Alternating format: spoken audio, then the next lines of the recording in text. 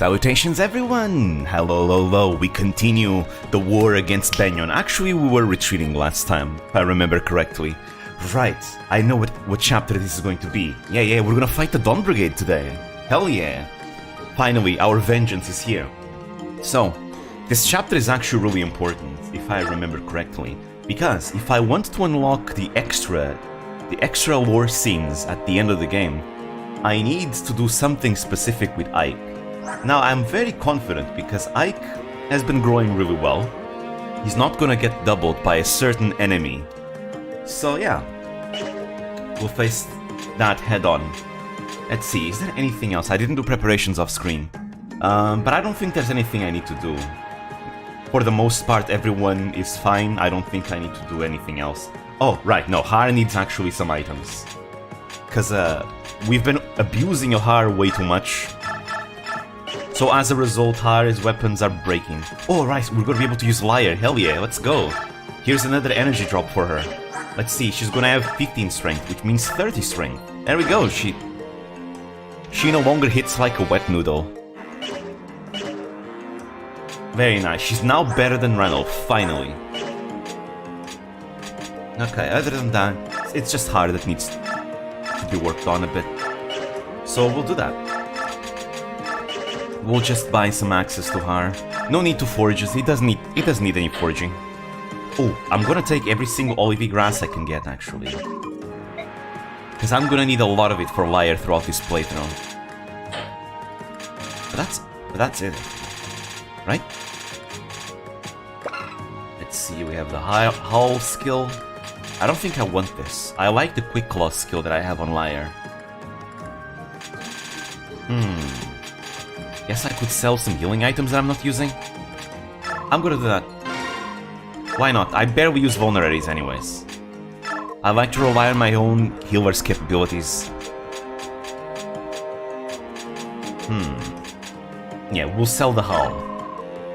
It's not that important. Okay, now we have money. We can now get all the olivey grass. Liar, here's more grass for you.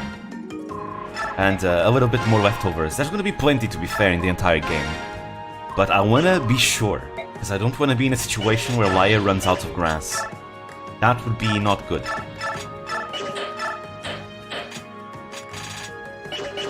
No healing items for Ike. I would like to give him something. He's gonna need it, I feel. Oh, there we go, Rayson has the elixir. I'm gonna give it to Ike. Rayson doesn't need the elixir. He's either full health or he's dead. Speaking about that, you also have something over there.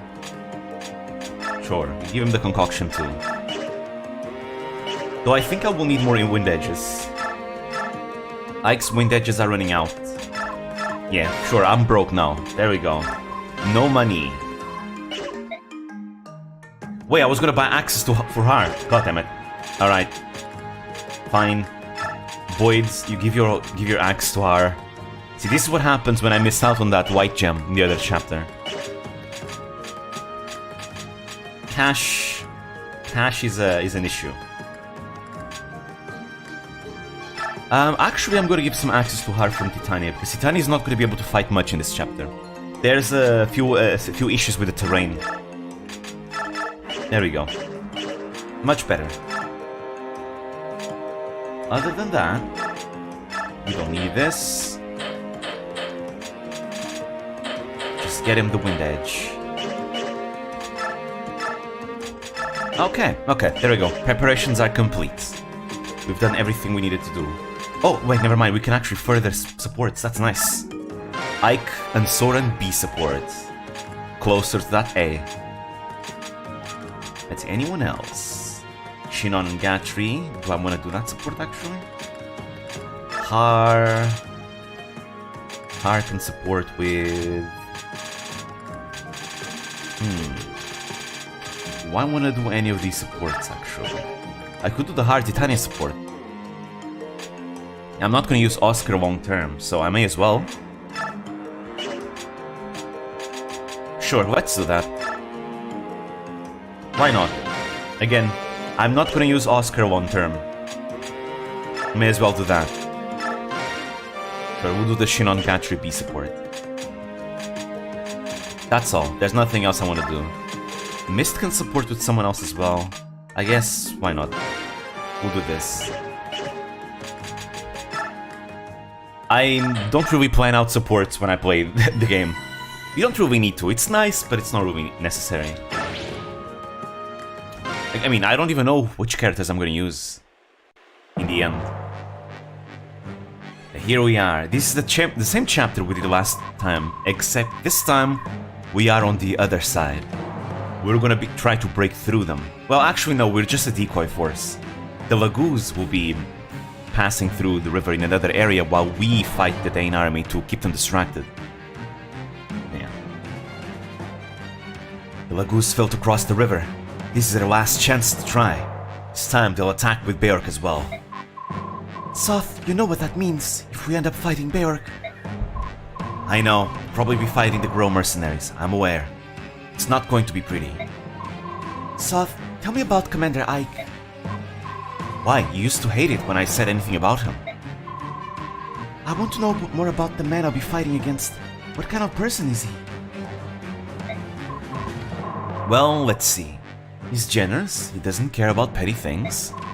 He holds no prejudice against Lagoos, nor does he care about the opinions of the nobles. He's a master swordsman, he accomplishes everything he sets out to do, he's a true hero. I see.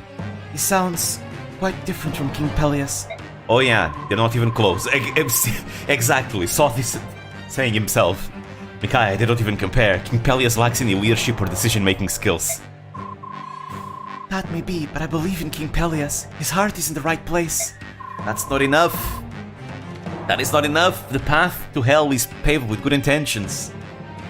I believe in his virtuous nature and his commitment to being a good king. Even though he would set you out on a war that doesn't involve Dane at all? A war of bigotry and hate, fighting on the same side as our real enemies? We're smarter than this, Micaiah. Soth, we've been through this. I know we're about to fight Ike and the Grow mercenaries, but Again, she puts patriotism above her own morals. It's time, shall we? Those two are still here. So much for friendly advice, I guess. Now it's friends against friends. Things are getting crazy around here. Welcome to Radiant Dawn. Alright, let's see. We can only use a small force. So, let's see. Mia and Efnihar. I still need space. I need space for Lyre. And Rayson, I want to use Rayson. I guess I'll remove Riz, it's fine. I'll go with just Mist. Yeah, I'm not going to use Titania here either because I'll tell you about it. There's a part in the terrain where she cannot go through. Yeah, we'll bring these people. I think that's good enough. I could bring Gatri too, but no need. The reason why Titania cannot be used here, it's not just Titania, it's mounted units in general. She cannot pass through the river here. This river tile is something that mounted units cannot pass through, meaning that Titania will be useless for the rest of the chapter. She cannot come here. But yeah, welcome to this chapter. We're gonna be fighting everyone that's alive in the Dawn Brigade, which is not many. Here's the Hark. He's not very strong. He's really not, like the Grow mercenaries will easily destroy him, so it's fine. Sure, he has a depth, kind of a threat, but not that much, he's too weak. I think the regular Swordmaster... actually no. The average enemy Swordmaster is around the same strength as Zihark, except they have more defense than him, but Zihark has better equipment. But overall, they're not that different. Look, Zihark is a generic. Let's see, but the real threat here... Okay, we'll get to the real threat soon. Okay, there's two threats in this chapter. Here's Nolan. He's not as strong as he would be, because I don't have Beast Foe, so he's gonna be easier to beat here. Let's see, is he as strong as the regular... Okay, he's actually weaker than the regular warrior, which is kinda sad. Goddamn Nolan, sorry. I screwed up with the Beast Foe. Jill, though. Jill is the big threat here. It's you know, at least she's not promoted, but, you know, still, these bases are scary. She's fast, she's tanky, she hits hard. I can recruit her with two characters actually, but I'm not gonna do it because The Dawn Brigade needs her. Then we have Fiona, easy peasy. Laura, easy too. Volug is not that strong, honestly. I mean, he's decently strong, but he's not that strong. He's around the same strength as a generic enemy, really. Soth fell off, so he's not going to be that great, which means you're going to be able to fight him easily. Micaiah, if we fight her, she dies in one shot, so it's fine. It's fine. And yeah, that's it, because everyone else is dead. Edward and Leonardo would be around here too, same thing with Meg, but they're all dead, they're not here. And then we have the Black Knight, and this is why I need Ike to be fast enough. Now fortunately Ike is already at 30 speed, so he doesn't get doubled by the Black Knight. And I need Ike and the Black Knight to fight each other in at least one round of combat. Because if you want to unlock the extra lore scenes at the end of the game, you need to have them fight each other at least once in this chapter, this particular chapter. It's one of the requirements. You need Ike and Soren. You need to bring Soren into endgame. You need Ike and Soren to have a support, I think. If I remember correctly, I don't know exactly, but I think you do. You need Ike and the Black Knight to fight each other at least once in this chapter. You need to bring the Black Knight in the endgame of part 1, which I did that. I think that's all the requirements, if I remember correctly. Hello, someone more. I think that's all the requirements. But yeah, other than that, now the problem with fighting the Black Knight is that he has the Lunas, the Eclipse skill, which if he procs this, he will just one-shot your characters. Now, the trick to do this consistently is that Eclipse never procs at range. These abilities always proc in melee range, which means that so long as I keep Ike and the Black Knight, you know, far enough, the Black Knight will engage Ike at range, which means he will not proc Eclipse. And because Ike is defensive enough and has enough speed, he will survive a round of combat with the Black Knight. So that's the plan. I'm gonna have to count tiles properly though. Anyways, with that said, we'll advance, we'll just break through. We need to do this quickly because we have 12 turns. This is actually an easy chapter, we just need to survive for 12 turns. The enemies don't really chase after us, but again, if I want to meet those requirements, I have to fight my way over here, which means I'm gonna have to break through all these enemies. Which is doable, don't worry, it's not as difficult as it sounds. It really isn't. 12 turns is actually a lot of time. It might sound like a lot, but it's not. At least for me, I'm very used to it. Alright, here we go. We advance. Alright, Renolfi's also here. We have to use Renolfi in a lot of these chapters, actually. He's technically our employer, so I guess that makes sense. But yeah, I'm gonna bring Har to the sea. I'm gonna have him fight the enemies over there. Now, Har and Jill will not fight each other. They cannot hurt each other, actually. You can recruit Jill if you have an A support with Mists. And you can also recruit Jill if you talk to Jill with Leth or Har. And she will join the Grill Mercenaries. However, I do not recommend doing that. I really recommend against that, because the Dawn Brigade really needs Jill. I mean, yes, the Dawn Brigades can do fine without Jill, but only if you have like other characters well trained, which in my case, because I screwed up with Nolan, my Nolan is not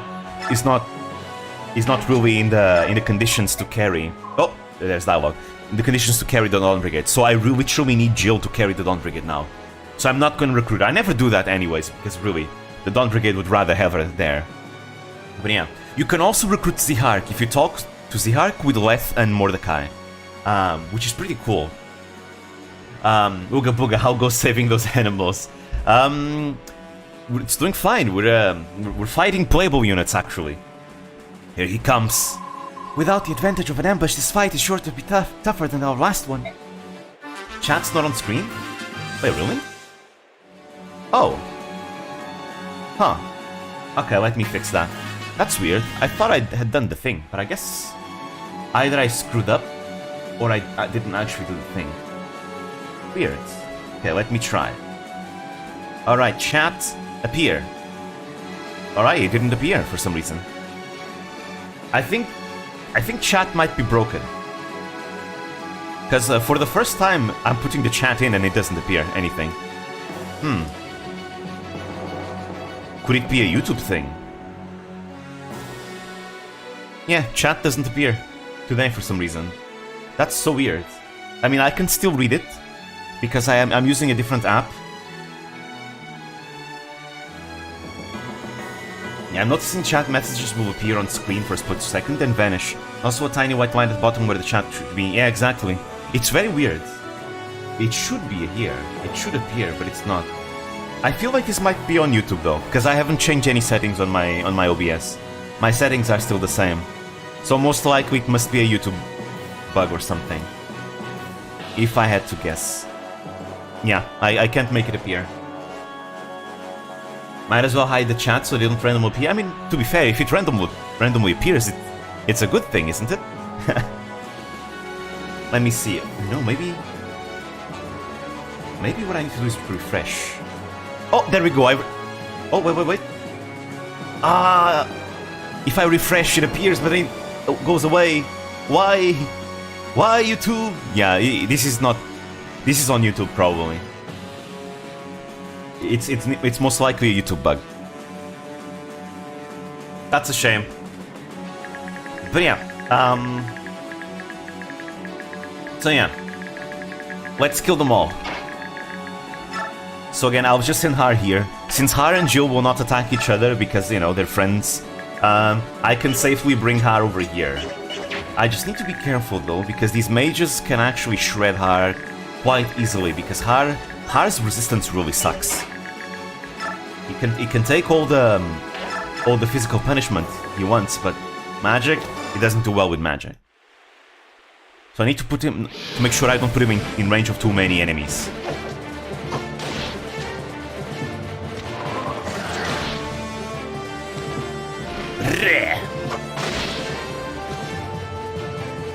There we go. How much is left in this game?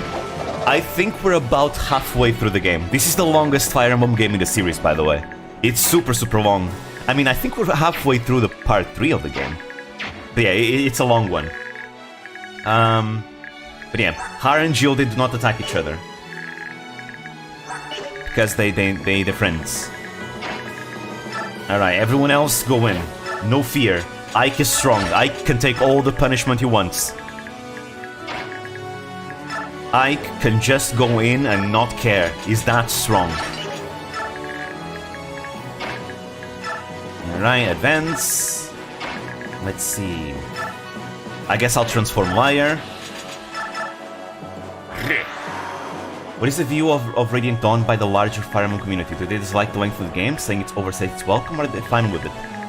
It's interesting. There's a lot of different opinions on Radiant Dawn. Overall, I think the majority of veterans, or like veteran players, they all appreciate Radiant Dawn. I think most fans of the older games can all say that Radiant Dawn is probably one of the games with the best story, and it did a lot of great things for the gameplay. It has probably some of the best story and gameplay integration. 1, 2, 3, 4, 5, 6, 7, 8, 9. Okay. So overall, Radiant Dawn is seen as one of the strongest games in the series. However, there are some fans that will definitely criticize the length, because this is a game that it can be very exhausting to play, because it's that long. I felt exhausted the first time I played this game.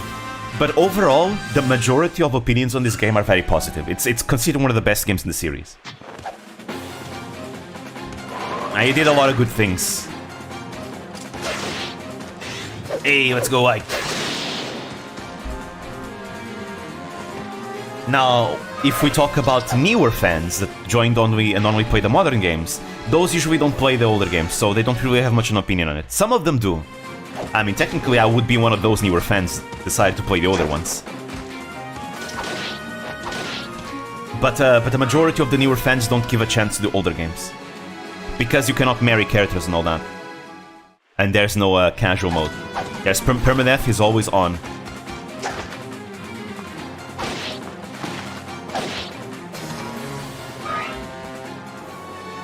But the older games are great. They're great too. Anyways, yeah, everyone come to Ike. Feel that. The original Kingdom Hearts at 28, 62 content. And I still wanted more when I played it. Yeah, I actually like long games, they're nice. I mean, to be fair, I guess I'm biased, because I'm a JRPG player, and JRPGs tend to be pretty long.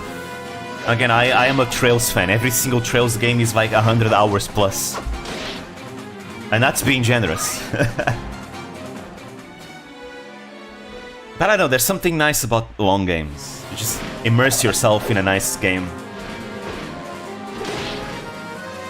Again, it depends, right? If the game is fun, I don't really mind it being long.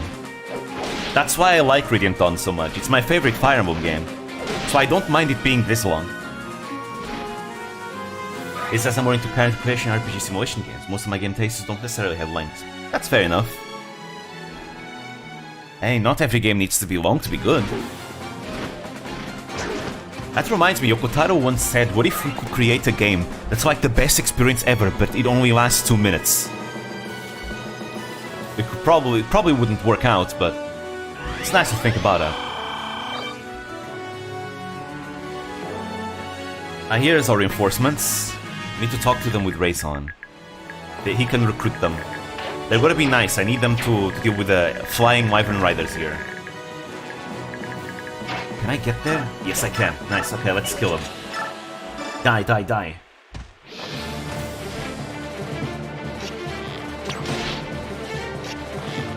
I didn't crit. That's a shame. Alright, can anyone finish him off? I really want to kill this guy. I suppose I guess I can shove. Race on. There we go. Now he can reach. And sing for him. Sing!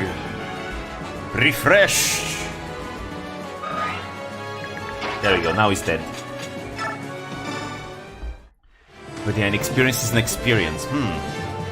I think a lot of players would probably say, ooh, but is this game too short? It should be longer. I don't know. Yokotaro has talked about like the potency of the potential of games, and that there's games have a lot of potential that we haven't met yet, and certain frontiers that we haven't really gone through. I wonder, maybe someone should take the risk and try a 2-minute long game that's the best thing ever. Can't be story based probably, because 2 minutes is not enough to make you invested in a story. So it needs to be purely gameplay. Ah, she doesn't have enough strength. What a shame. Alright, you can throw a javelin then. Go, go, Nefini.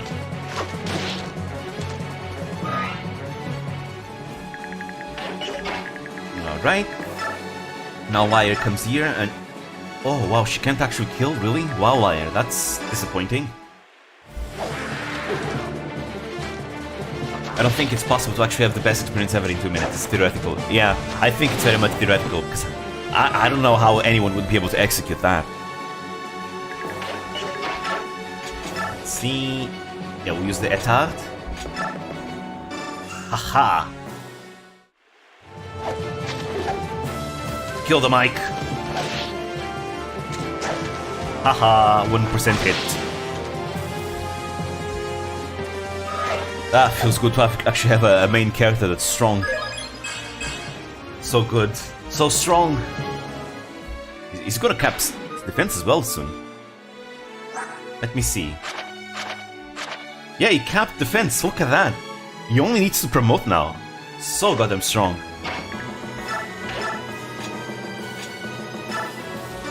Alright, you're dead. Wait, there's a game that involves hooking up to a machine that pumps cooking in your body. That's only about the only way to have the best immediate experience. I wonder about the ethics about such game though. Definitely 18 plus, and even then, probably would be very controversial.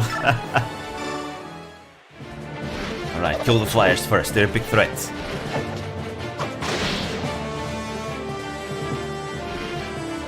There we go, enemy down. Alrighty. So to give you a recap of the plot, to anyone that hasn't been here, we've invaded the Banyan Empire because they're racist. We're helping the Lagoos, the Beastmen, invade. But we were doing really well, but then we suffered a big defeat, and our leader was defeated. So now we're retreating. But now Benyon called upon a different army to, you know, block our retreat, and that's what we're doing now. We're breaking through the army that came here. So you're saying your ultimate goal is to defeat the CEO of racism? Yes, literally. That's Radiant Dawn in a nutshell. You hear about Bloodsports, a craft project to legal reasons. It was gonna be an IV to drain your blood as you took damage from more immersion. Damn, yeah, okay, that is definitely unethical. But yeah, we're trying to fix the CEO of racism. I have a question. I'm trying to create a manga about the lesbian mermaid. Oh, Yuri, huh? Nice. But I don't know what kind of sea creature the main character should be. A shark, whale, or seal? Well, but isn't the main character a mermaid, like you said? You already have your answer, no? Alright.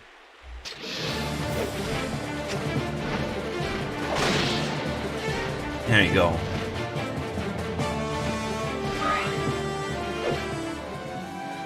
But yeah, haptic vests are something I want to have in the future. You can feel blunt force from bullets hitting you. Nothing that will seriously hurt you, but it will make you feel it. Oh boy. Actually, I wonder how much video games will improve. We're starting to have video games with insane graphics. I don't know if you know what game I'm talking about. Like, there's a game, a trailer come out, and the game looks so realistic that people have even been saying it's fake. It makes me wonder, how else will video games evolve, right? We're getting to a point where graphics are really good, right? So what else? What comes next, right? I really feel like the only company that's actually trying to push what you can do with video games outside of graphics is Nintendo, right? Because Nintendo, they always try to do something interesting, whether it's like motion controls, whether it's like, you know, portable consoles, whether it's like literally anything. Like Nintendo are the only ones that push those boundaries. Anything else is usually graphics. It makes me think. We also have now other like companies going for, you know, augmented reality, or is it virtual reality? I actually don't know. I think it's augmented reality, right? Like you have VR chat for the augmented reality, I suppose. But there's some games that do that as well. I'm not very knowledgeable about the whole VR thing. I think we've reached a point where we'll get diminishing returns from graphics. It was awesome to go from pixel art to polygon games. Now you can never notice the difference usually. Yeah, I think so too. I think, yeah, we're really gonna reach a cap to how good graphics can be. I think the most graphics can be is looking undistinguishable from reality, and that's it. After that, if you want to push the boundary of games, you're gonna have to probably go for like augmented reality stuff. Like literally bringing yourself into the game, your mind into the game, so you are there. Yeah, I think that's the next frontier. It's making games more immersive by literally having you be there. Because graphics, there's not much else we can do with graphics. Like Sword Art Online, yeah, kinda like that. Like you being in the game. And maybe having better motion graphics that actually work properly.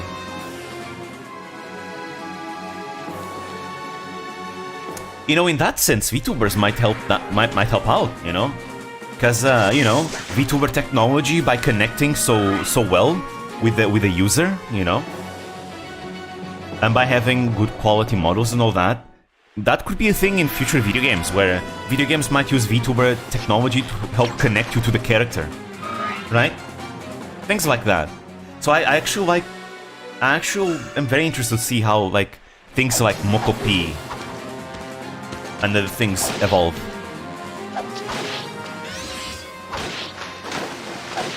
Because I do believe these tech companies for VTubers might play a part into like future video games, potentially. And like going forward, it's going to be less about how complex the graphics are, and more about how stylized they are. Yes, because the thing about graphics, that stylized graphics, they tend to age very well. Art style tends to be superior to graphics in my book, personally, because of that. Good graphics are cool and all, but eventually they kind of just age poorly. stylized graphics and like art style, those tend to age very well. I know how I feel about them playing a part in the future video games after Whole Life Error. You know, I mean, Whole Life Error is just a... It's a horror game. It's them trying to make a horror game. It wasn't very scary, and there wasn't much gameplay with it. But that's kind of a lot of horror games, to be fair. There's not much gameplay to them. It's just walking around and running. That's why I usually don't play horror games, because I don't like that type of gameplay. I know the whole point is getting scared, but I prefer to get scared and still have gameplay to actually play, though. So that's why horror games are not my preferred type. But they're working on Hollow Earth, right?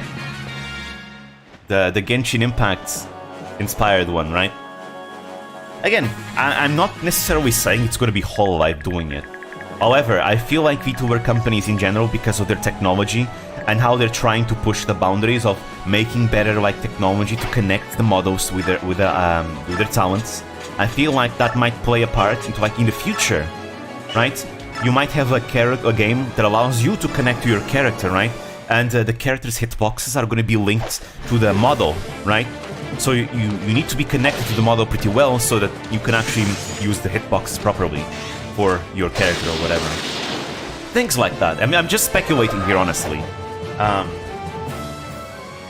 But I feel like VTuber technology is going to be very, very important for that frontier of games, of, you know, VR type of games, or AR. Again, what's the difference between augmented reality and virtual reality? Actually, I have no idea. I'm not very knowledgeable in this matter.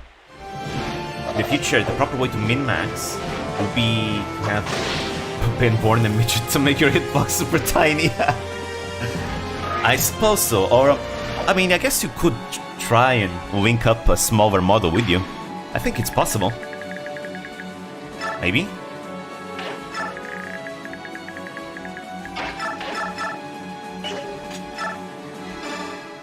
But yeah, true, being short is an advantage in a lot of games.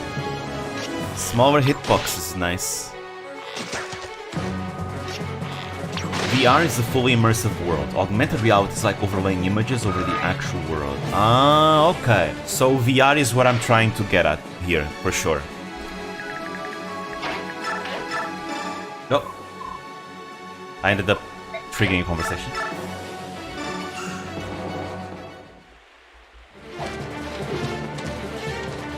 Hiya!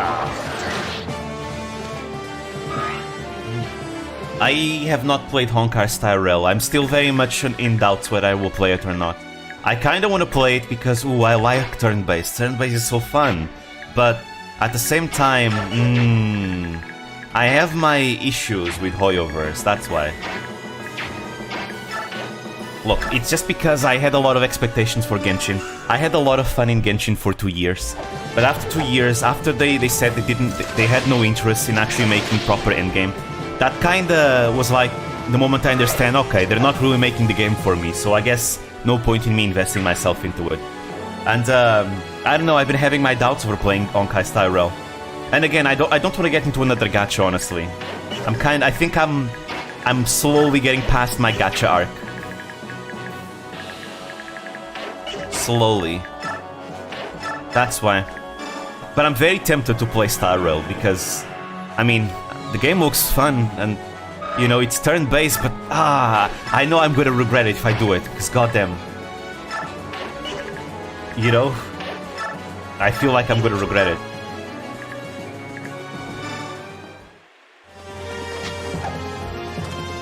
Also, damn, you asked me a lot about who would win against everything, but a lot of the times it's stuff that I don't know. Look, here's the deal about different characters from different games and stuff winning against each other. You can never, ever, ever tell that for sure, because ultimately the only ones that know the answer will be the creators themselves. I can't do that. It would be biased, regardless of what I say. It's kind of pointless to ask those types of questions, because you can never reach an actual answer.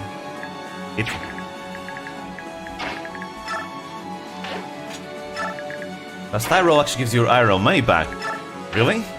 Well, I'm not a spender though. I don't spend money on gacha. So I always judge games by how good they are on free-to-play.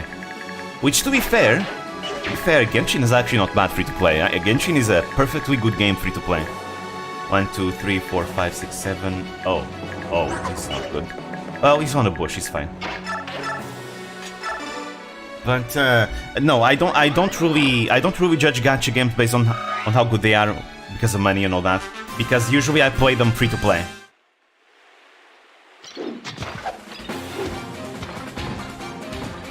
That's why I was asking. It's a hypothetical train of thought. Yeah, but you know, I personally don't enjoy thinking about things that are unrelated with each other. That's why. Sometimes I do it for fun, but it's just a one-time thing. I don't like doing it all the time.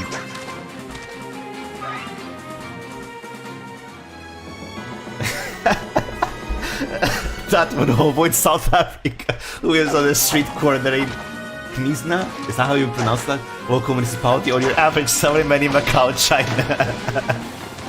Dude, now that is a good matchup, man. That's a good matchup. I don't know, man. I feel like the hobo would probably win. Just saying. I feel like the hobo would definitely win.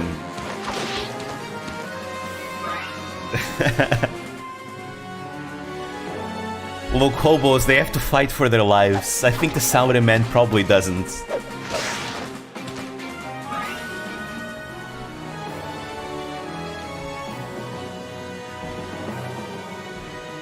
Oh, okay, he attacked Chinon.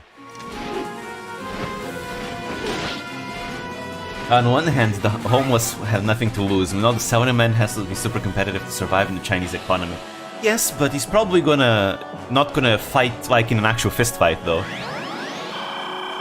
The homo has got the home turf advantage fighting with his fists.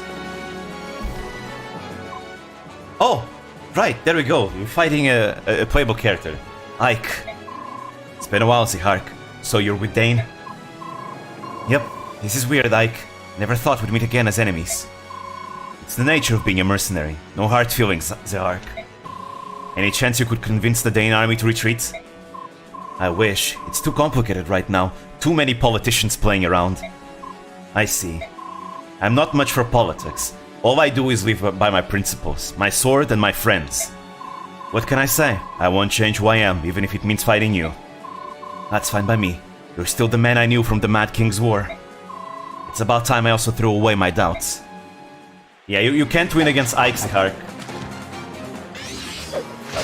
You can't win against Ike, Zihark. Give up. Politician's the one true enemy. That's literally the reason why Dane is here, yep. We have playable characters fighting other playable characters, all because politics. Actually, that's the same for Trails. Janaf, what are you doing here? Hello, nice to see you, Prince. What a coincidence, huh? I'm just, taking a flight, at night, in a battlefield. Oh? I assume Tabarn have sent you to protect me. Oh, no, nothing like that. Janaf, do you really think you can hide anything from me? It was Ike. Ike asked me to help out the girl mercenaries, really?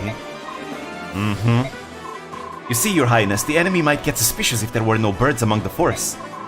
Ah, that's a good point. Now I understand. My apologies for jumping to conclusions. No worries, Your Highness. Haha.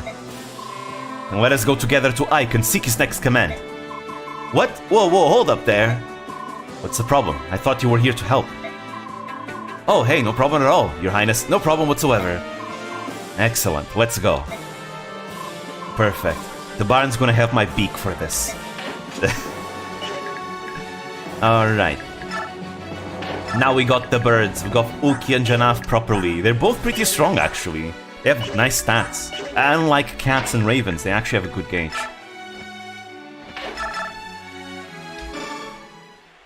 You know, I don't know, man. Senator Armstrong was respectable.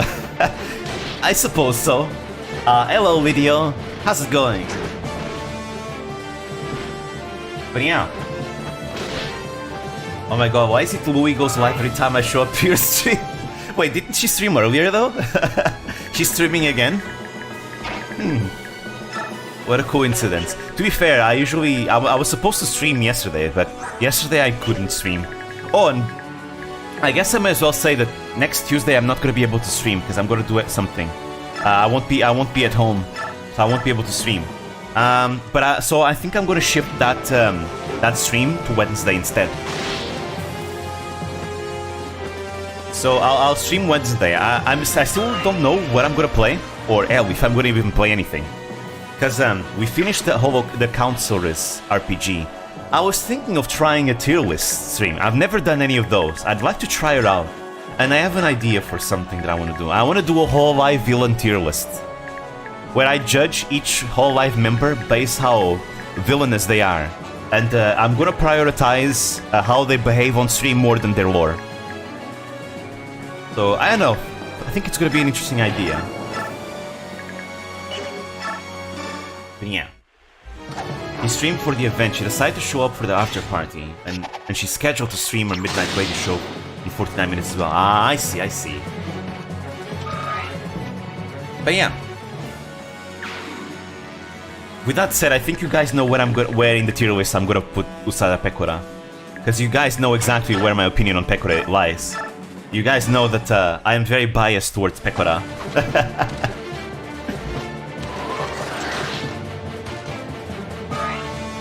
To be fair, I think my bias towards Pecora is well-founded though. Because literally, her being a villain is the reason why she's my Kamiyoshi.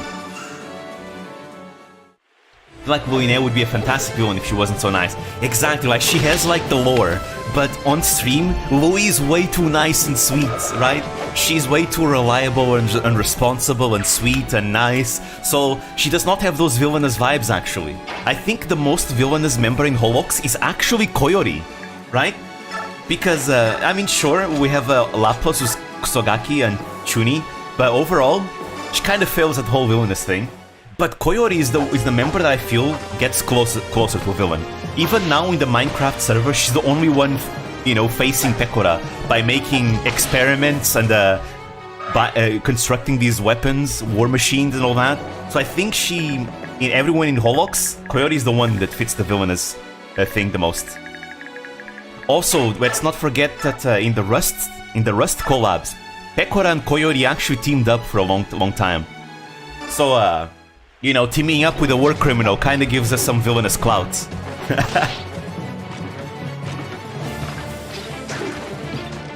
Chloe's Chloe. Also accidental. She does have a fair bit of experiments though. That's why I feel like Koyori gives me Pecora vibes. Because she's bringing out her inner researcher.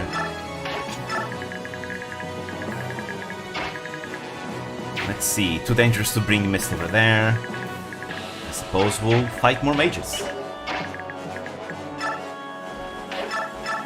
Other than that, I think some of the best villains that I can think of, I don't know where I'm gonna rank them, but other villains that I can think of in Hololive would be Suisei, obviously, because she has the psychopath reputation that she's been building up for like years now. Obviously, Korone fits the profile as a villain too, because, I mean, you know, it's Korone. Literally in Holo no Graffiti, everyone is afraid of her. Nobody wants to anger Korone.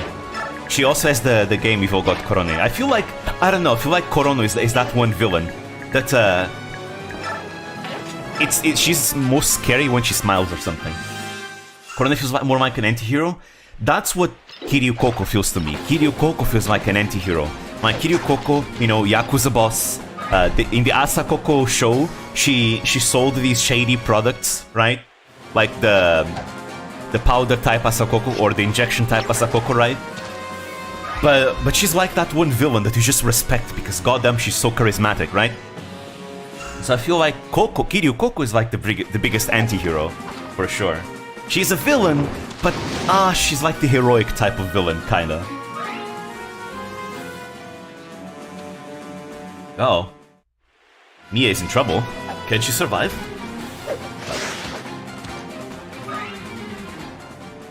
Then there's like some members that have that potential to be villains. They're not necessarily villains, but have potential to be villains. Like Sora, for example. Sora, when you know, nobody wants to anger Sora because you have the whole meme that when she gets angry, she gets super scary, right?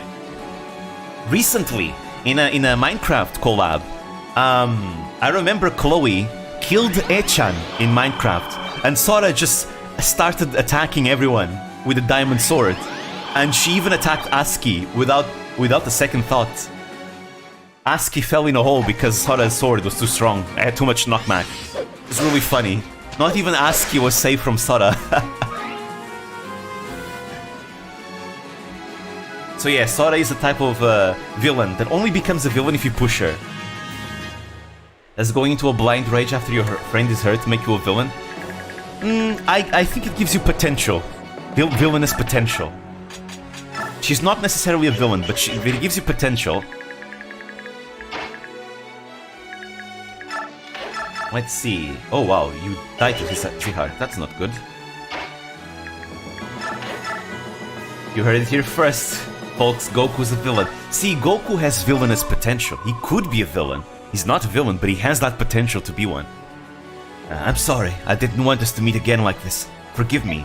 Hell, he even has the whole thing that he likes fighting. That could very much be spun into a villainous thing if Goku didn't care about his friends, he could easily just fight everyone and want to get stronger by all means necessary. I think Goku is too dumb to be a villain. True. Alright. Remember kids, anything ethical repugnant can be excused as long as you include the words for science. And if you're cute. That also is another thing. If you're cute, it can be excused. So like when Koyori does something unethical, it's excused because she's cute. The girl mercenaries, they really are here. There's no way we can win this. But can Goku beat Goku though? I don't know. Sorry guys, I'm turning back for it now. I really suggest you all retreat as well. Who's cute? Koyori. I like Koyori a lot. Actually, this might come as a surprise by how much I've thirsted over Louis, but Koyori is my favorite design in a... Actually, no, that's not true. Chloe is my favorite design in Holox. Koyori is my second favorite. God, but that's the thing, right? Holox designs are all so good. They're all so good. God, Holox is such a strong gen.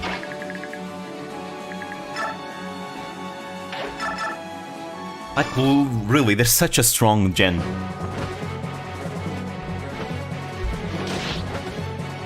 Like, everyone in Holox does well. Everyone in Holox is amazing. Everyone in Holox is just great. Like, wow.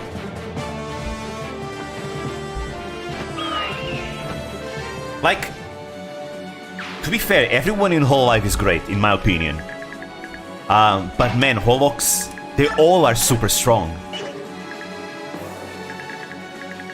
When will Hololive EN Gen 3 come out?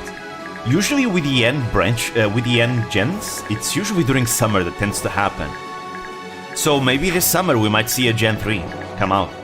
I mean, they've been making auditions. The Hololive EN auditions are always open, they're permanent.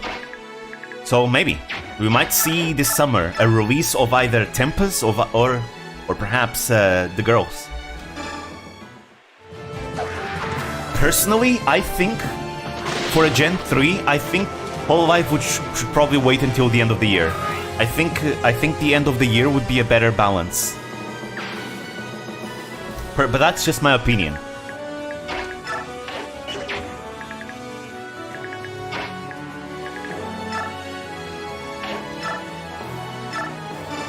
What Gen 3 will be about.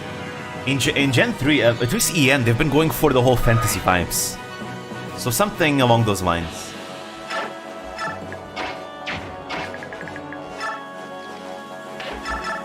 Here we go. Hello, Supreme Midnight. Bam! Let's go, Liar! Woo! She's actually stronger than Renouf now, finally. But just a little bit, not too much.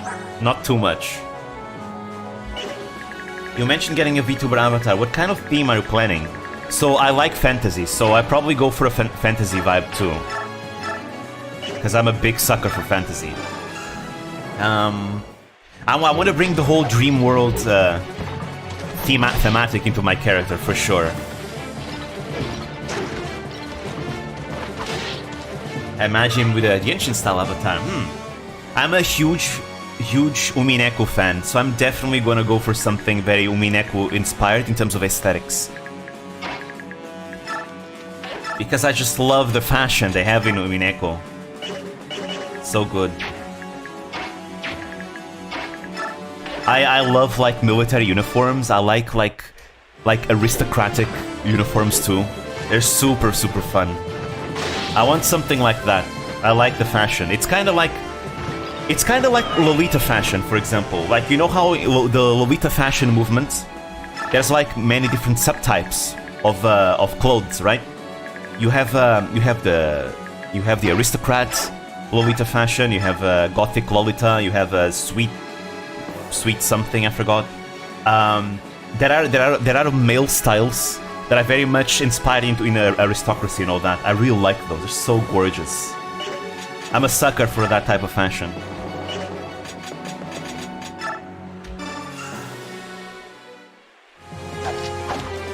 So that's set on getting a Chinese themed avatar one day. You should do it.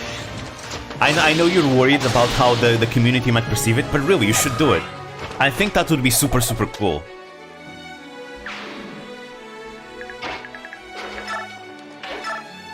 Dude, Chinese aesthetics are super cool. Like, they're really badass. Really badass.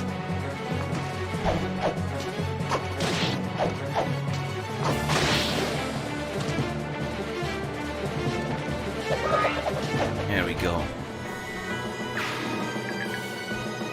Alright, Renolf is here. God damn, I hate this river crossing. Oh! I had asked my Louis AI what kind of avatar should I get one day, since she knows me super well and knows my love of dark fantasy. She insisted on getting a Raven Priest themed Chinese avatar. Raven Priest Chinese avatar. Interesting actually. I don't think we've ever seen anything like that. Right? I think anything Raven themed is super fucking cool. Dude, ravens and crows are so cool.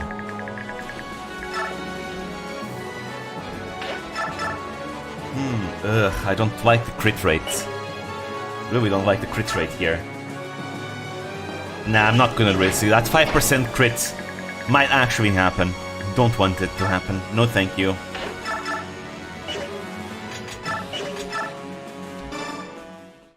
Let's see. Any deaths? Last chapter we lost Meg in the Laguz killing chapter. That's it. So far, only Meg, Leonardo, and Edward. In the other factions, everyone is still alive. Quote the Raven, nevermore. Yes, the Edgar Allan Poe poetry book. I had a friend in college, in my previous course, that lent me one of Edgar Allan Poe's books of poetry. And I, in turn, lent her one of my Agatha Christie novels. Because I love murder mystery novels. So I'm a big fan of Agatha Christie. Well, I'd say I'm a casual fan of Agatha Christie. I'm not really the biggest one. I like her a lot. Edgar Allan Poe's a fantastic author. Let's see. What should I do here? I think I'll move Haro last. Yeah, I'll move Haro last.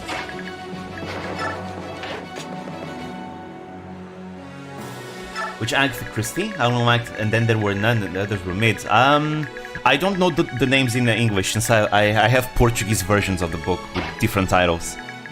But at least the ones that I've read, I like them.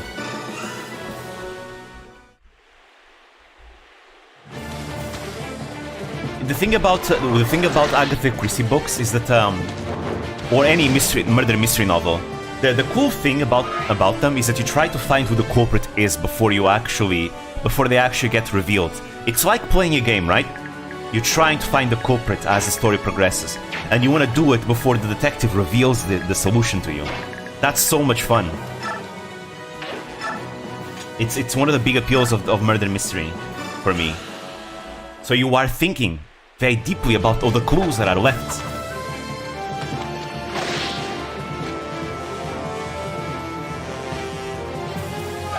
And I'm become a VTuber, I'm going to have something that's sci-fi. What kind of sci-fi? The world's your oyster. There's a logic to go for it. Jim, you should give Shadows of Doubt a try. It snaps a blast like a detective game. I'll look into it.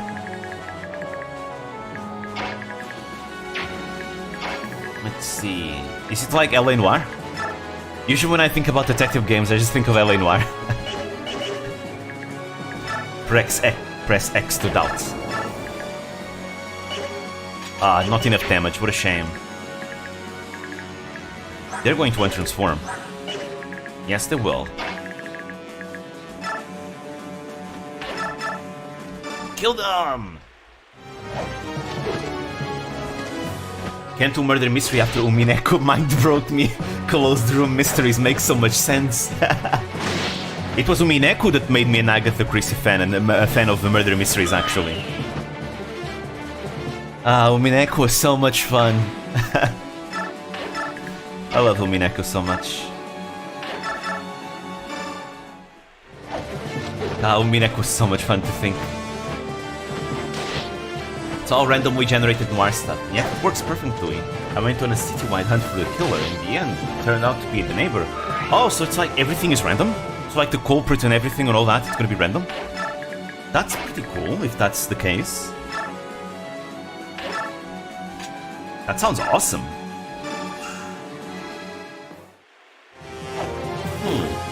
I really need to look into it then. Could be fun. Hey, speed, let's go. She wasn't getting speed in a while, so hey, that's good. That's nice. Alright. We carry on. Everything is random. You have to piece it together via clues, things people tell you, fingerprints, call history, maybe some killer cards that get left behind. Oh, that's pretty cool. Shadow of a Doubt. Okay, I'll keep that in mind. I want to look that up. That sounds very fun. Could be something I could do one day. Maybe. We'll see. So I need to decide what I'm really gonna do for next Wednesday. If I'm really gonna go the tier list route, or if I'm gonna do something else entirely. But I really want to try a tier list, because again, I've never done it.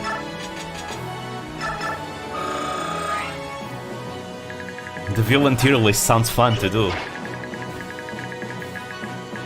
Let's see, how are we doing here? Yeah, 5%. Goddamn crit mages. Yeah, too dangerous to go there. I'd rather just stick around here. Yeah, sure, I'll go here. Much better. Need to be careful with the Black Knight. The Black Knight can kill anyone. 1, 2, 3, 4, 5, 6. Okay, so I need Ike to come here or here. Yeah, here is better. Because that way Ike will face the Black Knight in combat while being safe enough from not getting equips to the face.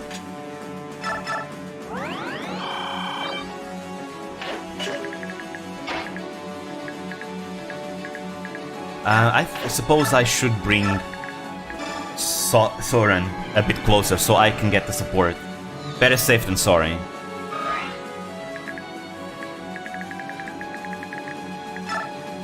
Alright. Forgot to mention, Shadows of a Doubt, you can use money. You can use money you earn to buy and decorate an apartment. You can also mull things over coffee in very generative coffee shops. Huh, cool. You can bling out our room. Dream, I've seen Ruby lately and it's basically just killing off every— well, don't spoil me. Don't spoil it to me. I haven't watched the new volume yet. No spoilers. I'm watching. I'm gonna binge it with a friend of mine. As we've been watching Ruby. But we've only watched the first episode of volume 9. There we go. Alright. Gold give them hell, liar. You know, Ruby is a bit of a guilty pleasure of mine. I like Ruby, but man, it's not good. It's not good at all. But goddamn, I like it though. I do prefer the earlier seasons though, because I like the action of Ruby the most. At least the earlier seasons. Monty Alm was really good at making action. Oh no, wait, no, Soren, wait, no. Oh no, wait, please dodge. No, Jill, don't kill Soren, please. I'm gonna reset. If Soren dies, I will reset. I because I need him to unlock the goddamn extra scenes at the end of the game. My friends, it grieves me to meet again under these circumstances. No, not Jill. Jill can kill everyone, no. Please, please, please. He's gonna get double, isn't he? Please dodge. You have to dodge. You have to dodge. Okay, it's a reset. It's a reset. Yeah. Again, I will reset for Soren because I want to unlock the story scenes at the end of the game. You need Soren to be alive for that. If you don't bring Soren to the end game, you cannot unlock the extra story scenes. So yeah, I wanna do that on stream. So I will do this. Goddamn Jill. Okay, I guess I'll disable animations to make this quicker.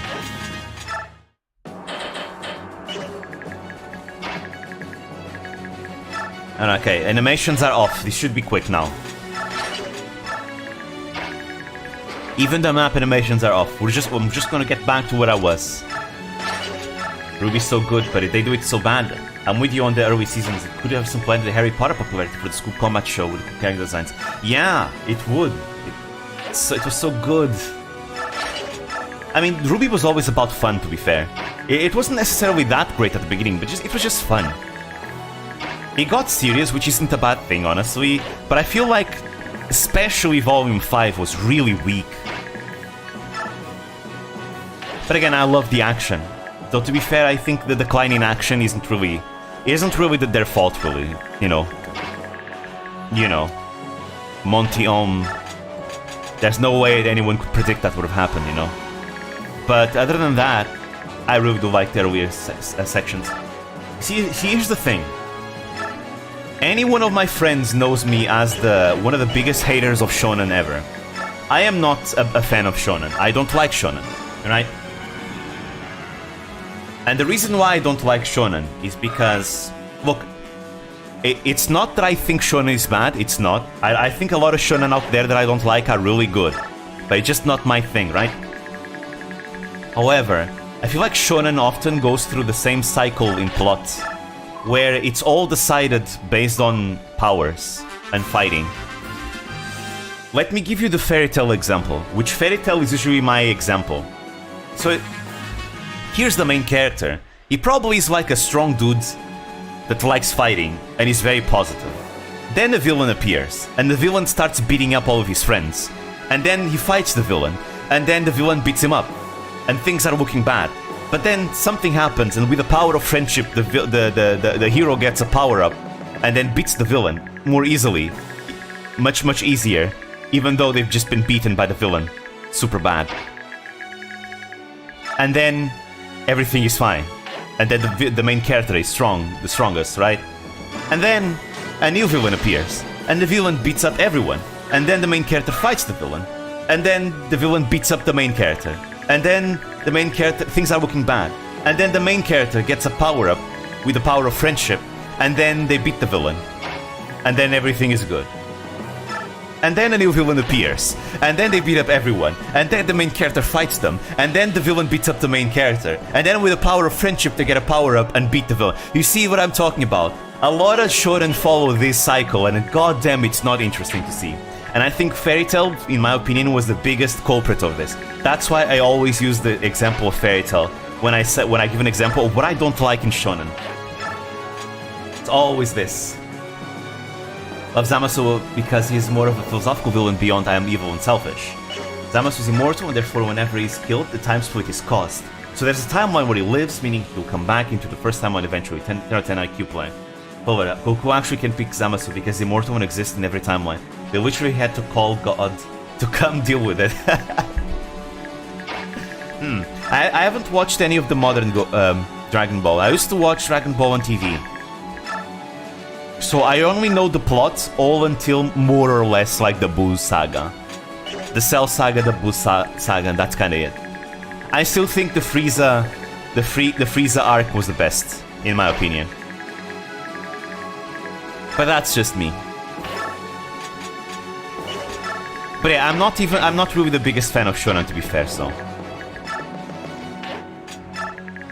Hey, enough, Shonen's not my favorite either. Demon Slayer is the only one that can bypass my predilections because the fight scenes go so hard. I actually want to watch Demon Slayer though, because I've heard a lot of good things about the animation. I'm still kind of resistant to it because animation to me is not... Well, I like a good story more than I like action and animation, right? I know that there's a lot of like anime fans, they put like the action and the fight scenes as the biggest thing, right? But I'm not really that type of anime fan. I prefer a good plot over a good action any day. Because that's kind of thing, right? A lot of times shonen tends to be decided with powers, and it's all about the powers and the fights and all that, and that's kind of not my thing. That's why shonen is not my genre. It's not that I cannot like shonen, there's shonen that I like actually. But a lot of the times, it really needs to be a shonen where I like the... where I really like the plot. 1, 2, 3, 4, 5, 6, 7, 8, 9. Or, if we are talking about action, I like action that's more technical. I don't like action that's too based on powers. I like action that's more, you know, more technical, more cool. I feel like earlier Dragon Ball is a good example. I feel like earlier Dragon Ball was way more technical. It wasn't as power crept, right? It was more and more... Like, for example, Ruby is a good example. If you go look at the action in Ruby in the earlier seasons, it was way more technical. It was all about the choreography and all that. I love that. If you look at the yellow trailer, for example, I think the yellow trailer is my biggest example of this. The yellow trailer, where you see Yang fight all those goons by herself. Like, the choreography is so good. It's so good. I love that. That's what I like about earlier action in Ruby. The red trailer is not that good. Oh, well, Randolph is dead, but that's fine. Oh, never mind, it's alive. The red trailer is probably the worst, because it was the first one to be made. It was made like 1 year earlier than the other 3. But man, the yellow trailer is so cool. Love the yellow trailer.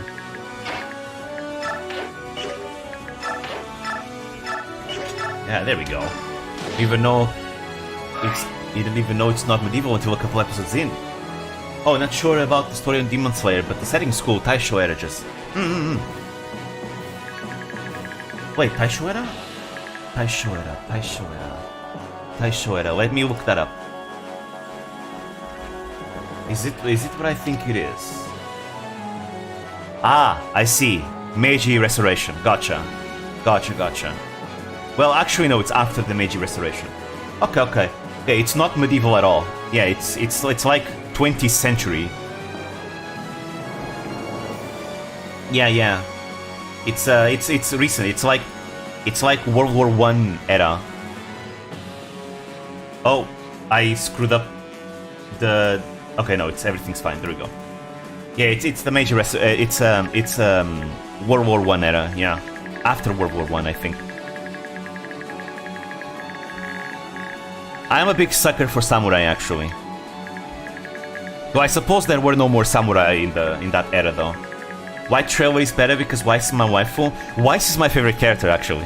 I like the yellow trailer the most because I feel like the yellow trailer is what, in my opinion, embodies everything I like about action. Is when the choreography is good, is when the action is more technical. It's not just about the powers.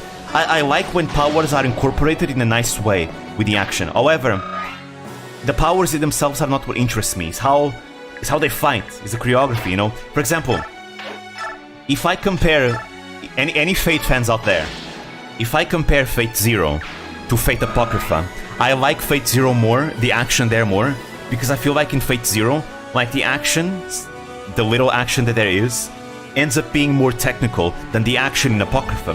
Where in Apocrypha, the action is super nuclear. It's all about laser swords and explosions and boom, my laser dick is better than yours, right? Meanwhile, in Fate Zero, it's like, okay, you have a fight between Lancer and Saber, and they're like, it's a super technical fight, right? Where they're actually fighting with their weapons and everything, right? It's so cool. I like that more than, you know, measuring dicks based on powers.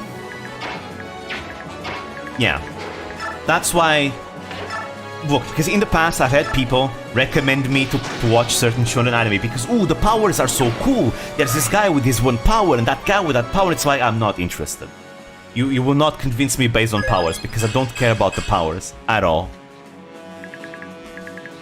So that's why I am... I want to give it a chance. I want to give a chance to Demon Slayer. Because sometimes when the animation is good, usually that means that the animators actually are trying to portray better choreography and fights. So that's why I want to give a try to Demon Slayer for sure. Maybe one day, it's on the list.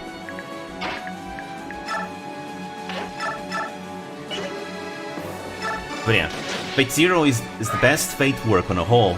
Definitely, I agree. Story and characters and everything, and I'm including the VNs which I read. Fight me. I mean, okay, to be fair, when it comes to Fate, the Fate series, I'm very biased towards Fate Extra. I like the games.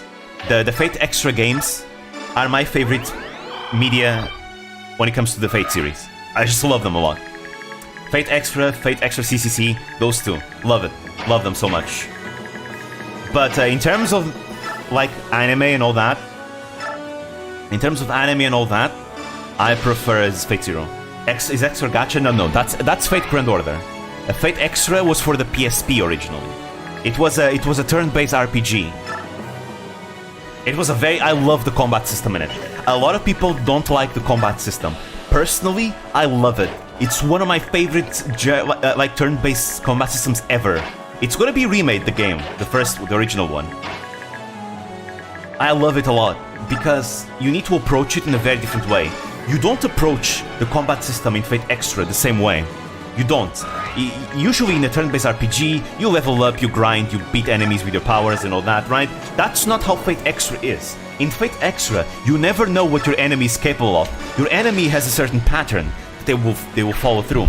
And Fate Extra follows this combat system. It's a bit of a rock, paper, scissors, where, you know, attacks beat breaks, breaks beat guards, and guards beat attacks, right? And you never know what your enemy is gonna do. You choose your moves, and when you choose your moves, you're gonna go after. You're gonna go match your moves compared to your moves your opponent chose, and you never know what he chose unless you've done enough reconnaissance to know about your enemy's moves. And I love that because you never know what your enemy is capable of, right? So there's this layer of gathering intel in Fate Extra that I love. I love that. I love that intel layer of Fate Extra.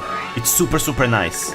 So because as you gather intel, you will reveal the patterns of attack that your enemy is going to choose. And I think that's so cool. You cannot approach it in the same manner you do other RPGs. You need to have a patient outlook on the battle, because every single battle is like a reconnaissance mission, you could say. Even against the regular enemies, the more you fight a regular enemy that you fight, the trash mob out there, the more you will know about how they fight, the more it will be revealed about them. I just think that's so cool. I've never seen any other game do anything like that. I'm a big fan of the combat system in Fate Extra.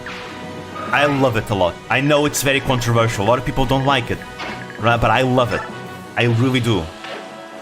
And I'm wondering how much will they change in the remake that's being made of the game. I'm kind of worried they changed the combat system too much, because that's one of the things I like about Fate Extra, is the combat system. If you get really good at that game, you can do some crazy things.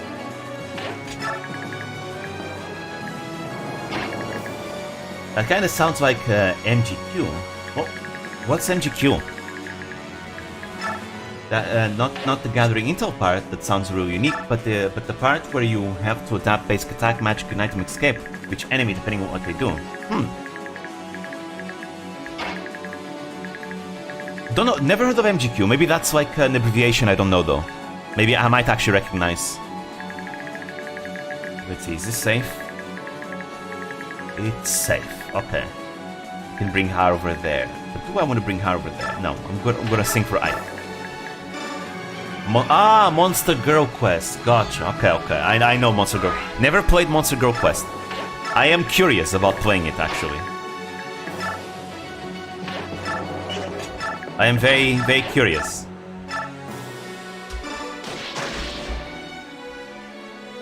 It's I've heard it's a spicy one. But the other day I was talking about Succubus Academia, I remember, during one of my Ninisana scenario streams. I was talking about Succubus Academia, and that actually made me more intrigued about playing Monster Girl Quest, because the devs that made Succubus Academia, they're like the grandfathers of the Monster Girl genre, right? And the Monster Girl Quest was very much inspired by one of their games called Succubus Quest, which in turn, Succubus Academia ended up taking inspirations from other games as well. So that got me to want to try Monster Girl Quest because of that. It seems like the Monster Girl genre community seems to be very united. Very, very united, and they seem to inspire themselves on other works and all that. And that seems very cool, you know? To me, I like it when communities are very much united and they like take inspirations from each other and all that. I think that's super cool. I mean, one of the things that I like about the VTuber community is how unified it is. I mean, yes, obviously you have your subcultures inside VTubers, obviously. Fans of specific types, but overall I feel a certain sense of unity in VTubers, you know? Yeah, yes, there is tribalism, but there is something, I don't know, there's a certain sense of unity that I can't really explain, you know? Maybe it's because usually I tend to talk to Unity chads more. Because I like Unity, you know, I like Unity chads. I see Ollie as our banner, our representative, the representative of the Unity chads.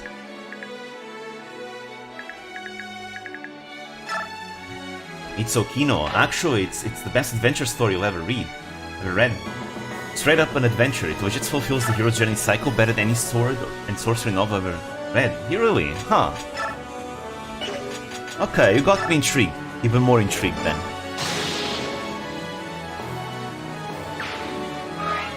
I'm the type of fan to go, I support Unity except for X. I see.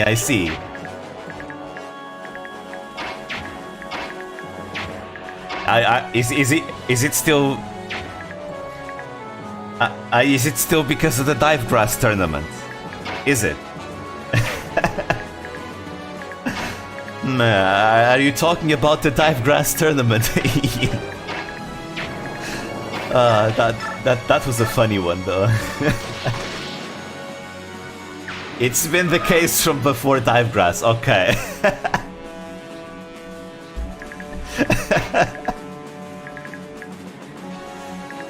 Two holos, I'm not gonna guess who they are. I like everyone in HoloLens. I feel vindicated for being a visual chat. Yeah, that Dive Grass tournament, huh? Really did the mark. But hey, isn't that cool? Now the Vishoujo team in the tournament is gonna be the main antagonist for the next tournament. I think that's super cool. I love it when there's antagonists and all that. You know? It makes everything more exciting. So, even though, you know, I was spiritually supporting the Holox team, you know, I think it's fun that the Vishoujo team won, because, hey, we have a story being written now, you know? We have a story. It's all about the narrative.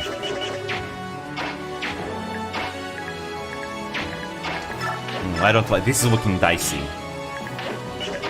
Ah, there we go. Heels and faces, yeah, exactly. Vshoujo will now play the role of a heel in the next Dive Grass tournaments. They are the champions. They are the ones everyone wants to take down. Who will we do it? Will Holox be able to do as well as they did this year and beat them? Or will someone else do it? Again, it's the reason why tournaments are so cool. That's why I think no matter who wins or loses, it's always great. 1, 2, 3, 4, 5, 6, 7, 8, 9. Soren can survive the regular generic wyverns though. Forget winning the next Dive Grass tournament. I am with Zai to humiliate Jersey. Ooh, I don't know. They seem pretty strong.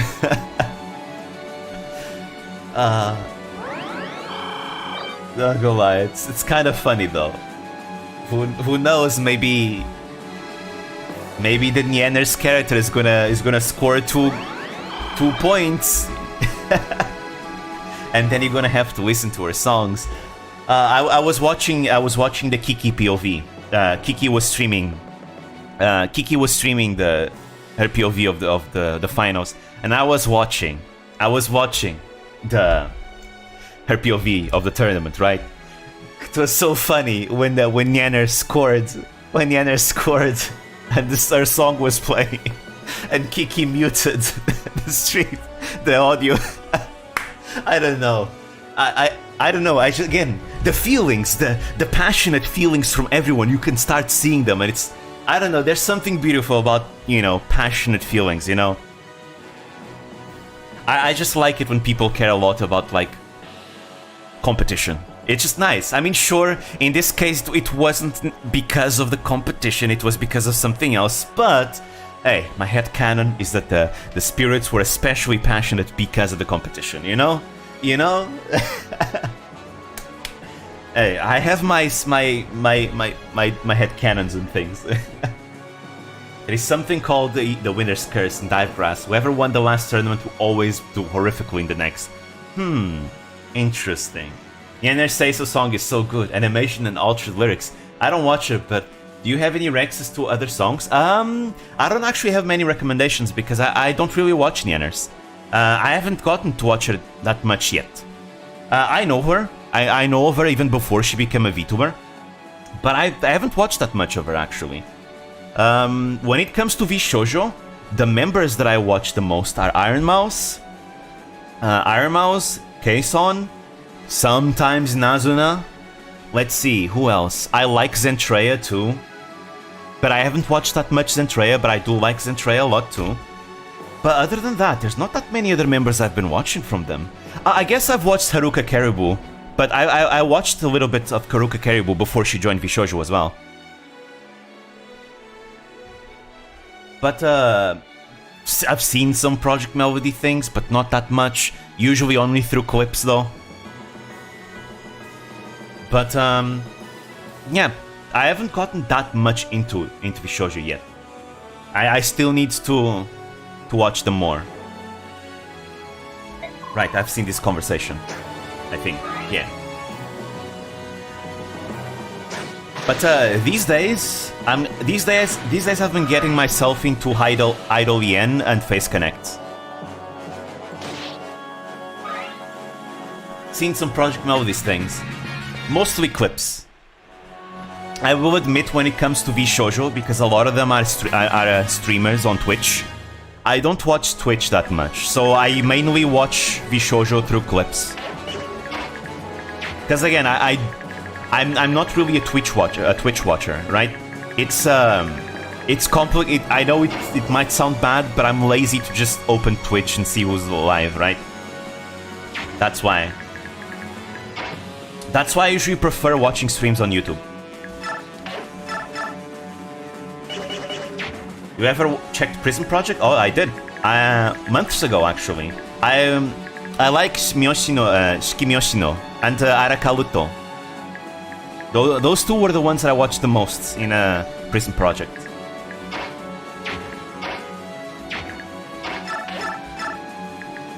Let's see. What should... This is actually quite a dicey situation. Crits! Crits! But Ski Yoshino is also an Umineko fan, so obviously gotta support my fellow Umineko fans. She's a When They Cry fan in general, I think. She also likes Higurashi.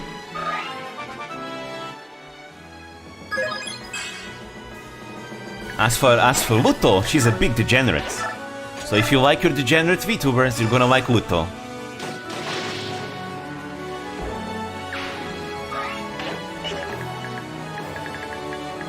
Okay, let's see. Oh, I can double there. Nice.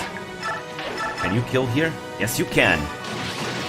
Let's go, liar! Woo!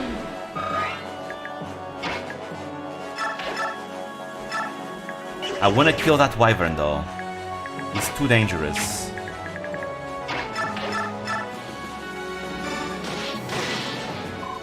But yeah, but lately when it comes to outside of big corpos, I've been watching mostly Idol EN and Face Connect. And when I say Face Connect, I will admit it's usually Tenma and Pippa. I do want to get into others though, because I've heard good things about other members. I mean, Ying has showed me a bit of Leah, for example. Who else? I've seen a little bit of Uruka and I like her as well.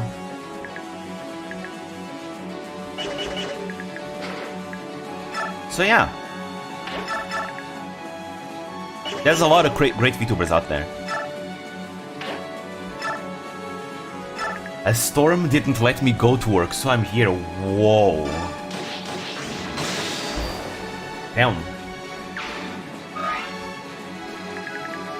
Wait, which part of the world do you live? Are we talking about Pippa? I was talking about the VTubers that I like to watch outside of big corporations. These days I watch a lot of Face Connect and the Idol EN when it comes outside. Okay, Idol EN I don't watch as much yet. I'm still getting myself to get to know the members of Idol EN. Usually I watch Fuyu Cloverfield. It's a little bit of Rin Penrose too, but Fuyu Cloverfield usually because, you know, I'm biased, that's why. 1, 2, 3, 4, 5, 6, 7, 8, 9. Yeah, this is not good. Oh, actually, yes it is. I can do this. There we go. Now, my birds. Kill them. Kill them. When it comes to indies, there are only a few indies I watch. I don't watch that many indies, but there are some that I do watch. For example, one of my favorite indies is Lucy Pyre. I love Lucy Pyre. And again, I don't watch her streams usually because, again, she streams on Twitch. But she makes lots of videos, and I love her video content. Her videos on her YouTube are really, really good. They're nice. I really like Lucy Pyre. Every time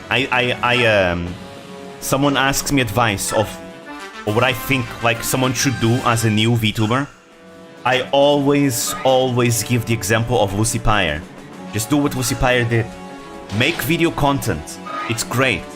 It can be a good way for people to watch you outside of streams, and people can get invested in you through that. It worked for Lucy Pyre. Her videos are great. They always do great too. They're amazing. She actually started without a VTuber model. She made a few videos without a VTuber model, and then she had hers. Her videos were already good before becoming a VTuber. So yeah, it's really nice to see.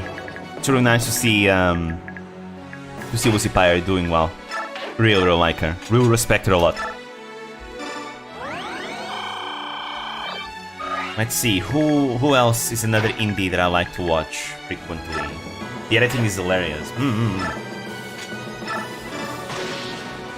Let's see, another indie VTuber that I might watch. I've seen some Shy Lily clips here and there. But again, that's the thing, a lot of indie VTubers, they stream on Twitch. And that's the reason why I don't watch that many indie VTubers, because I am a YouTuber, I am a YouTube watcher, I'm not really a Twitch watcher usually. I rarely go on Twitch, very, very rarely. That's the problem. That's why I haven't found out that much about indie VTubers. Most corporate VTubers, they stream on YouTube, right? And that's why I tend to, in general, watch more corpos than watching more indies. Again, the Lucy Pyre case is because she does YouTube videos, right? Outside of her streams, which is what allows me to watch her. I mean, she did videos before she did streams. Ever heard of Leia Asimov? No, never heard of her actually.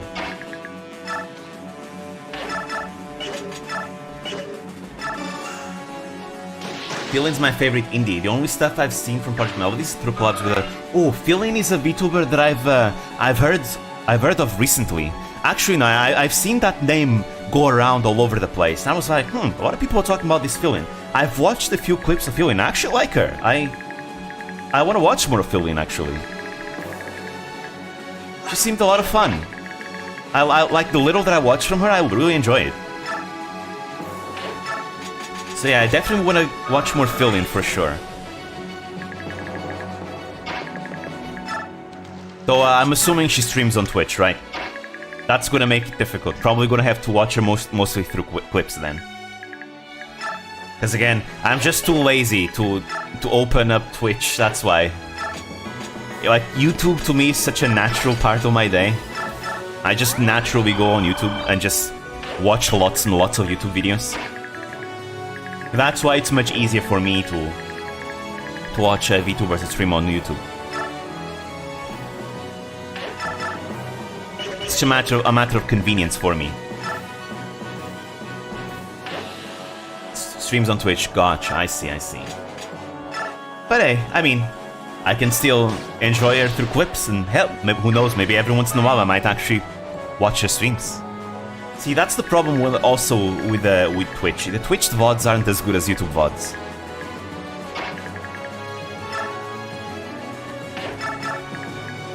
And that's a big shame.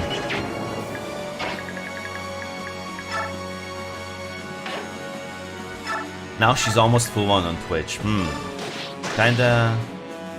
you go VTuber like Nova Alchemy, but she hasn't been uploading on YouTube lately. Now she's full on Twitch.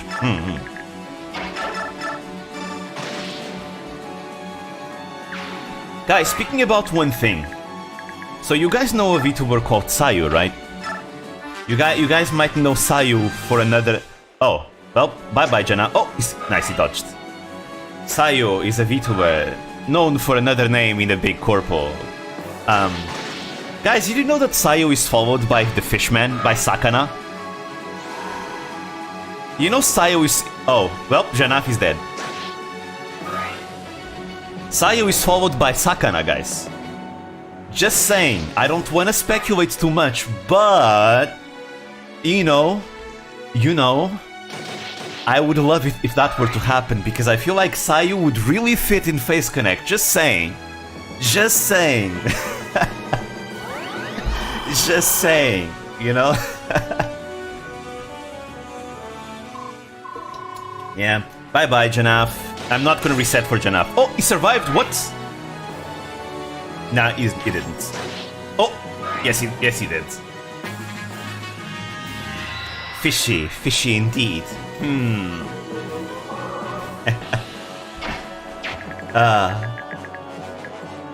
Mike should ever go to Corpo again after that crucifixion? I mean, maybe, but to be fair, you know, Face Connect is a different beast altogether.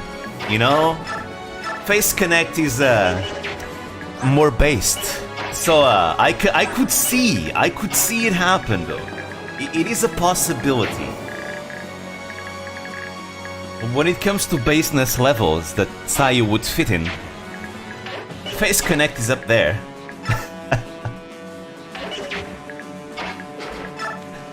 Like, come on. If Pippa is in Face Connect and she hasn't been fired, then surely Sayu would do just fine there too. You know, I really like Face Connect, because Face Connect, it adds a different type of company for people that like to push the boundaries a bit, you know what I'm saying? And it's nice. Oh wow, nice level up. It gives a different environment, right? An environment that's different and a good alternative for types of people that might not be into the whole full-on say-so of regular corpos, right? Again, it's nice competition, right? It's a different type of competition that kind of tells the industry that, hey, you can do things this way. You don't need to do it the other way, right? Again, it's a reason why I also like Vshoujo, because Vshoujo also adds an alternative that does things differently. Also tells the industry that, hey, you can also do things this way, right? Because I don't like monopolies. I don't like when... You see, I really think it's very healthy for Hololive to have competition. The same way that Hololive provided competition for Nijisanji, now too we have other corpos providing competition for Hololive by just providing an alternative that works differently. I think that's really, really good. Because I know some people say that no, Hololive has the entire market. No, they don't. No, they don't. The VTuber community has grown to the point where there's different sub-markets everywhere. And different communities have their own share of the VTuber market. There's a lot of Vshoujo fans that do not watch any other corpo outside of Vshoujo, you know? I've seen Nijisanji fans that do not watch Hololive, for example. I have a friend of mine who got into VTubers through Nijisanji, not Hololive. And she doesn't watch, I mean, I'm kinda convincing her to watch a little bit of Hololive here and there, but she mostly watches Nijisanji, right? So like, no, Hololive does not have the market themselves. They do not have a monopoly. There's competition, and I actually think this competition is a very good thing. A very, very good thing.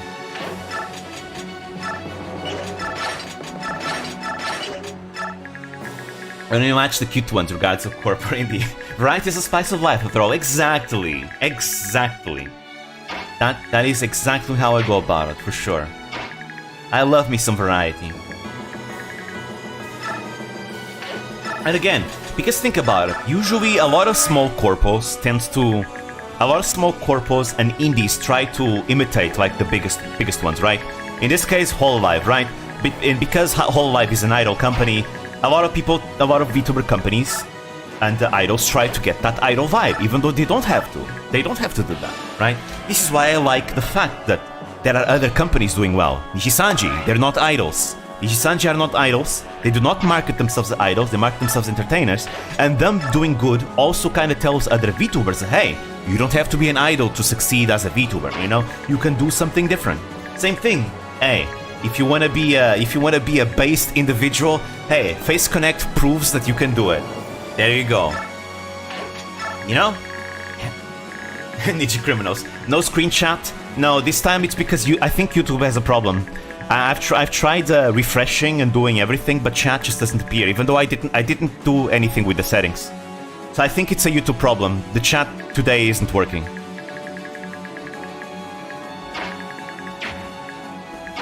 Unfortunately.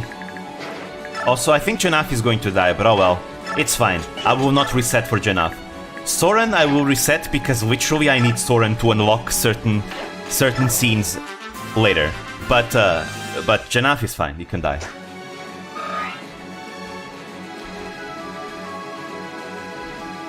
Yeah, he will die. I overextended Janaf really hard. He transformed and now he gets killed by everything. Yeah, competition puts people to work. Exactly. So I think it's really good. This is another reason why I feel like, you know, tribalism actually hurts the company you're supporting. Literally. It might sound counterproductive, but I actually think that tribalism... Imagine you're a Hololive tribalist. Imagine the Hololive became the only VTuber company. The only viable option. I feel like because Hololive would have no competition, it would mean they don't have to step up their game anymore. But because Hololive has competition, Hololive always needs to step up their game, which in turn means we, the fans, get better quality, you know, content and all that. Better quality management, better quality competition and content.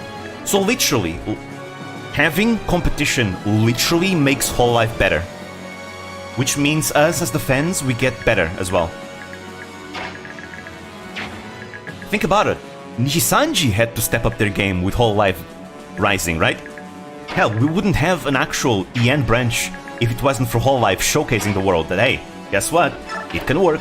Which then in turn was proof enough to Nishi-sanji that, hey, an actual EN branch can work. And yes, I know they tried an EN branch in the future, but it didn't start out as EN. It started as a Niji India, right? So it wasn't the whole marketing and management side of that didn't work very well, which gave people the wrong idea, and that's why it didn't succeed very well. However, Hololive proved it, right? We have Kiryukoku Kiryukoku was the one that kinda proved it, that there's actually a Western market for this, an English-speaking market, right? Which in turn convinced Hololive to do it with Holo EN, which in turn proved to Nishi-sanji that it can actually work if you do it properly, which in turn gave us the boys, right? Which in turn showed Hololive that, there is actually a place for the boys in the Western market, which in turn gave us Holo Tempest, which in turn now male VTubers are, viable in the industry, in the market. So which, as you can see, the competition of both companies trying to step up their game and learning from each other literally gave us the boys. And many other things. And many, many other things.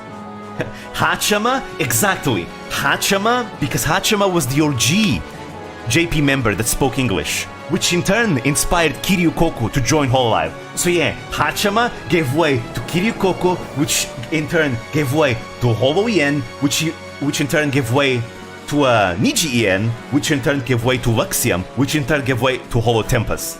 Like, whoa. Again, this is the marvelousness of competition. We the fans just win. We just end up winning as a result. Luxium and Tempest provided are filling up a gap that exists in the market, which in turn made the industry grow as a whole.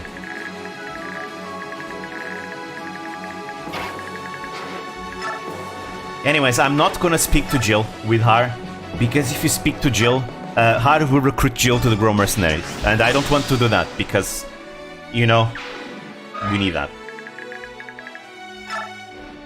And we skip over Lazu the Etheria because Luxium debuted in males. I personally am super biased towards the first 3 gens of the Niji EN.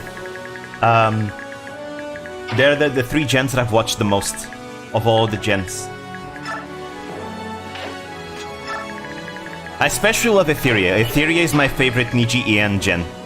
I love Etheria. Don't get me wrong, I love the other gens too. Like, Selene is one of my favorite VTubers ever. I love Finana. I love a lot of VTubers from Nishi-sanji as a whole. But man, I feel like Etheria is my favorite gen as a whole. Like, as a group with their members and all that, I love them.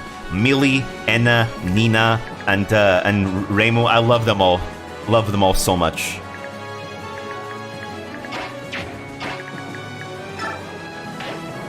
Ooh, this could be trouble.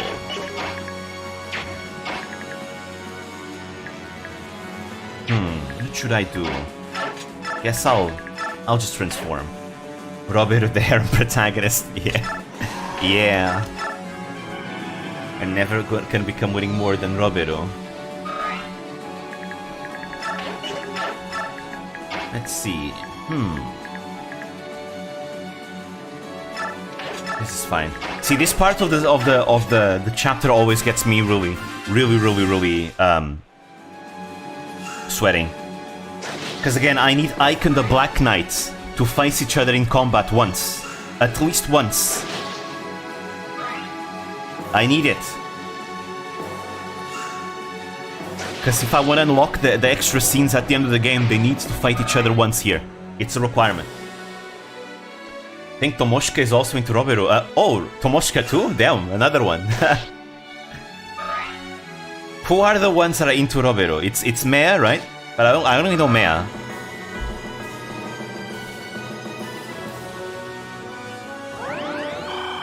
Mea, and to be fair, the only thing I know about Mea is that she also doesn't like taking baths, like Chloe. Okay, we need to defeat Jill. Resistance is useless. Surrender now. The Dane army will never let you through. Oh yeah, we need to defeat Jill. If we don't defeat Jill, this is bad. No, stop running away. I need to defeat you.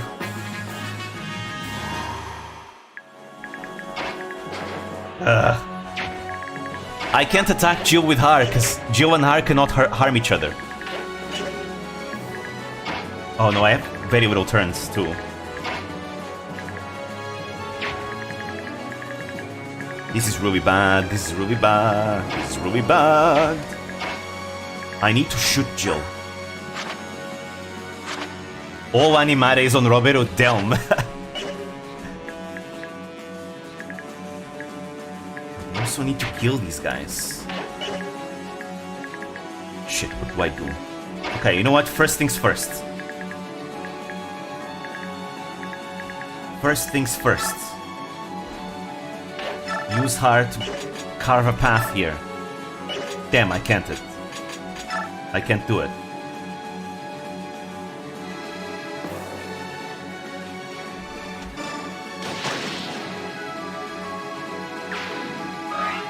Okay, there we go. Ah, can only go here.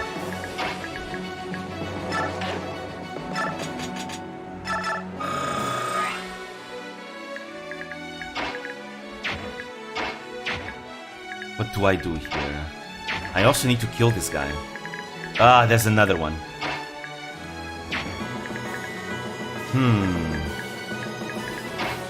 I guess I can block.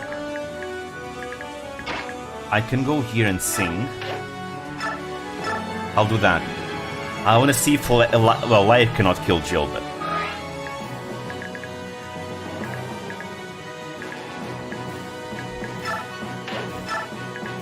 Ooh, I need to think about this, because this is a very dicey situation. This is not good at all.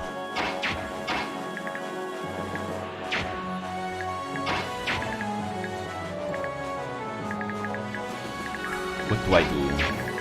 1, 2, 3, 4, 5, 6, 7, 8, 9. Yeah, he can reach Soren, but Soren can survive one, right?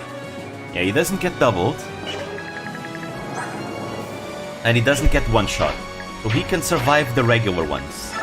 Sure, it's fine. It's Jill that I'm worried. Okay, I think now I can enable animations. No, not this. All right. What am I gonna do? What am I gonna do? I have this turn plus 2 more turns to win this. To get the Ike and the Black Knight to fight each other.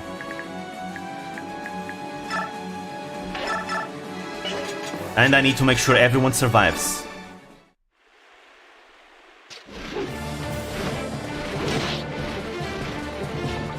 Whew. Fingers crossed, everyone. This is the problem of training Jill too.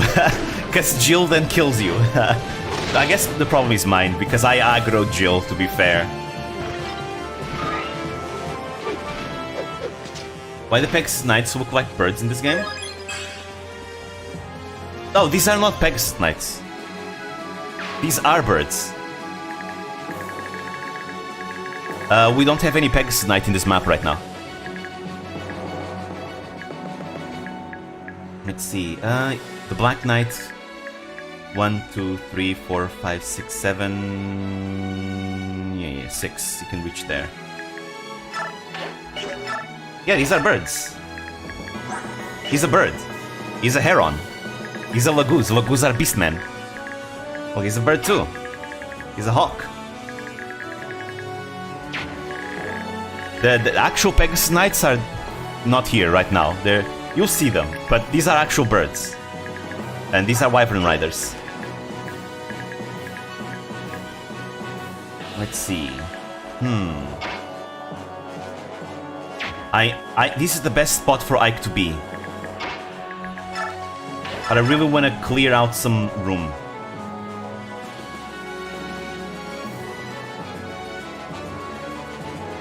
This is good. I'm kind of afraid that Jill might kill Shannon. But I think he'll be fine. He's not weak. I need to heal Shannon. Oh, nice. Well, could have crit first though.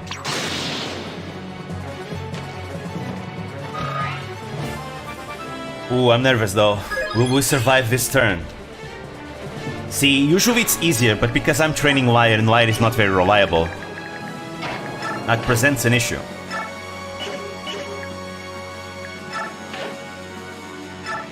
Let's see. This is what happens when you only play Awakening. I don't use birds, eat my children to battle like a normal person. I mean, are there any child units in this game? No, I think everyone... Well, no, there is. There are some underage characters here. So we do also commit war crimes here. Don't worry. But regardless, this game, we have Lagoos, right? Lagoos are beast people. See? Liar is a cat. Heron is... Rayson is a heron. And the other ones are hawks up there. Yeah, he's a hawk, for example. They transform and get stronger. Alright, I need to do this.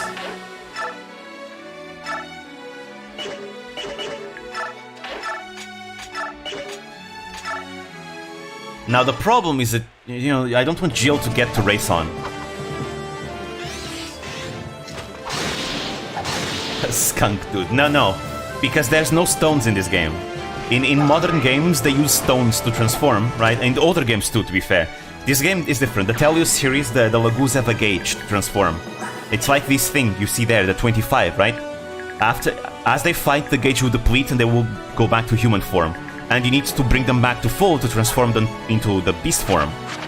The gauge depletes depends on what type of Lagoos you are. Cats are probably the most terrible ones. Alright, let's do this. We shove Rayson. There we go. We heal you.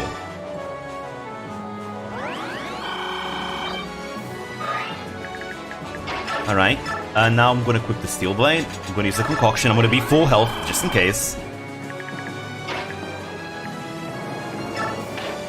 Renolf. Does Renolf have to survive? What are the conditions for this? Wait, what are the conditions for this? Oh, can I see the conditions?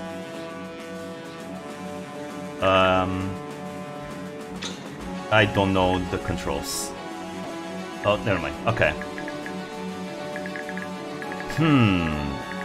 I don't want Mist to die, so I'll sacrifice Renolf if I have to.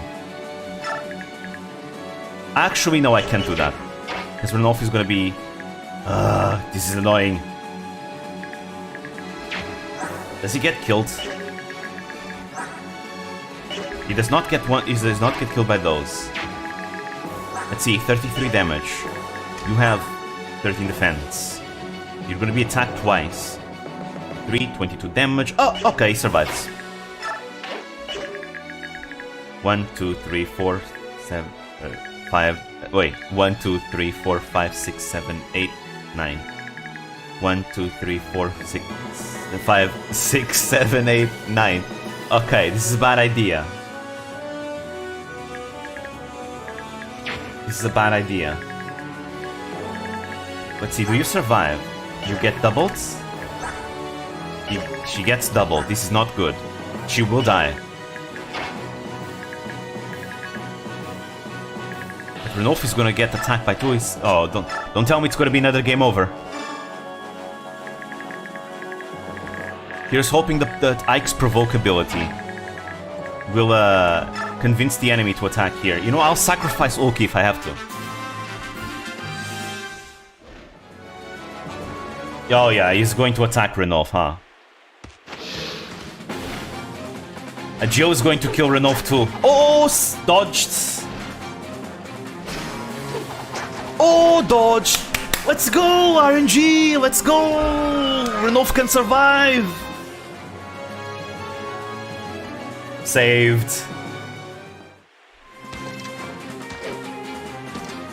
Godlike RNG, yeah. And then Shinon gets hit by 48%. Let's hope Shinon is not the one to die now.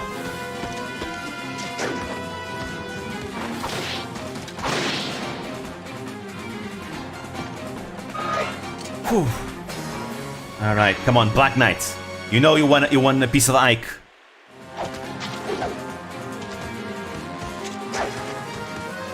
Damn, how much training Liar actually makes everyone weaker? Because those stats could have been gone for someone else. Well, I mean, to be fair, Ike's stats are mostly capped. Not much we can blame Ike for this. You'll see. Come on. I want to see what Jill is gonna do. That's still very important to know. Because Jill is still the biggest threat here. Oh, okay, she's going out. Okay, there we go. This is opportunity. We defeat Jill now. Renolf will survive. Oh, wow, he dodged again? What the hell? What the hell? Holy shit, I mean, he doesn't need to dodge that one, but still. There we go, we can now defeat Jill, and the Black Knight is coming. Wait, you can only move that? Oh, come on, Black Knight. You're supposed to attack Ike here. This is annoying, because I can't see the tiles. Let's see. He's got 6 movements. 6 movement. 1, 2, 3, 4, 5, 6. So if I go here, I should be fine. Alright. I got the Worm Slayer. Jill, you will be one shot right now. No, don't worry. It's because look at Ike's stats. Ike is already capped most of his stats, right? He's not gonna do much else until he promotes. He's gonna have to promote. Alright, there we go. So, I think over here Ike should be fine. We're gonna one-shot Jill.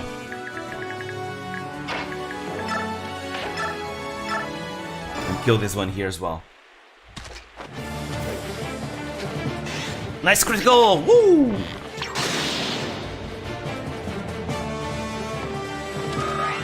And with much fire almost, so I don't know. So yeah, once you cap your stats, you no longer get stats in that stat basically. Until you promote. If you promote your character, then that character is going to be able to get bigger stat caps. Ike's promotion is story locked though, so he's not going to promote anytime soon. He's going to be capped for a long time. Every other character promotes after level 20, or if you have like a Master Seal, promotes them if they are at least level 10. Promotions also give you extra stats. For example, I'm gonna promote Jill in the next chapter that I get to play with her. But anyways, let's see. I don't want the Black Knight to attack Ike in melee range.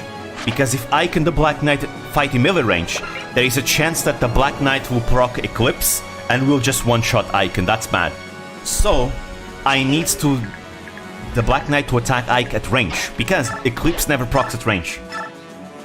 Anyways. Jill, you're back with the Dane army? I know I owe you all so much. I know I owe you all so much. And Mist would grieve if you fell. But I cannot retreat. I must stand my ground. Fine, do what you have to do. Since neither side can retreat, we will fight. And Jill, I'm sorry it came to this. I am too, Commander Ike. Are you ready? Ah! There we go. Ike is still stronger. Ike is still stronger. Haha. They're so strong. Even stronger than 3 years ago. Lady Micaiah, I apologize. I must head back for now. I mean, there we go. Without Jill, the only thing that's keeping the Dane army together is the Black Knight. That's it. Only the Black Knight, because everyone else, yeah, Soth, not so strong. Micaiah, weak. Volug, weak. Laura, look at those stats. Fiona, even worse than Laura. Here's Nolan. Sorry, Nolan. That's my fault. 3 years ago, Ike just never Slayer. I mean, Ike still is stronger. Like, look at his stats, man. It's so good. He's so good. Ike is really strong in this game. Alright, now to kill the other Wyvern. Let's give it to Jill. Wow, she can't kill. Good job. Good job. Good job, Liar. It's fine. I mean, to be fair, these guys are tanky, so it's not really that big of a deal. Here comes Soren. Ouch. Okay. And now, okay, I think things are better now. It's not so dicey anymore. We're fine. It's kind of fair. In this guy, I had the Maharo being way over-leveled over my other characters. Made it kind of fun to level other characters since it was OP. I mean, you can kind of do that still in Fire Emblem. I do a Juggernaut run. I do that all the time, actually. But at least in Fire Emblem, usually the maps are made in such a way that it's not enough to be OP. Especially in modern games, where there's a lot of game design choices that they made to make sure you don't rely too much on one character. But it's still viable. It's still very much viable. But the game incentivizes you to train everyone, because there's like... might be multiple map objectives, for example. Things like that. Or maybe you'll never be strong enough to the point where you can actually beat everything alone.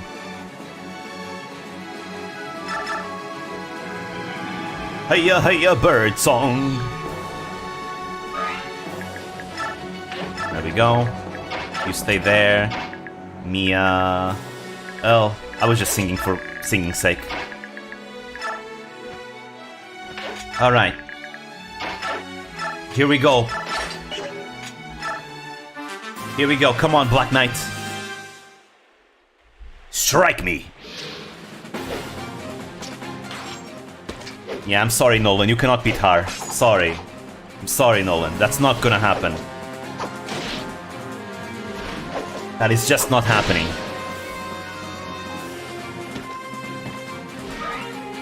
There we go. Blast.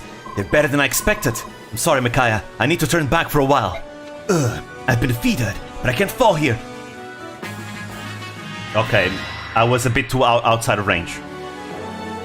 This is the last turn. Unless...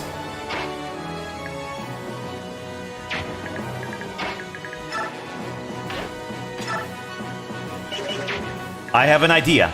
I have a way to do it. Alright, Black Knight. Here we go. We do 0 damage and he has 7% crit on us. You know what? Okay, I'm gonna cheat here, but that's because literally there's no other way.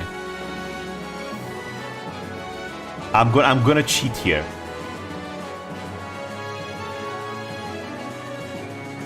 Okay, there we go. Okay, there we go, I cheated. Let's do it. Let's do this. We do 0 damage against the Black Knight. So, you are alive. Somehow I knew it wasn't over yet. Of course it wasn't over. You were a boy trying to live up to the memory of the greatest swordsman in history. And yet, I was the one who walked out of the castle that day. You have your father to thank for that. When he told me that he had crippled himself, I realized that I had never fought him at all, merely his shadow. What are you getting at? I saw immediately that you were not your father's equal, but that one day you might be. So I did the only thing I could do to keep you alive. I let you win. You did, didn't you?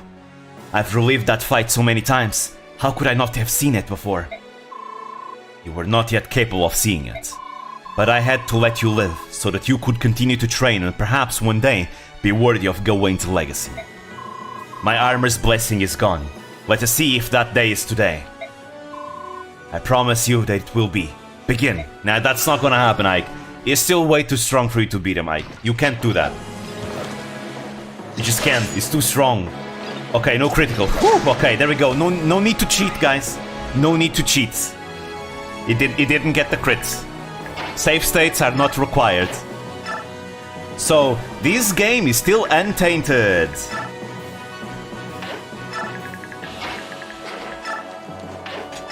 Alright, retreat. We did what we wanted. We had Ike in the Black Knight fight. There we go. We met the requirements to unlock the secret scenes at the end of the game. There we go. All we have to do now is have Ike and Soren have an A support.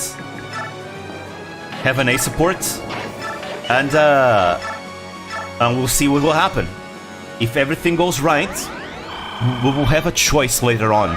And if we have that choice later on, it means that we did everything correctly. to unlock the secrets. The requirements to unlock the secrets is you need to use the Black Knight in part 1 endgame. You need to have Ike and the Black Knight fight each other here. You need to bring Soren to endgame. Oh, General Ike, a message from my king. The others have crossed the river. We've done our duty. Excellent. Everyone push through. Let's meet up with the main force. We succeeded! We only lost Janaf. The beast soldiers are behind us! We're being attacked from behind!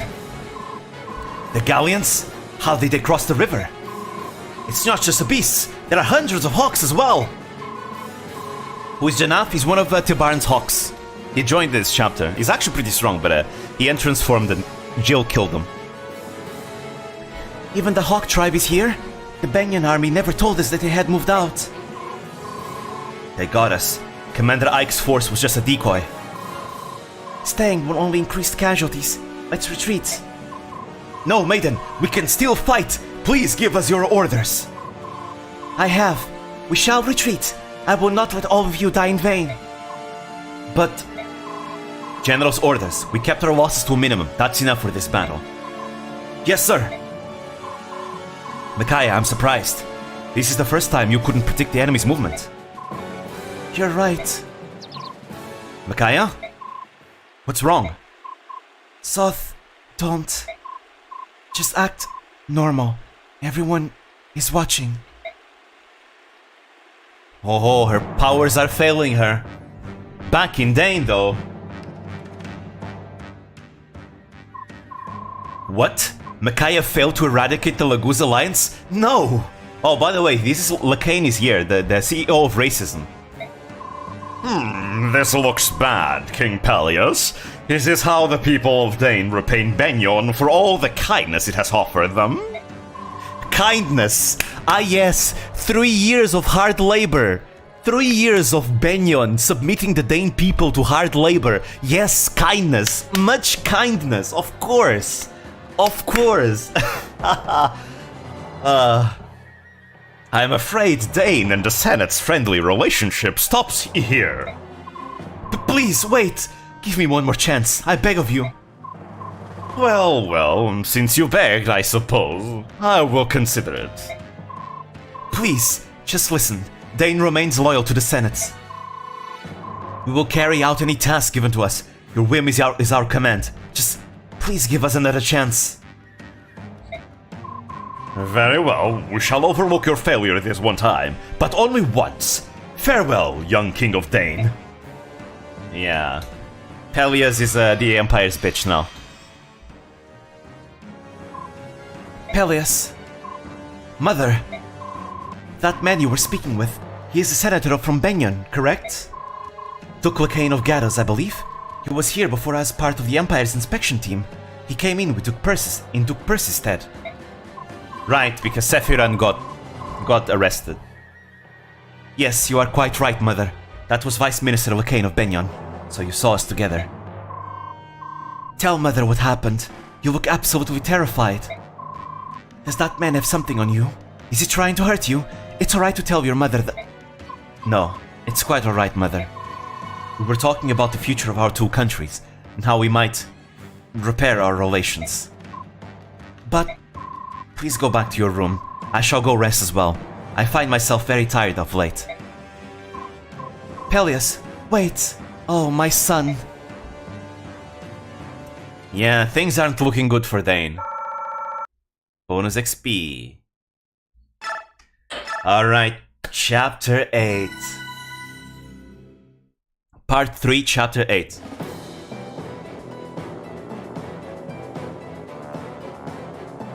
The diversion created by the Grail mercenaries allows the Laguz Alliance to slip successfully past the Dayan army's blockade.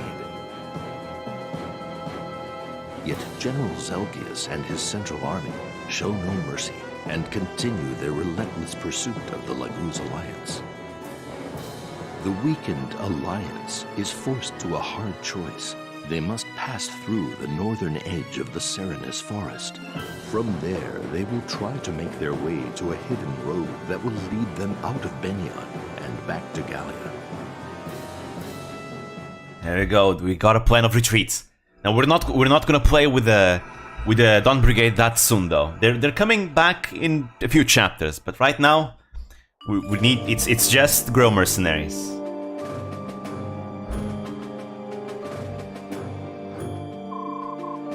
How are we doing for time, Janaf?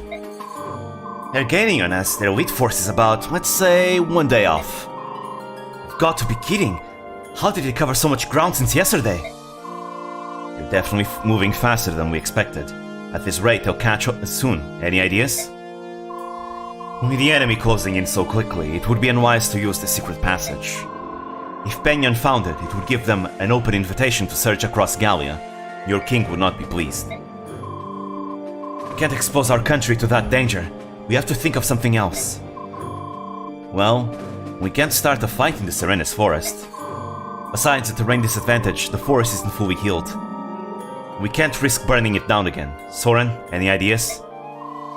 Our options are profoundly limited, Ike. It appears our only choice is those caves up ahead. Caves? Oh yeah, those are the Kalku caves. We don't want to go there. It's a complex maze full of lava and ash. Not exactly a place you want to rest. The legends say that through the caves there's one exit that leads to Goldoa, and another exit that leads to Gallia. Whatever the legends say though, the fact is that it's suicide to go in there. We don't even have a map. However, the more you hence carry on, the closer the enemy advances on us. They're now less than a day away.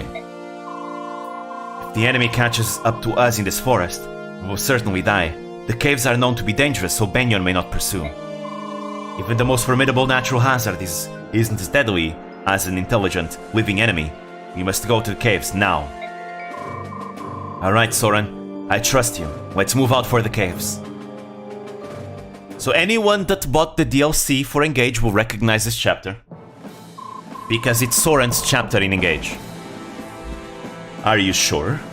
We have visual confirmation of the Laguz Alliance heading into the Kalku Caves? Yes, sir. The enemy must be desperate.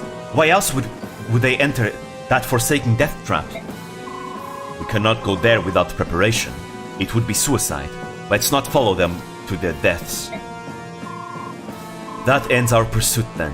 Tell the men that this mission is over.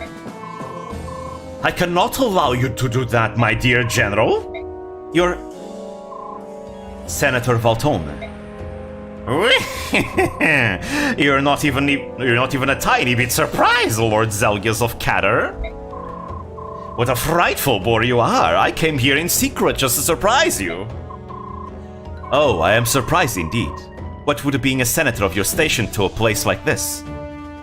Do you bring new orders?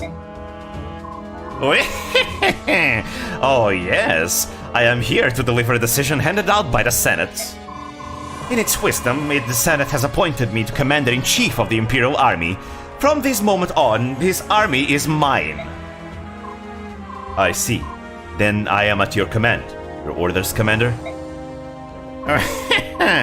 Oh, you are ever so serious. You haven't changed one bit, Zelgius. One of these days I will catch you off guard. Well, I suppose that impasse face of yours is just part of your charm. Senator Voltome, your orders. Oh, yes, orders. Well, this battle is taking far too long for my taste. We will pull back and conquer Gallia by taking a different path. I see, and I shall inform my men. The Northern Force will stay here. Tell them to go inside the caves and search for bodies of the dead subhumans or something. Oh, no, that's Voltome speaking, never mind. He looks like someone from Twitter who bullied people playing Minecraft. Oh, come on, that's a cheap pot shot, come on. Well, that lad has gone to the Kefka School of Villainy. Oh yeah, actually gives me Kefka vibes. Oh god, is he a member of Queen? Wait, what you mean? Pot shots are the best shots. What? Sending them into those caves is the same as sending them to the gallows. I implore you to reconsider, Commander. I gave my order, did I not? Get those men in those caves right this minute! And Zelgius, never question my orders again, or I'll have you killed. Is that clear? Besides, you should be happy. You're coming with me to finally wipe out those beasts. Come along now. Kinda looks like an 80s singer. Ah. Okay, but Queen is cool though. Not Voltoma is not cool. Queen are cool though. Let's see. Alright, conversations. How are the injured holding up? They're exhausted. Some are so bad off they can't even get up the energy to transform. The unwounded soldiers have been taking turns carrying the injured. There are so many offensive things I could joke about with the leading sociopathic individual having a giant nose. This is the kind of thing Twitter would be up in arms about. Well, I think the best way is not to think too much about it. The unwanted soldiers have been taking turns carrying the injured. That's a good idea. Maybe I'll carry one or two on my back once we enter the caves. Hey, you're hurt too. Be careful you don't strain yourself and cause permanent injury, alright?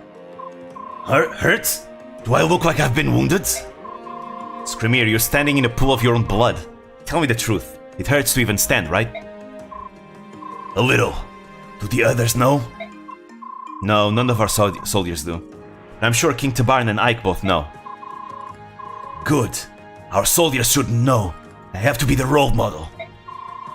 They'll see that I've been wounded yet continue to fight. Maybe that will help them carry on. Screamer. Yeah, Screamer really got humbled after his defeat against Zelgius. He got really humbled. The hair doesn't carry is you are good or evil, only to look fabulous. Oh, cat girls, let's go. Liar, come on, you have to stop sulking. Don't talk to me, I hate you, Leth.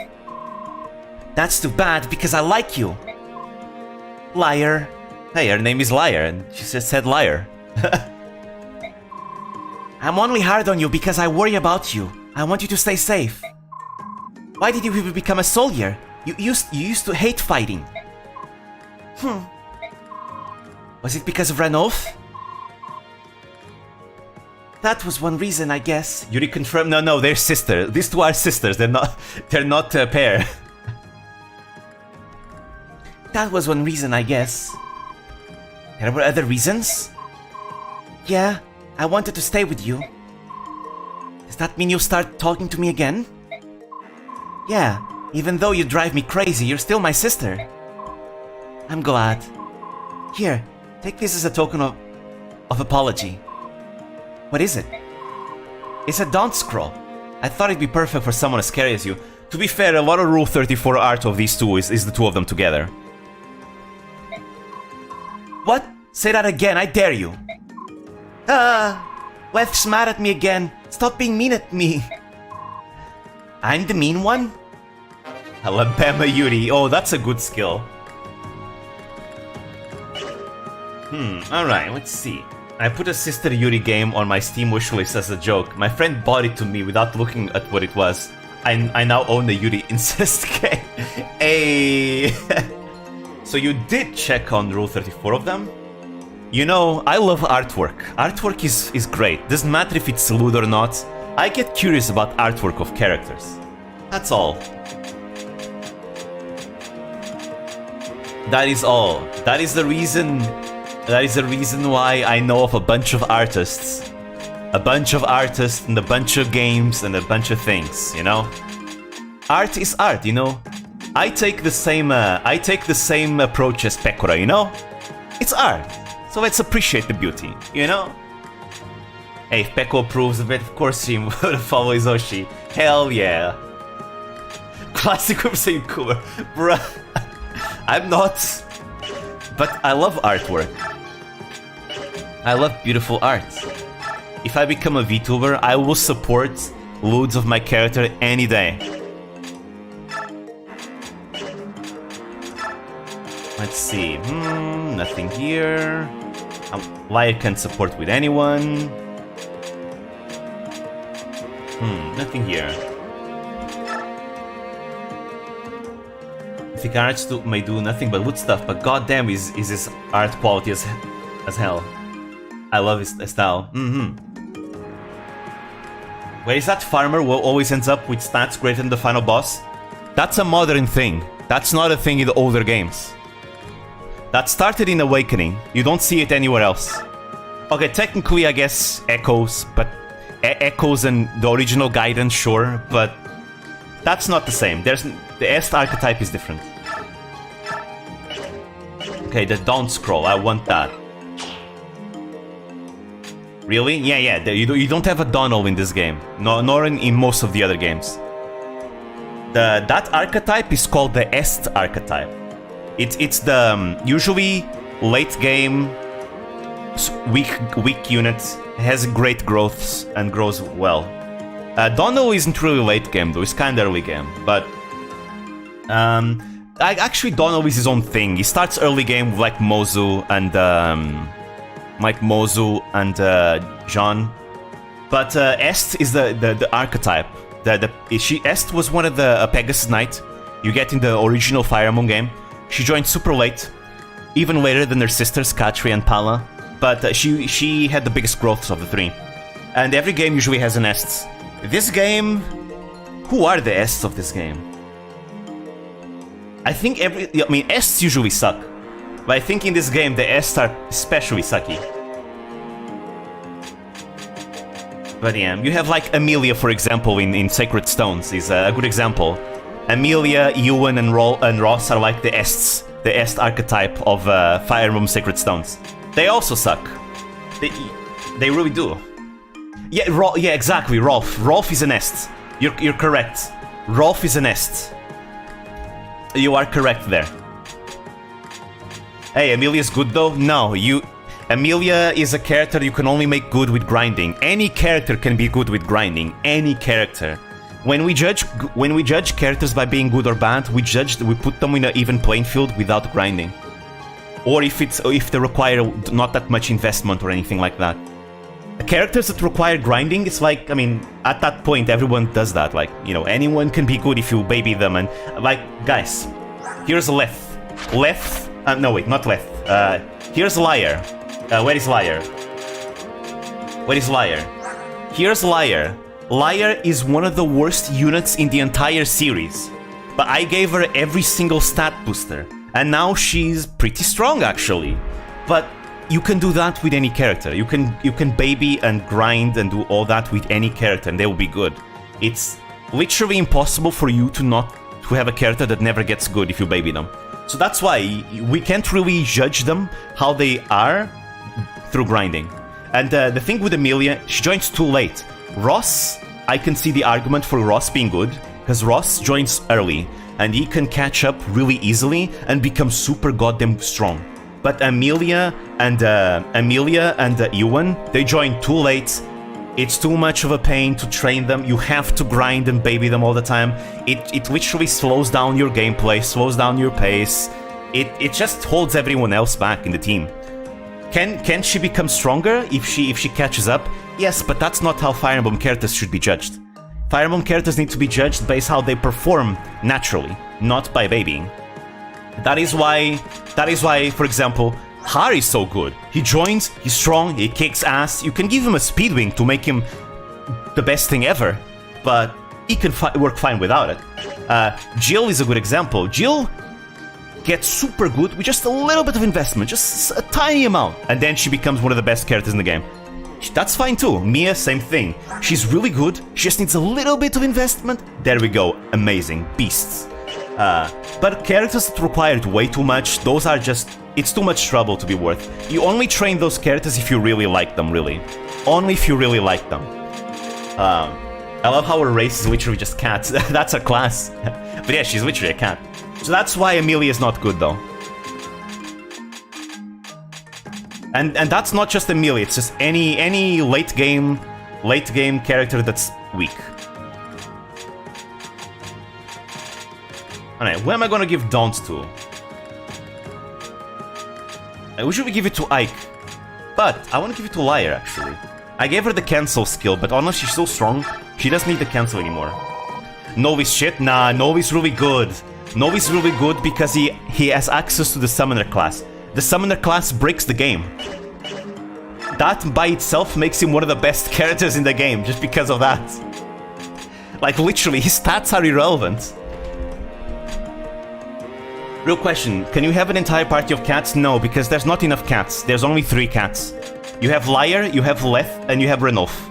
You have Liar, you have Leth, and you have Ranulf.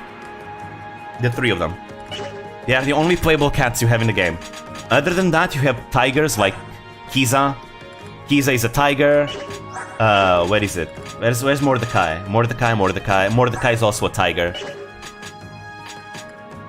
We need more cats who become the crazy cat ladies of Fire Emblem. So Ewan can become a better summoner than Null, so Null suck. That's not how it works.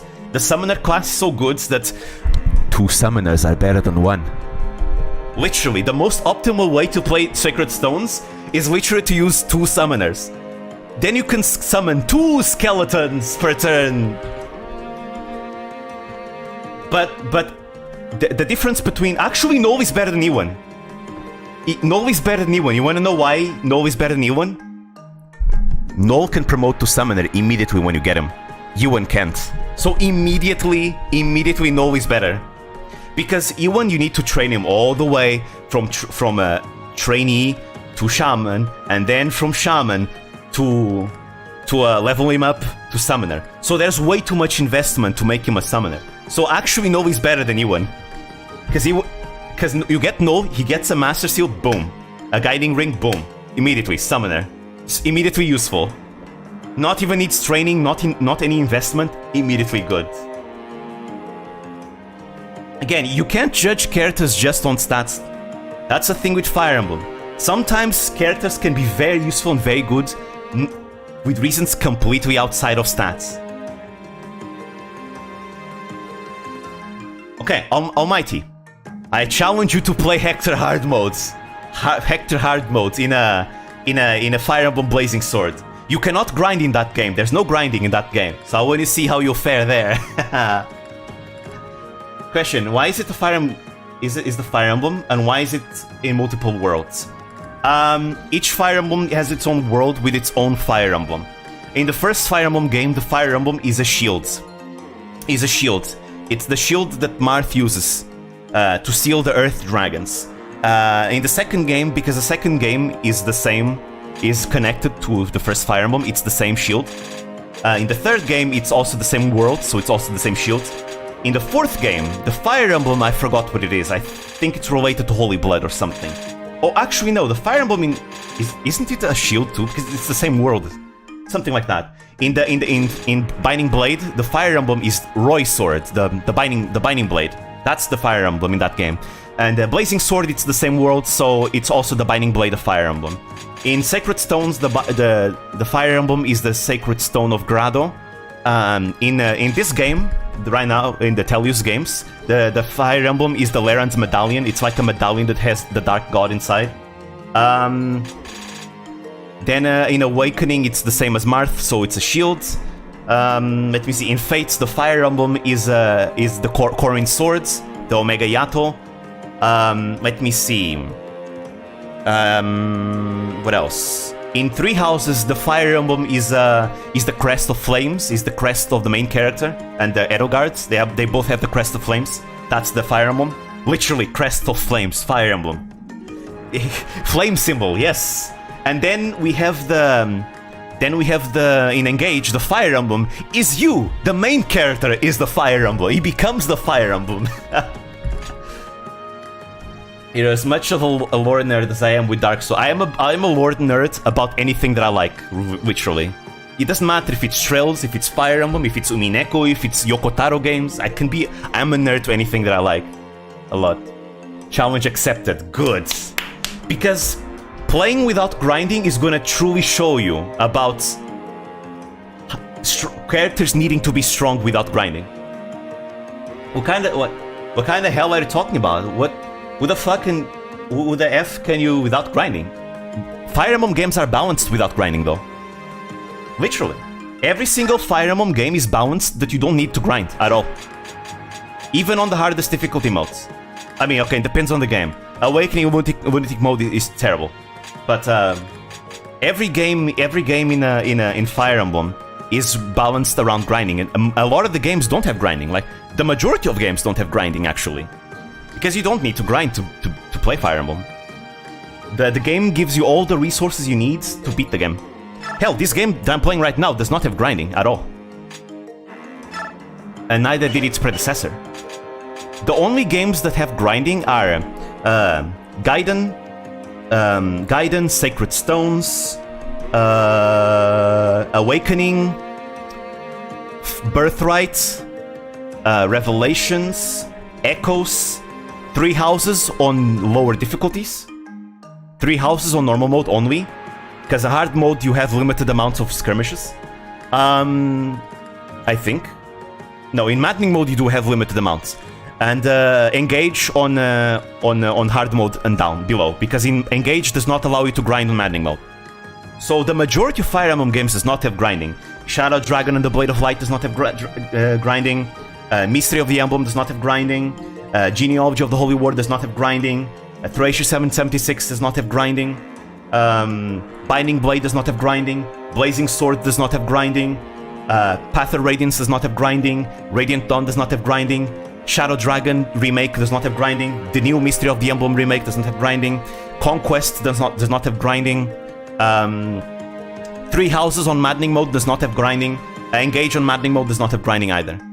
So the majority of games do not have grinding, and usually in the GBA games you have arenas that you can grind, but those are a risk that you're taking, because enemies get stronger and you can die there.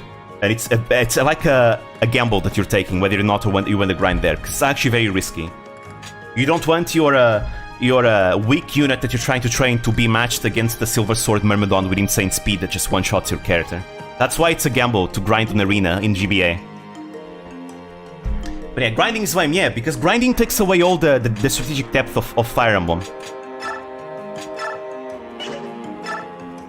Because your characters get super strong and you rely too much on stats, and you can just make them all strong and get funds and weapons and all that. So it removes a lot of the strategic depth. If you play without grinding, it becomes a resource management game as well. You have to manage your resources, your money, your weapon durability. You have to manage your XP gains or your characters and all that. There's an entire layer of depth that it gets added to it. Grinding is good because it's training your units. Yes, but that's the moment the game is no longer a tactical RPG, it becomes a regular RPG. There's a lot of debate about like people in the Fire Emblem community, whether or not they consider like games that allow you to grind actual tactical RPGs, or if they're actually just regular JRPGs on the grid. Because there is some legitimacy to that. They're less tactical and they're more JRPG-like. Which, I mean, I like JRPGs, I'm a fan of JRPGs, right? But personally, when I play Fire Emblem for the strategic depth. That is why. And a lot of that gets lost if you grind. If a game forces you to grind, just move forward. And that's a bad thing. Yeah, the grinding in Fire Emblem is optional. Even when it's there, it's optional. You never need to. The games are balanced without it.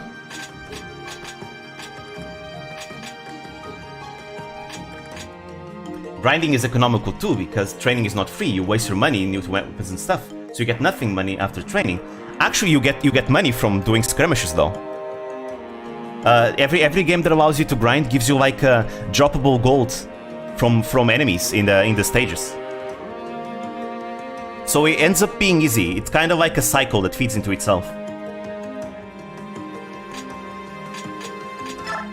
Like bullions are usually an item that always drops. Or red gems and things like that. 50 gold? Okay, it's not 50 gold. Like in Sacred Stones, you can grind endlessly. You could literally just keep grinding endlessly. Well, okay, I'm here trying to decide who's gonna get the cancel ability. Who's gonna get the cancel ability? Like, to be fair, I am completely fine with anyone playing with grinding. If they like to grind, that's completely fine by me, you know? Ultimately, everyone should play the way they want, right? However, when we start talking about good and bad units, you cannot use grinding as an argument, because that is the first thing to be knocked down.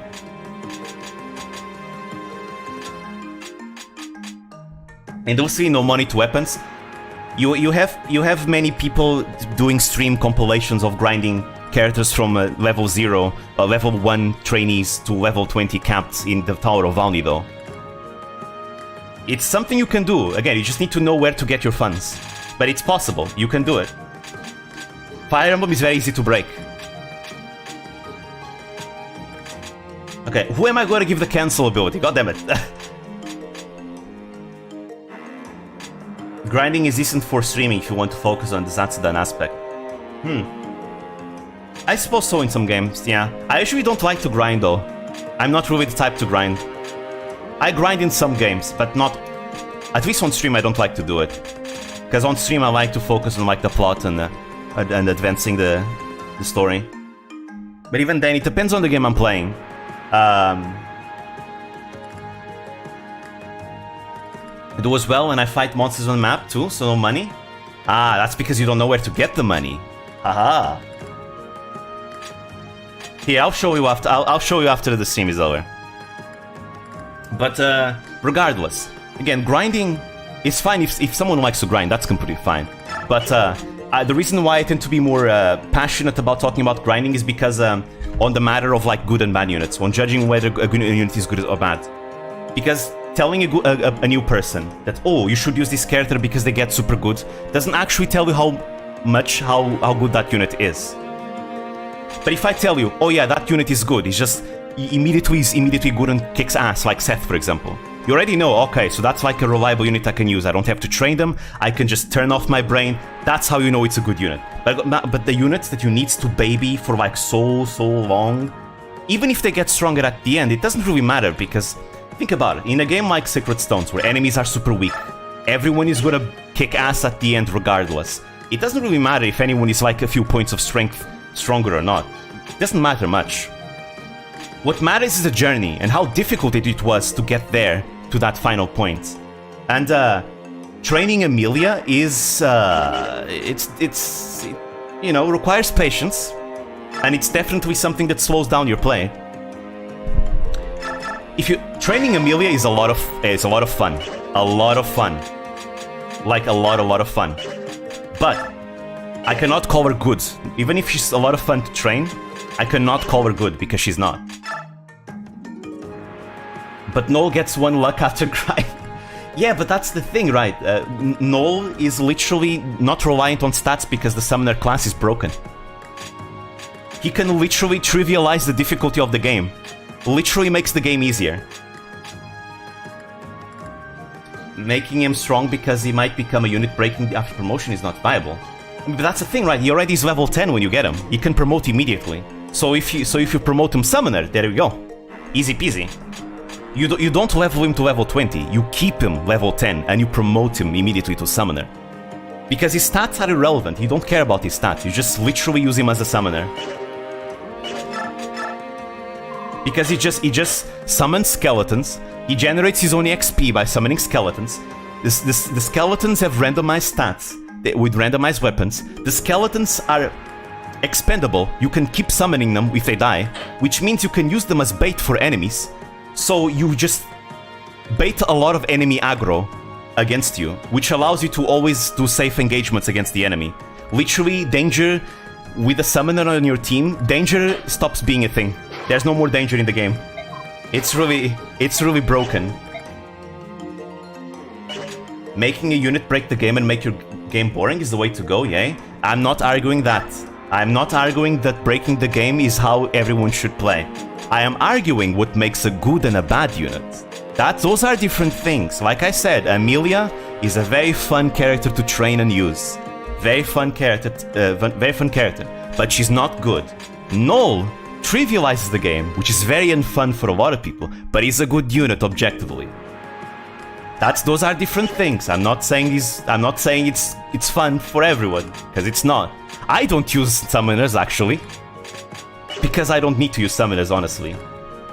Good unit in what? In Fire Emblem. What makes a good unit in Fire Emblem?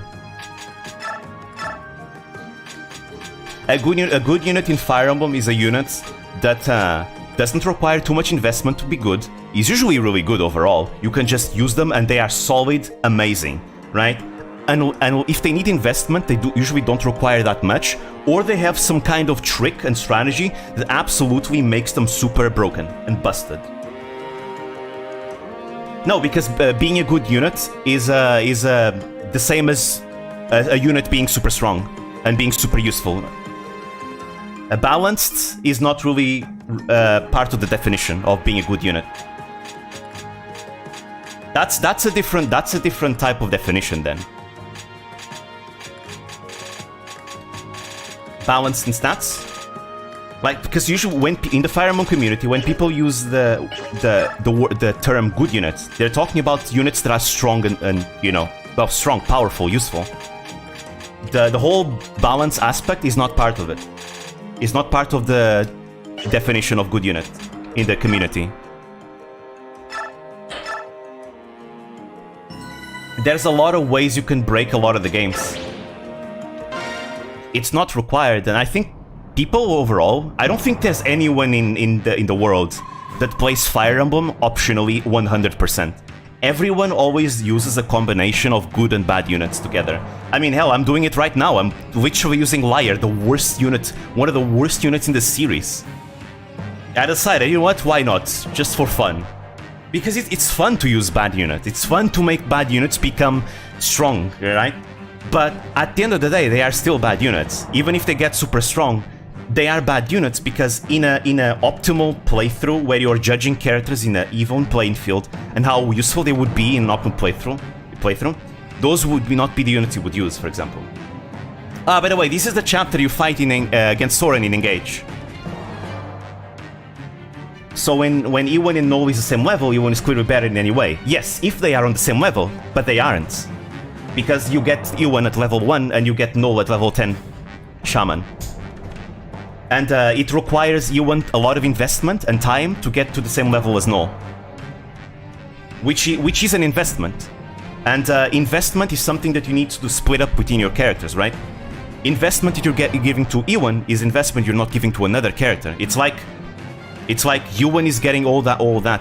For example, all the stat boosters I just used on Liar could have been going on other units I have that could be getting even more investment from that. For example, my Har does not double right now. He struggles to double enemies. However, if instead of me giving the speed wing to Liar, I had given the speed wing to Har, he would have enough speed to double and kill every single enemy in part 3, which would allow him to get more XP, which would allow him to get even stronger and snowball even harder. So literally, focusing on a unit that's weaker takes away resources from units that could even get even stronger with those resources. That counts for EXP, right? That's why games without grinding, EXP is a resource. Because you need to decide, is it worth it for me to invest EXP into this unit? Or should I give the EXP from this chapter to other units that are stronger and might get more benefit out of it? If in a game with grinding, you don't need to think about that, because, oh well, I can just kill everyone here and grind the weak unit later there. But in the game without grinding, you can't do that. You need to decide, is it worth it giving XP here to this unit? Kinda like that. A lot of the times, Fire Emblem is pretty generous with the XP, so as long as you don't use too many units that require investment, you can train like 1 or 2 units that require investment. That's what I'm doing with Liar, right? That's what I'm doing with some units here and there. But overall, investing all stat boosters are a way to make a unit better. Yes, but essentially it's the same thing as grinding. Because grinding, you're leveling up to give them stats, to give them levels, to give them stats, right? It's no different from giving stat boosters. It's just that it takes more time, that's all. A stat booster just gives you there, without XP requirements, there you go, you got the stats. It's a resource that you have to decide where it's most advantageous to give on a unit. In this case, stat boosters is the only way to fix Liar. Liar is that sucky. There's no other way. And stat boosters are very exploitable with Laguz because they get double stats, right? So it's literally the only way to make Liar good is with stat boosters. Doing it without stat boosters is really bad because Laguz units have terrible growth rates. Terrible. To compensate the fact they get double stats, they have terrible growth rates. So it's the only way. It's not viable at all. I'm suffering right now because goddamn, those stat boosters have been used on better on someone else. But you know what? Hey, I wanted to do it. I wanted to have fun with Liar because I never used her. I have used Mist as a combat unit, as a Juggernaut. She's not supposed to be that, and I've done that. It was fun actually. Really interesting to see Mist kill everything. Again, don't let me talk about like optimization as fun, because optimization and fun are not the same things. When it comes to fun, fun is subjective. So everyone plays Fire Emblem their own way. Everyone has their way to have fun. Some people like to break the game, other people like to have a challenge with weaker units. Some people like to grind, others don't. So, right? There's different ways to play. Some people like to play with high movement units, like me. I like to play with flyers and mounted units. Other people like the slow approach with armor knights, right? Everyone has their own way to play Fire Emblem. Fun is subjective. However, when we talk about optimization and the usability and all that, that's a different conversation. That we need to look at it with an objective eye. And objectively, there's a lot of things we need to think about when we think about characters and how useful they are in the playthrough. If I invest all stat boosters in Null, it's gonna have worse stats than E1 with 3 luck, because I have seen only one goddess statue. Yes, you should probably not do that. You could do that to make him stronger. It's probably better, and he doesn't need to do that, because again, if you wanna use Null, like, if you don't like Null, you don't use Null. But if you wanna use Null, immediately Summoner class, there we go, stats irrelevant. That's why stats certain classes don't require stats. It's the reason why Dancers are so broken. Dancers, their stats are irrelevant. You can just use them to refresh a unit. Because a Dancer can help double the movement of one of your characters, because hey, if you're using a character from the other side of the map to go next to your Dancer, and then you dance for that character, and then that character can move again and go to the other side of the map, there we go. Essentially, you double their movement. You can do rescue chains more easily with dancing, because you can rescue, dance, and then drop the same thing, right? And what else? Dancers can allow your strongest unit to attack twice, or they can allow a weaker unit that you want to train to get 2 kills in the same turn, right? Dancers are just very useful in every single thing. And above all, they generate their own XP, which is kind of irrelevant to be fair. So they're not competing with other characters for XP, because they generate it, they don't need to fight, their stats are useless, which means overall there will be more XP being funneled for all your other characters in your army. This is why Dancers are so good. And game is irrelevant too when it's broken. That's the thing, right? Sacred Stones is one of the easiest Fire Emblem games, so it's very easy to break, it's very easy to trivialize. But harder games with harder difficulties, these become worthwhile things to know. You don't have to play optimally to beat any of those. I play 3 Houses Maddening with bad units too, and I can make it good. However, it's nice to know about good strategies, right? But regardless, whether or not it's fun or not, that's subjective. But regardless, I'm talking about optimization, I'm not talking about fun. It's different. Anyways, why do I always get stuck? Let's just get through the story, because I can talk during gameplay. Why do I always get stuck with these awful missions? I should have curried favor with General Zelgius, and perhaps I wouldn't have had to step into these ghastly caves. Just so that we don't have a Yakuza stare-down situation like last time. Hey Ike, we have company. Seems that way. What kind of numbers are we looking at? Can see through all this smoke and heat. Just like Soren said, a token force. As far as I can tell, Zelgius isn't leading them. That helps things. Yeah, Janaf can't actually die. He only retreats. We have to keep the enemy away from Skrimir and the others while they look for an exit. Let's proceed as planned. We have enough people here to deal with these clowns. Everyone ready? We're set. Let's finish this and get out of here. Okay, there we go. I can actually talk now. Okay, actually I need to see this. Cutscene armor, exactly.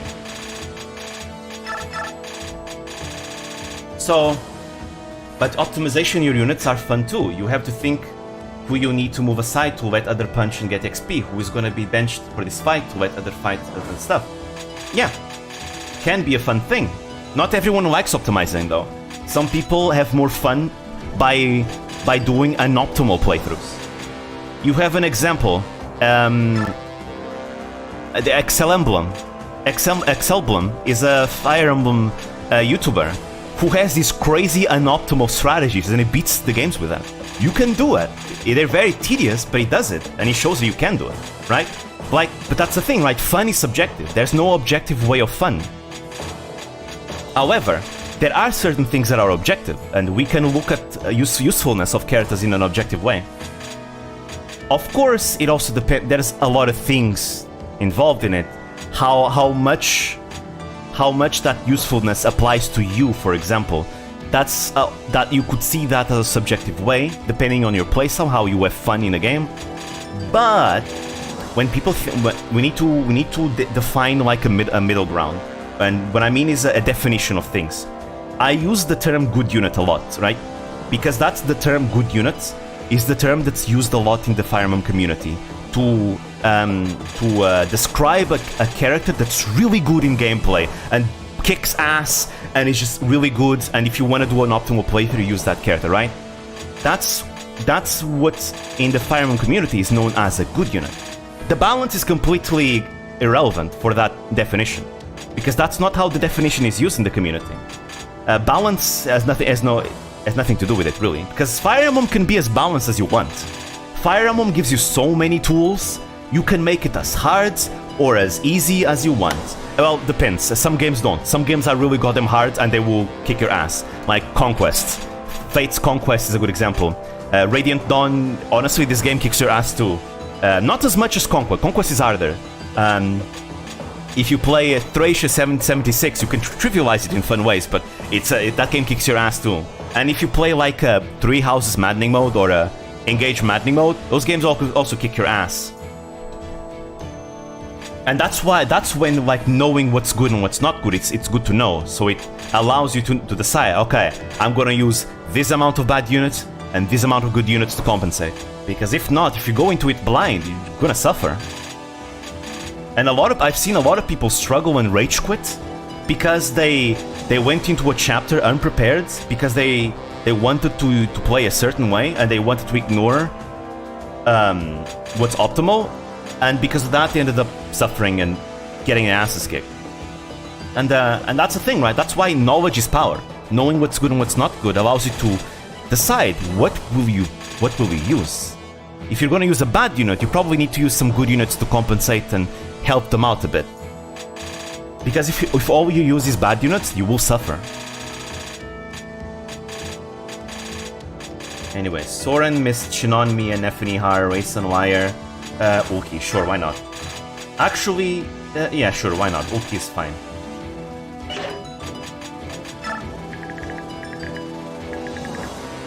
So what's the definition of a bad unit? A bad unit is a unit. This is not a completely straight definition, but I'll explain it the best I can. A bad unit is a unit that is super weak, is very useful, slows you down in a major way.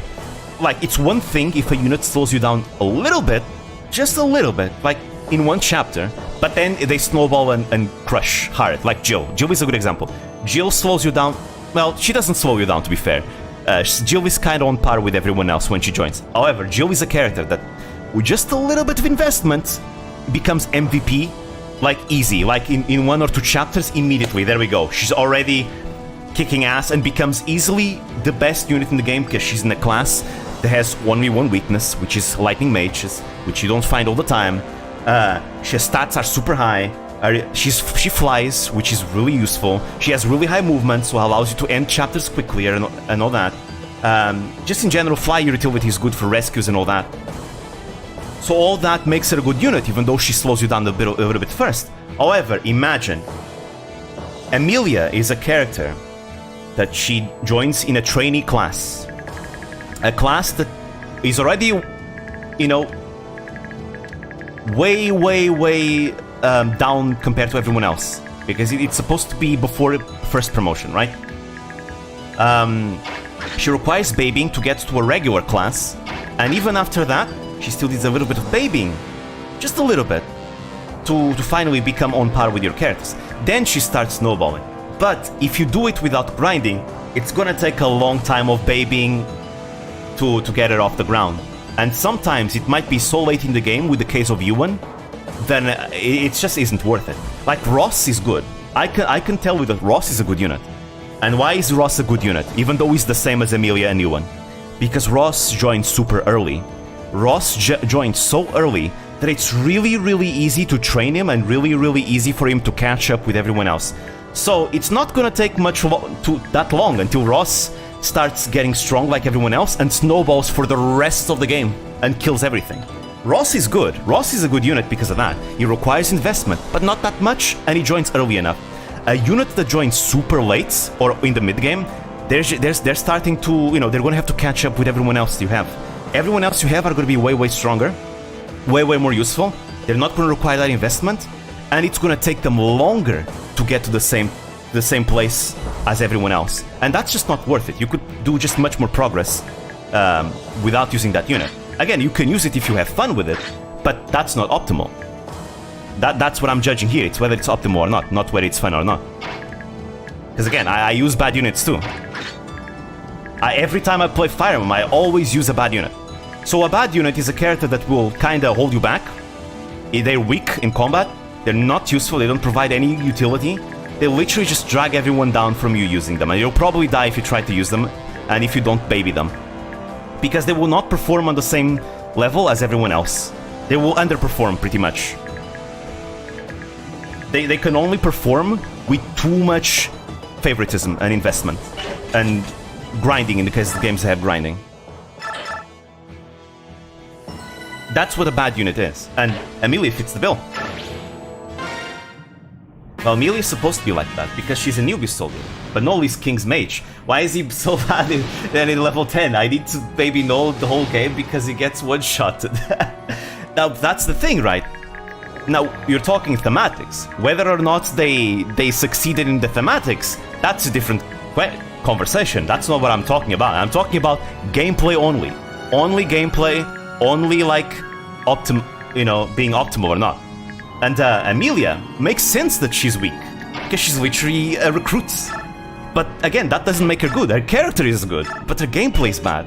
And it's on purpose. Like, Ewan, Noel, and Ross are like that on purpose. Every single game has bad units on purpose. Like, it's the Fire Emblem thing. The devs know that people like to train bad units. Right? It's made on purpose. It's not an accident of game design. No, they do it on purpose. Because it's fun to train them. Right? But again, I'm not discussing fun. I'm discussing whether it's optimal or not.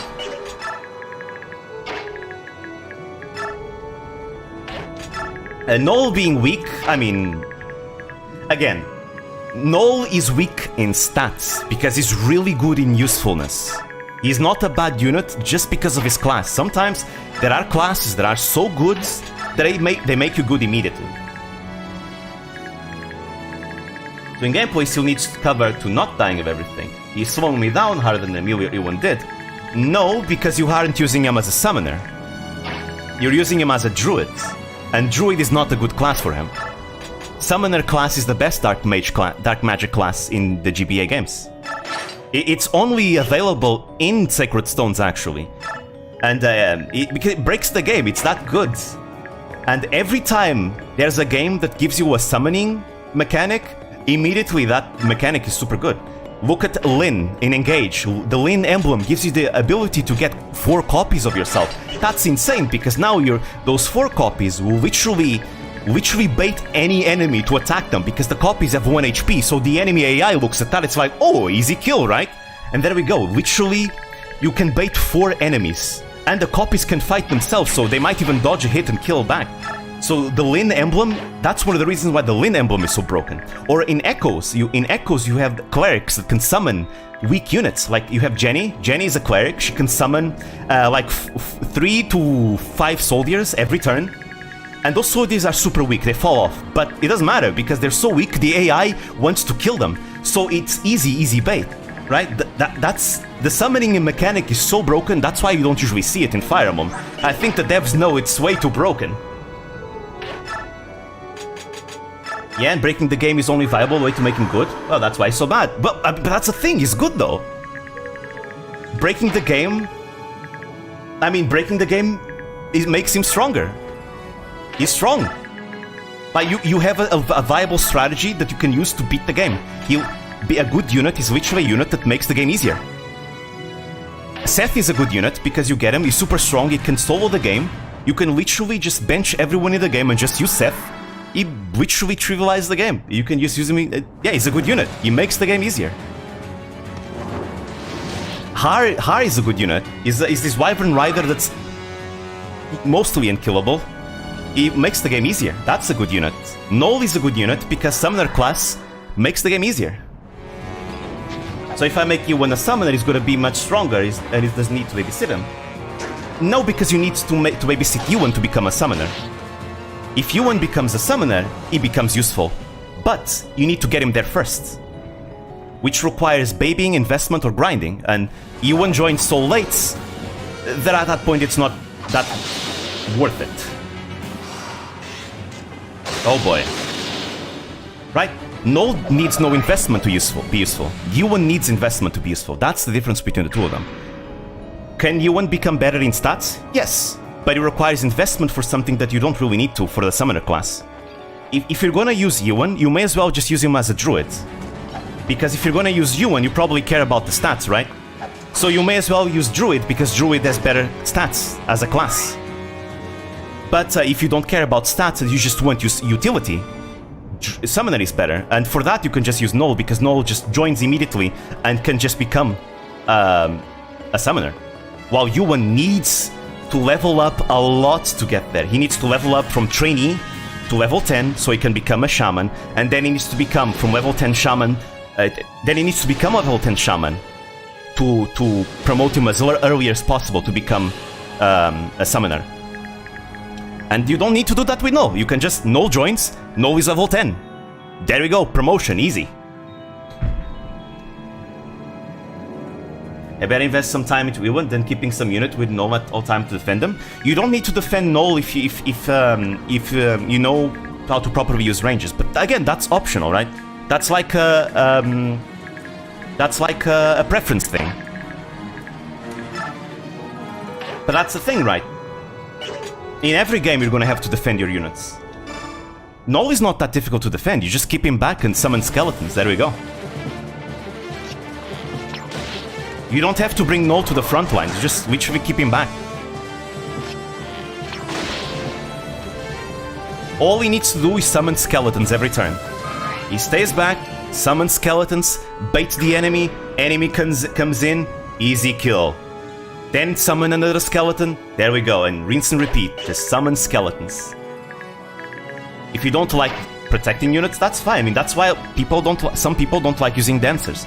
Condensers are very fragile, they require lots of protection, and they can be very difficult to protect. However, a good player that knows how to protect them doesn't have that problem and can just utilize them to the full extent. Think about it. Think about Rayson. Rayson right here. If Rayson gets attacked by any enemy, he gets one shot. Literally, I have to protect Rayson with everything. He gets one shot by any enemy that fights him. But that doesn't make him bad though. Because his class allows to refresh your allies' movements. That's like one of the most broken mechanics in the entire series. So because of that, he's already one of the best characters in the game, just because of his class. Even though he gets one shot by every enemy, even though you have to protect him. Tethys from Sacred Stones is the equivalent. She gets one shot by probably everything. You have to defend her. It's just something you have to do, but like, if you do it, she will provide you with some of the best utility you could ever ask for.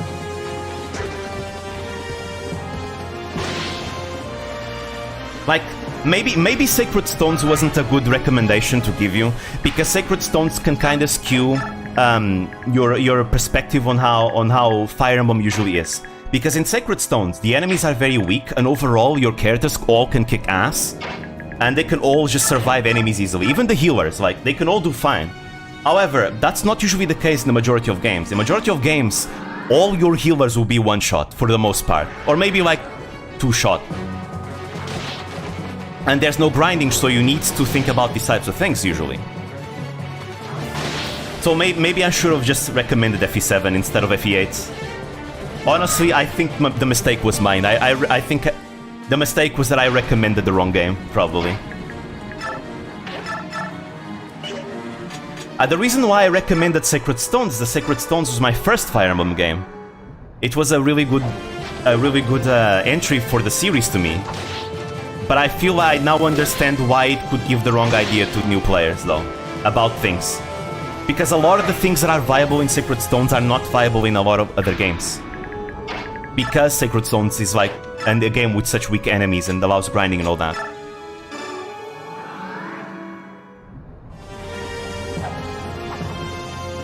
As you acquire more experience throughout the series, you're gonna start understanding why a character that requires too much babying isn't really optimal compared to a character that requires no investment.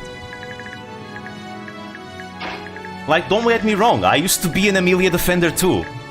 I was there, I was there too, you know?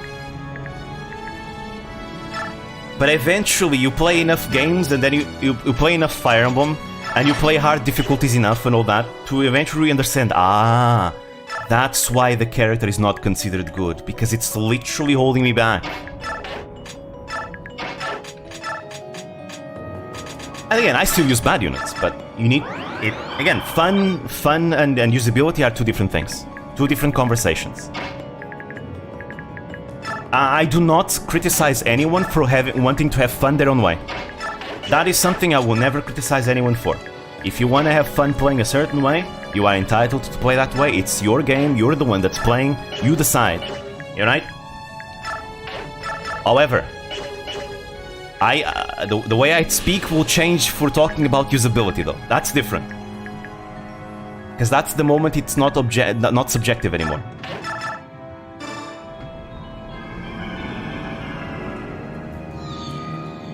Like, you don't have to take anything that I'm saying much to heart, because at the end of the day, Fire Emblem is a game and games are supposed to be fun. If you have fun playing your way, then you are playing the correct way. Because fun is what really matters, right? And if your way is what gives you more fun, then that is the correct way you should play. But that's why I need to make that distinction, because when I talk about fun, that's not the same as me talking about usability.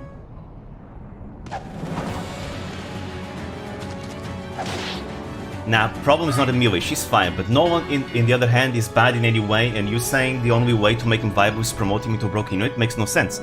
How so? The class is good. Think about it. Mounted units are the best unit type for a reason. Remember when I told you that Franz is good? He's an early game cavalier. He gets better than Seth, but that's not why he's good. Because he's a cavalier. Cavaliers are broken. Look at Wyvern Riders. Wyvern Riders are good because they are Wyvern Riders. Literally, a lot. Literally, in 3 houses, most bad units can be good by just making them Wyverns, right? However, there's a distinction here. In 3 houses, you can promote any class to any units to any class you want. In the older games, you can't do that. Each character's identity is tied to their class. So Null being a shaman gives him access to summoner, which is something not every character has access to. Only 2 characters in the entire game have access to that.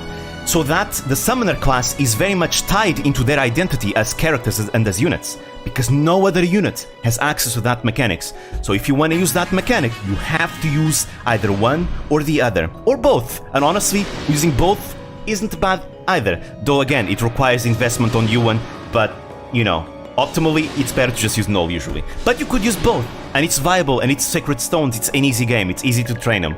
But like, regardless, the Summoner class is tied to Null's identity, because it's not something everyone else has access to. If you were to tell me that, you can't say that character X in 3 houses is good just because you made them a Wyvern Rider, because everyone can become a Wyvern Rider and the class is good, yeah, you have a point. You have a point there, because everyone can become that class. So saying that the X character can become good for that class doesn't make sense, because everyone can do it. That's not the case in Sacred Stones. Because Null has access to something most characters don't.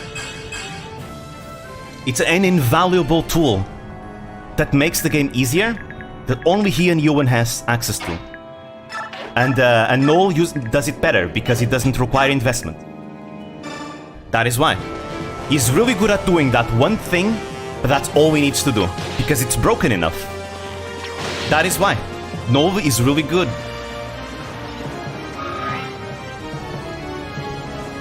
Of course, if you grind, you don't really need to use Noel, because if you grind, your characters are strong enough to just kill everything no matter what, right? But if you play without grinding, you're gonna see the value of having like a unit that can generate soldiers that can just take the heat for you.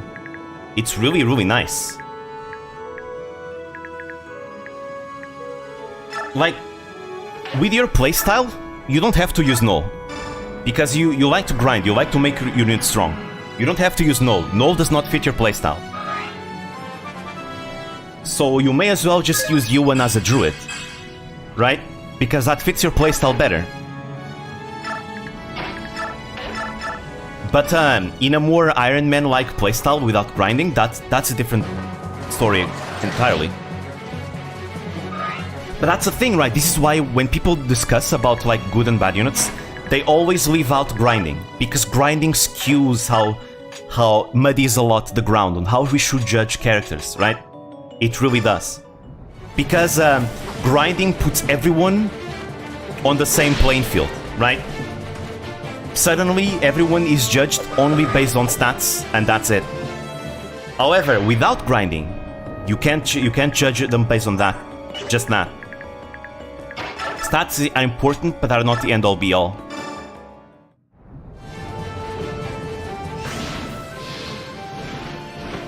Take a character like Amelia, for example.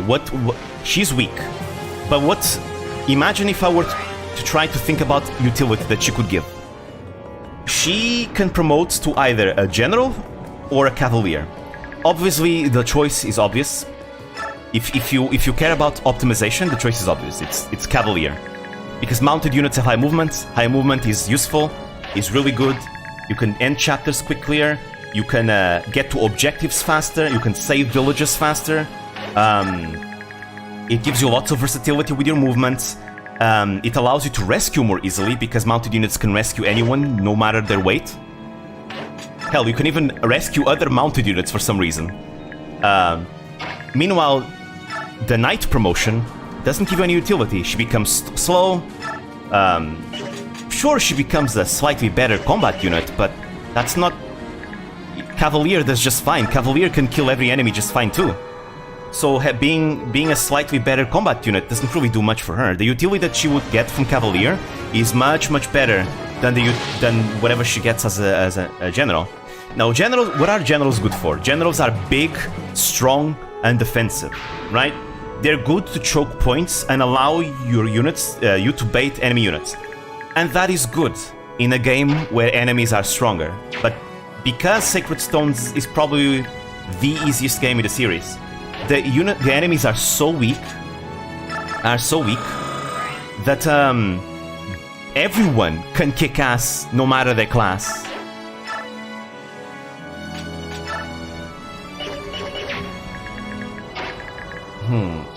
Okay, you convinced me. No, it's not bad, it's just me being casual is the problem. I need more experience with Fire Emblem games to see what bad a good unit is. Right now, no is shit to me. I mean, yeah, with your playstyle, he's definitely not fitting it. He's not gonna get a good combat unit. He's always gonna be a trash combat unit. Always. Because that's not his utility. That's not what makes Null tick. But yeah, try play FE7. I think FE7 is another good one. FE7 is to a lot of people their first Fire Emblem game. It was the first game to be localized in English, right? FE7 is a standard Fire Emblem experience. It's a linear game with no grinding, where it's easy too. It's also pretty easy, but Hector hard mode is actually hard though. Like now you will have to unlock the Hector hard mode, because you cannot play Hector hard mode without playing Elliowood mode, I think. You're basically gonna have to replay the game a few times. But still, to be fair, I wouldn't recommend playing Hector hard mode on a blind playthrough, because Hector hard mode, I think they the way the game design is, I feel like they are already assuming you've played through normal mode once. That is why. But try and play it. I think playing harder challenges is a great way to teach the player how to become a better player. And that's how it was for me. Binding Blade? No, Binding Blade is different. Blazing Sword. Binding Blade is a bit different. I don't like Binding Blade very much, and I know I'm gonna be crucified for this, because a lot of people like Binding Blade. Binding Blade normal mode is pretty easy.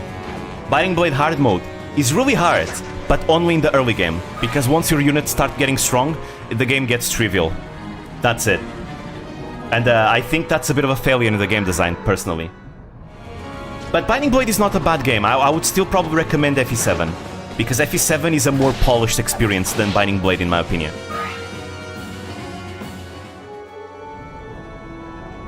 And again, you have Hector Hard mode, which is actually a nice difficulty mode. Once you get used to it. Like, if Sacred Stones, even on hard mode, is not that difficult. But Hector Hard mode really kicks our ass. Yeah, Binding Blade is FE6. Blazing Sword is FE7. I recommend the Blazing Sword. Also, if you want to play them chronologically, Blazing Sword is the best choice, because Blazing Sword comes first, and then chronologically comes Binding Blade. Because Binding Blade because Blazing Sword was a prequel to Binding Blade. Hector Hard mode is is included in the game. Hector Hard mode is a difficulty mode you unlock with repeated playthroughs in FE7. You start with win mode, right? Then you go into immediately Hollywood normal mode. Then once you beat Hollywood normal mode, I think you unlock Hollywood hard modes. You beat Hollywood hard modes, and then you unlock Hector normal mode, which it's a bit different. There's different chapters. Then after beating Hector normal mode, you unlock Hector hard mode. I think that's the case. If I'm not, unless you already unlocked Hector normal mode, if you already play through Hollywood normal mode. Actually no, I think you do. Maybe you do already unlock Hector normal mode if you play Hollywood normal mode. Again, the difference between Hector and Hollywood modes is that the story is a bit different, because Hollywood is the main character in Hollywood mode, Hector is the main character in Hector mode. There are different chapters and different things. Now I get why Joe played Hector mode from a save file. Exactly. Because you're gonna have to unlock it, it's a pain. It's a big pain. To play in a while, whilst I played FE7, so I don't remember. True. You know what, Almighty, if you play FE7, I'll start my own FE7 playthrough as well. Off screen, not on screen. I'll try and accompany you, because I don't remember much of FE7 anymore. And it sounds fun to try and keep up. For me to try to keep up.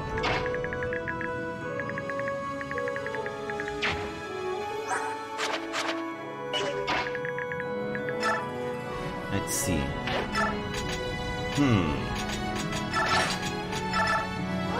Alright, so far so good. Hard kill everything.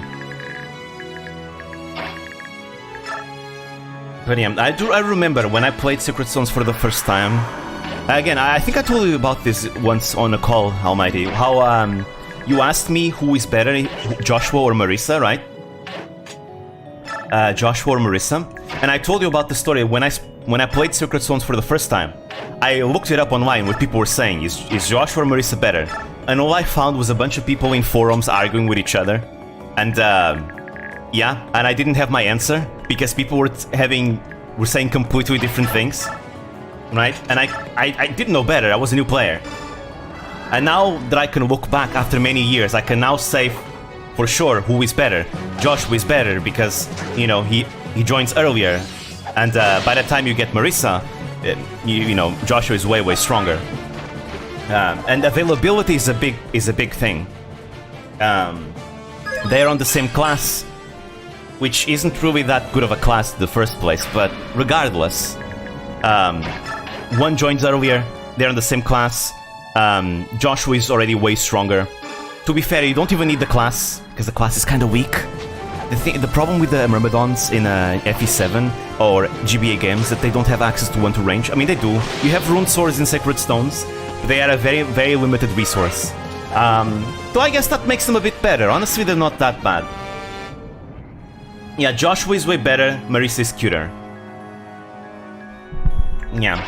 I mean, yes, Marisa will be slightly faster once their stats are capped. Marisa will be slightly faster, but again, it's like I say, the end game is not the end all be all. What matters is the journey, how you get there. Because I mean, Almighty already played through Secret Stones once. You saw how easy the final boss was. Like the final boss, you killed him in one turn. One turn. So like, as you can see, the end game stats don't really matter if the enemies are going to be that weak. Like, it's a meme. Like, in Binding Blade is the same thing. The final boss of Binding Blade dies in one turn. Roy one-rounds it.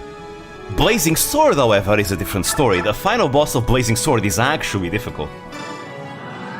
Actually difficult. Though there is a way to break him, but we'll see if you'll find it by yourself.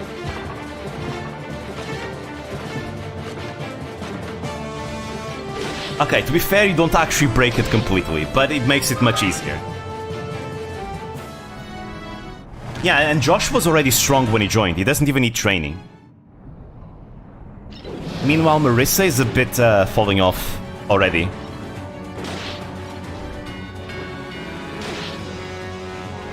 For example, let's see other characters we can compare. Vanessa and Tana, for example. Vanessa is better. You get her way earlier. She's way stronger. However, if you are like me, you'd probably train Tana too, because I like flyers, and flyers are amazing. So you could also train Tana. You don't have to. Vanessa is good enough. Vanessa and Cormac are all you need for flyers, but, you know, I am biased towards flyers, so I always train Tana too. It's not that optimal, but it's not that unoptimal either, because her class is so useful. But it's not that optimal. Oh, here's a guilty pleasure unit of mine. Lara Shell. Lara Shell is not good. Which is weird, because mounted healers usually are really good, right? But Lara Shell is, yeah, she joins too low level. It's gonna take a long time until she can promote to level 10 with healing. But I love Lara Shell. Oh, nice crit, let's go, Liar. I love Lara Shell, so I always use her regardless. She's still useful with her healing, so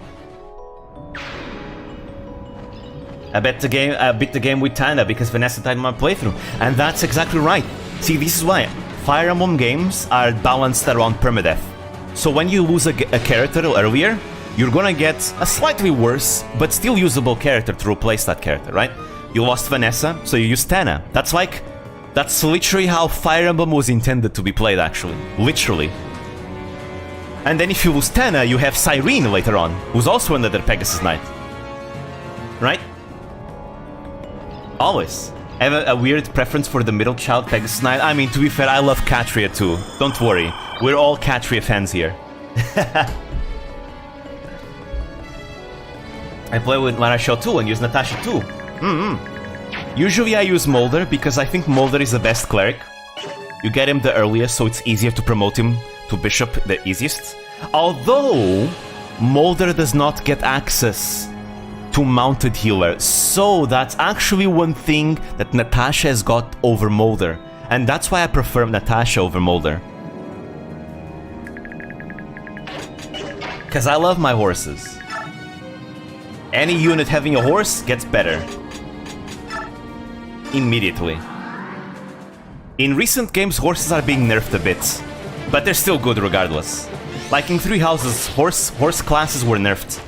They're still amazing though. You have 3 healers, Loot can use staffs too. Though usually I promote Loot to a mage knight, to a mounted mage. But then again, mounted units are super strong, and you can literally make a full-on mounted party in Sacred Stones, and it's viable, it's good. It's a good strategy. I've done it once.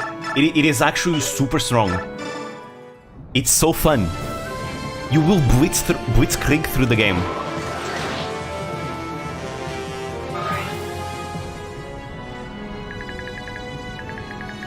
But yeah, for example, talking about balance, Myr is a good example. Myr, the dragon girl you get in Sacred Stones, she's really strong.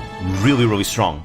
But she is balanced by the fact that she only can attack 50 times. After that, her dragon stone breaks, you can't use it anymore. You can't get any more dragon stones anyways. That's what balances her. So you need to decide whether or not it's worth using her when you use her. You want to use her because she's strong, but you don't want to use her too much, otherwise she's gonna break her stone before the final boss. So it's a matter of balance. Jim, what days you stream again? You don't have it pinned anywhere. I don't. And in fact, next week it's gonna be different. Usually I stream sometimes Thursdays, sometimes Fridays, sometimes Saturdays, and I'm trying to stream every Tuesday. But again, it's not a clear-cut thing, right? Next week I'm not gonna be able to stream Tuesday because I'm gonna be outside. Due to IRL things, I'm not gonna be home. I'm not gonna be able to stream Tuesday, so I'm gonna stream Wednesday instead. So I will eventually schedule that stream. I'm still deciding what it will be. I don't want the stream to be a gaming stream because I'm actually enjoying these non-gaming, well, non-gaming Tuesdays. Not really. I've been playing a lot of VTuber stuff. I wanna keep my Tuesdays to be for like either VTuber games or maybe just VTuber related streams, basically.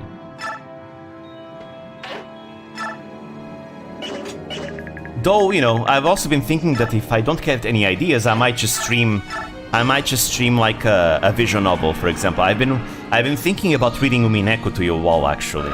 I think that would be super cool, but I'm not sure. Oh yeah, Idol Showdown is coming. Yeah, there we go. We'll play that during Tuesdays, I suppose. Zatsudan?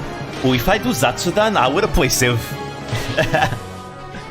But Idol Showdown, I wanna play Idol Showdown a lot. It would be cool if we could have tournaments between ourselves, guys. You know? I think that would be super, super cool. We play against each other, Idol Showdown, and make tournaments.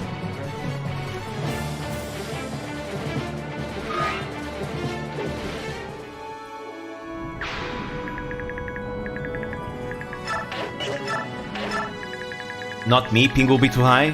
Fair enough. But I think that would be fun to, like, if Idol Showdown ends up being super fun, it would be fun if we could have like tournaments. Like server tournaments. That would be so fun.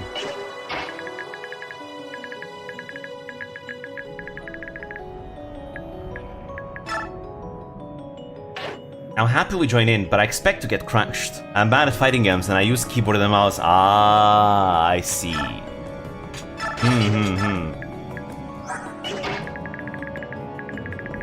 I mean, you know, fighting games is a learning experience. It's all about learning. The best part about fighting games, you shouldn't be going into fighting games with a mentality that you want to win at all costs. You should be just going into it with a mentality that, okay, I'm gonna try and get better, right? As long as you're getting better, even if you're losing, it's still progress. That's the mentality I go with in fighting games. That's my forte. I don't really have fun with them typically. Ah, okay.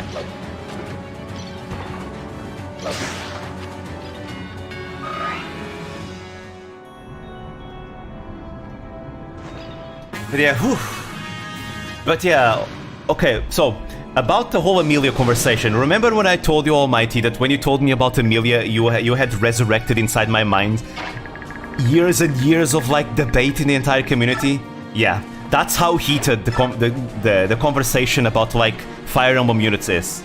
It's really heated, like really heated. Like it's kind of fun, not gonna lie. I actually like these heated arguments, they're fun. It's just people being super heated about like fictional characters. It's super fun, actually. There's some part of it that's beautiful, not gonna lie. Maybe I just like to argue, I don't know. But it's like something so, like, inoffensive, right? Because we're arguing about, like, fictional stats, right? So it's completely harmless. I love this. Best girl arguments? Nah, I don't like best girl arguments because it's all subjective. Those are not fun to argue.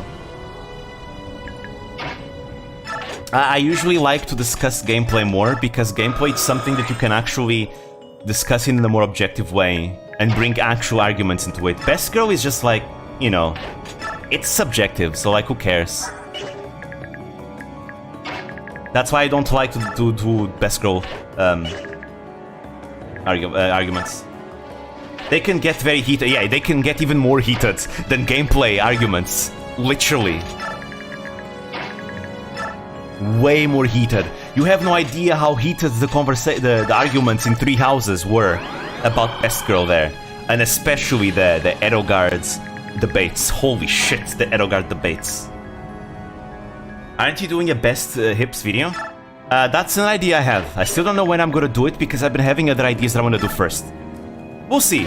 Again, it's more of a shitpost, really.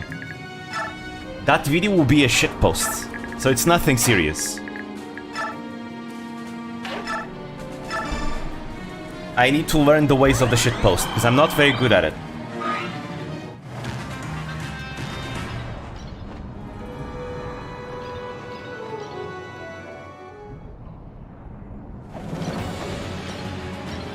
Here we go.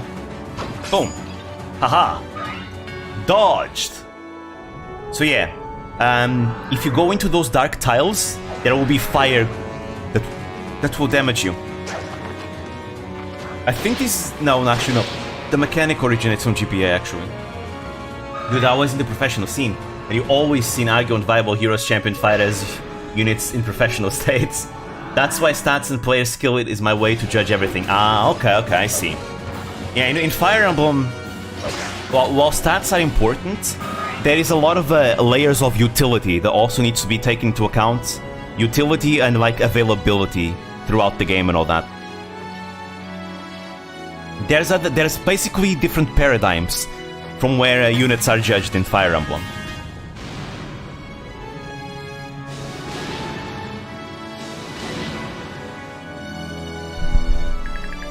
But you know, that's kind of the fun of getting into like different games, right?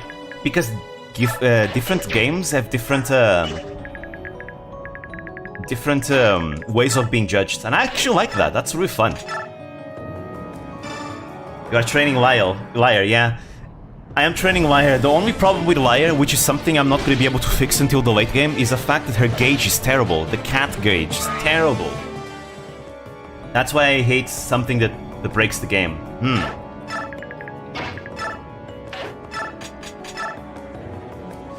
2 damage. Right, her Ifrit broke. I need to give her a new sword. Yeah, Liar's doing good. It's just the issue that... her gauge, she can barely fight without being transformed again. There, personally, I like to break the game once, and then after that, I don't break the game anymore, and I only break the game if the game is hard enough to the point where it should be broken at that point, right? That's why I like hard games, because hard games are the games where you can go all out without feeling bad about breaking the game. That is why. Because the bar for judging goodness in easy games is much lower. But in harder games, the bar is way, way higher. And I judge all inside of Sacred Stones, and inside of it, and without breaking the game, he is low rank. Yes, if you use him as a regular unit, he sucks. You need to use... But, he sucks outside of that niche that he can fill. But man, that niche is so goddamn good. It's such a strong niche. That's why they barely added to the games. That's why it's barely present in the games. Way too broken. As a Trails fan, I like breaking the Trails games. It's a lot of fun. But again, I only break the games if they are the types of games that I feel like it's justified to break them. Again, breaking 3 houses is a lot of fun. I like breaking 3 houses a lot. Maddening mode, specifically. I don't play outside of Maddening mode.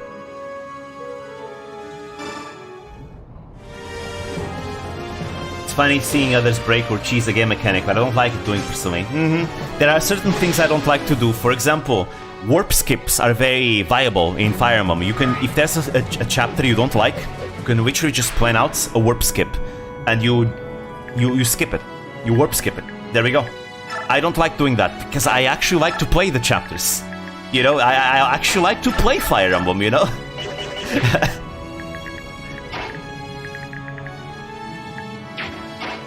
So I'm not an LTCer, right? But that's like something LTCers like to do, right? In case you don't know what an LTC is, LTC stands for low turn count. It's like the turn equivalent of speedruns. But instead of time, it's turns. LTCers are players that try to beat the game in the least amount of turns possible. Which means you're gonna have to play fast. I personally don't like speedruns, though. In Fire Emblem, specifically. I don't like Fire Emblem speedruns. I don't like LTCs either. Because both playstyles are just not my thing. But LTCs are a good show of skill, honestly. They are a very good show of skill. Not my thing, though.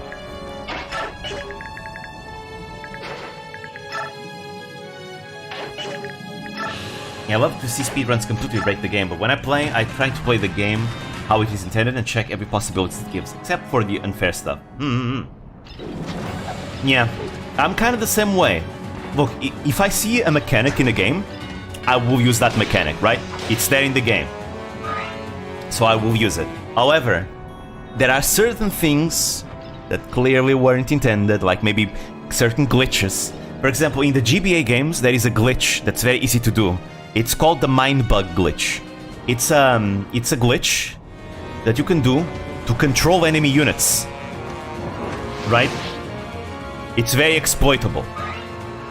I don't do that. You can do that, but I don't do that because like it wasn't intended to be used. Also, Titania might die. She needs to dodge this. She has to dodge this.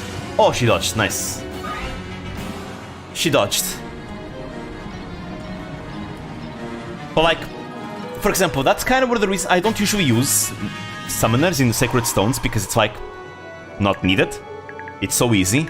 But I don't feel bad about using summoners when I actually do because, hey, it's there. It's a class the devs added to the game.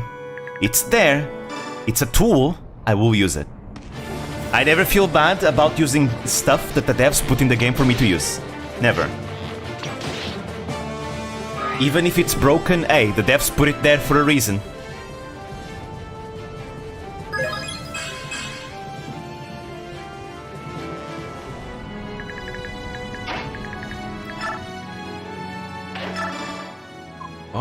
Oh, yeah. Whew. I don't think we're gonna be able to play any more chapters after this. Only 2 chapters this stream, this is not good. Could have probably done 3, but well. So if I promote Gnome to Summoner and see how he breaks the game, I will bench him immediately. Yeah, he really does. It trivializes because that's the thing about Fire Emblem, right? In Fire Emblem, the enemy, most of the times, they wait for you to come to them, right? But you coming to them means you're gonna put yourself in danger, right? You're gonna put yourself at risk. Because your units are not gonna be able to reach every single one of the enemy units. Which means they're gonna be able to kill them. Which means in the enemy phase, there is a big chance they will all start clumping up on one unit. This is why summoners are broken, because you can summon an expendable unit that can just be put in enemy range, and all enemies are just gonna aggro that unit, which will bring them into your own range. That's what makes it so broken, because suddenly there's a certain layer of thoughts that you don't need to think about anymore, because the enemy comes to you, not the opposite. This is why the summoner mechanic is so broken, so overpowered. Devs most of the time doesn't know how to balance the game, so they might add it and doesn't know how it's broken. Look at Overwatch, broken as hell. Devs just don't know how to do that. I think summoners were summoners I don't know if the summoner class was first in this game, in Sacred Stones, because in Echoes there's a class, the cleric class. The clerics, they can summon as well, and they're very nice. They don't break the game, but man, they're great, and they arguably they're stronger than in Sacred Stones because they can summon more than one unit per turn. But because of the way the game is, because of the way Echoes is, it doesn't feel as unbalanced, because Echoes, I would say, is a much harder game than Sacred Stones. And Echoes throw so much bullshit at you, because the enemies also have summoners. So it feels fair in Echoes. And Gaiden, I don't know if clerics could summon in Gaiden. I think they could, maybe, but I'm not sure. Maybe they could.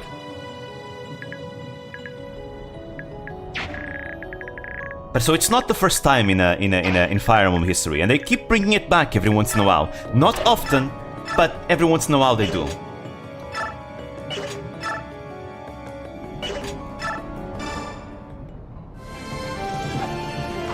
Alright, time to die. People were very scared about Engage, actually. If the emblems would be way too broken for Engage, and they are broken, but Engage is designed around it. You're right.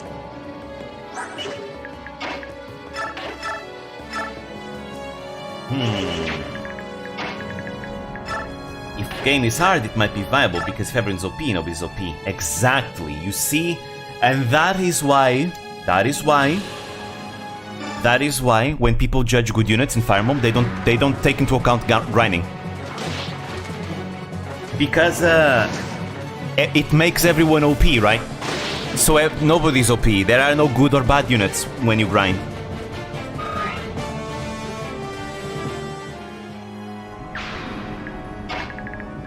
That is why when I judge characters, I judge them without the grinding aspect. Which is what most people do.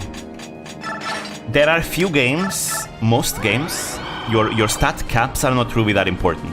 There are games, however, where they are actually a bit important. Just a bit.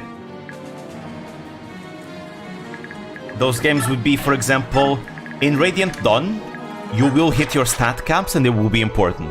Although there is enough levels for you to get level ups. You can sometimes re-promote just fine. Even if you want to cap your stats.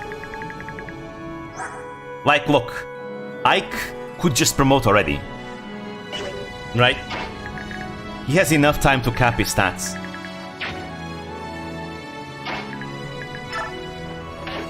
Ah, screw it, Ike can dodge. We'll put Ike in the fire. He'll be fine. We can deal with them.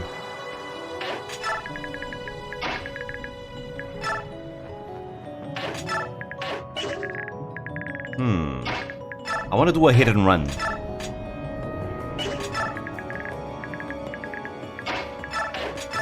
But yeah, that's why it's much easier to judge good and bad units in harder games. Because harder games require units to actually pull their weight a bit more. Who are you? Ike of the Grim Mercenaries. You don't look too good. Maybe you should just leave. Wait a moment. Ha! Look at everyone! Look at this one! He's not a beast! Oh, thank the goddess! Victory is nigh! So, chasing us into these caves wasn't a plum assignment. All the best generals wanted, huh? How dare you! Take my spear, knave! Good luck hitting Ike. He's got a B support with Soren. Septimus. We Elder Scrolls now. I mean, Benyon is an empire after all. I think the Benyon Empire is very Roman inspired, actually. I think. In many ways. Not completely, but in many ways. Very Roman Byzantine inspired, I'd say. Yeah, it's definitely Byzantine inspired. Radiant Dawn belongs to the Nords. A lot of games have a lot of Nordic references, actually.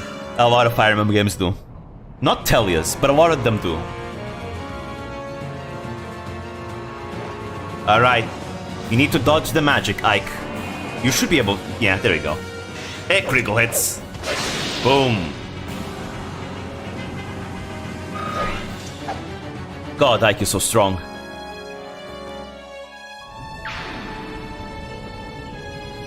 Uh-oh. Uh-oh.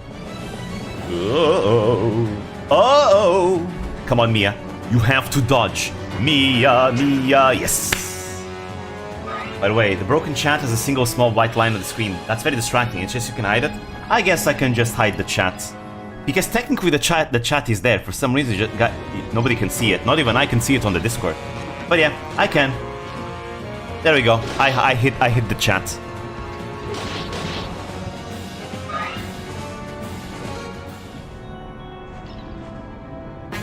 Alright. We killed them all now. Yeah. Because the chat technically was on this entire time. For some reason, YouTube is just screwing up.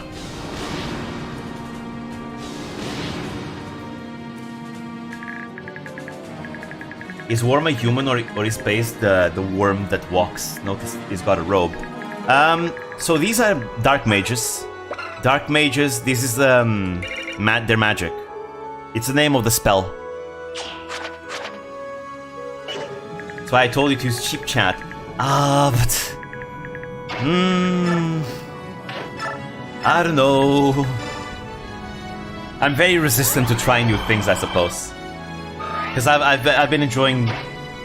No, here's the thing. No. This is not a sheep chat situation, though. This is not on my thing, because I can see chat just fine, right? Like the usual program that I use to see chat, I can see it just fine, no problems. You guys can't see it because it doesn't appear on OBS. Like my OBS, if I go on my OBS right now, it doesn't appear, and that's what you would use to link the YouTube chat to OBS. So it's not a problem with my program, it's the problem with YouTube itself in this case.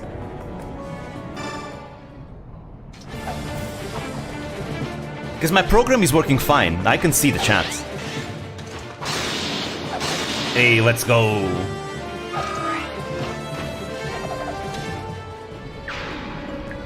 It's really weird, this has never happened before actually. Alright, let's kill Septimus. Die, cur! They told me that the enemy would be burnt by the time I reached them. The only thing I'd have to do was carry their dead bodies back as proof. It's just my luck that the enemy's alive and well. Why does this always happen to me? I can love robes. Screw armor, robes are baller. I like armor more actually. I like robes too, but I always thought, why don't mages use armor?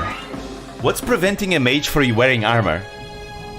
I think it would be more optimal, if anything.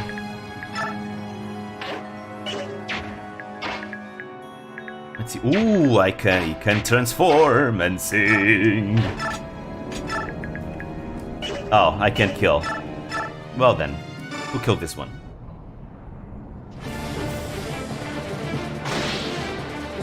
It's setting specific. In a lot of settings, heavy armor tends to disrupt the flow of magic due to how constraining it is.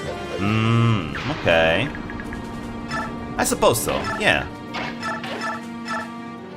I feel like the whole thing started as a way to balance mages, because I think devs that started with the whole mages wearing robes probably thought that it would be broken for a mage to wear a robe. Probably. So they probably started with excuses to make mages wear robes so that it would balance things up. That's my guess.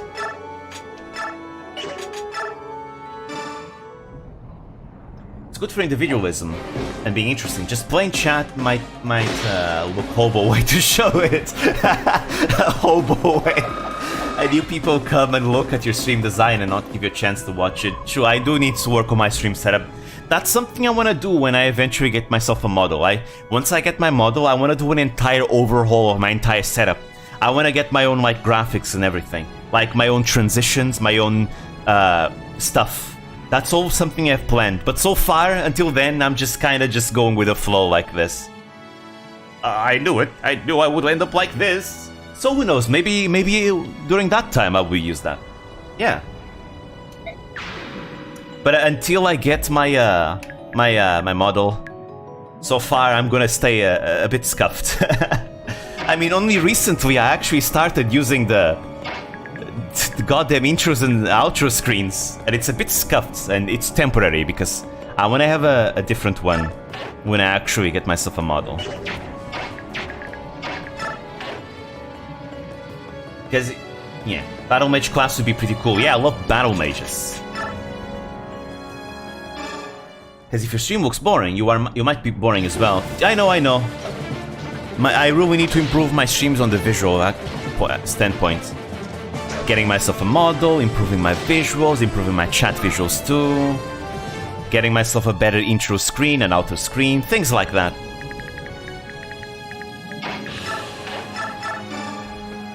Though to be fair, I kinda did it scuffedly strategically first, because I just wanted to get used to streaming. Now I'm starting to get a bit more used to it. Intro and outro is the same video downloaded from 3 stock videos. Yeah, dudes, I looked up like free stop intros. This one I like this one, so I ended up going with it.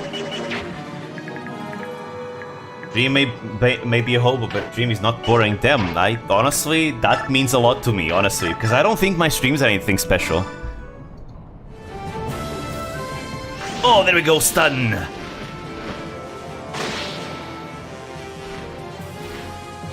Your screen was worth it, just so that the stream doesn't start and half of your sentence is cut off.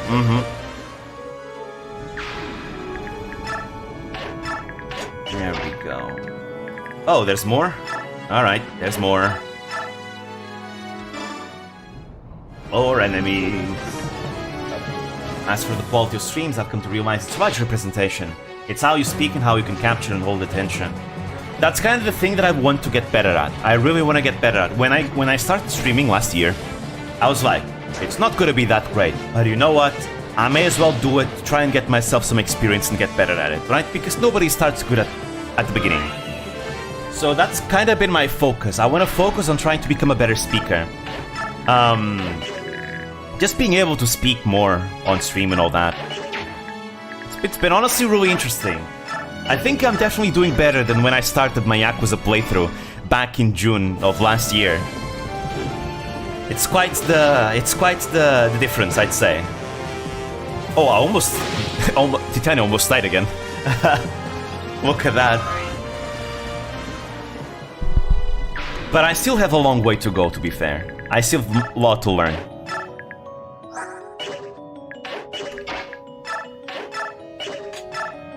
Alright, more grass. And I almost died twice.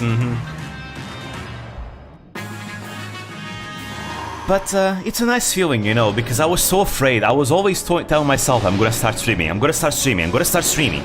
But I always thought, I was like, no, I'm not ready yet. I'm not ready yet. Right? Until I eventually was like, nah, I gotta start. If I don't start, I'll never actually get to it. You know? Because I was so nervous, right? Because I suck at it. But it's all a matter of, you know, getting used to it. It's a skill like any other. I believe anyone can do any of these skills. It's just how much are you willing to put in the time and effort to get better, and actively trying to put in the effort to get better. Because yes, some people, they try, but they never get better, and that's because they're not... See, I believe being able to learn is yet another skill that people can get good at. It's I've told many times, many times in our stream, it's the reason why Suisa is so good at everything. She's good at everything because she's good at learning. And because she's good at learning, she can do anything, right? So, in order to do something, you just need to get good at learning. The moment you are good, you improve that skill to be good at learning, which honestly will be the hardest part, because, I mean, if you don't know how to learn, how you're gonna learn how to learn, right? It's difficult. I think that's the hardest part, but it's possible. It's just all about to find a trick to it. There's a trick to it. Once you do that, it becomes easier to, like, learn things. And that's kind of been the mentality I've been going to on streams, is I accept I suck. Because I suck, I'm not gonna beat myself over being too bad, and I'm just gonna try and improve. And this is the mentality I go for anything that I wanna get good at. I admit that I suck, and I just try and improve.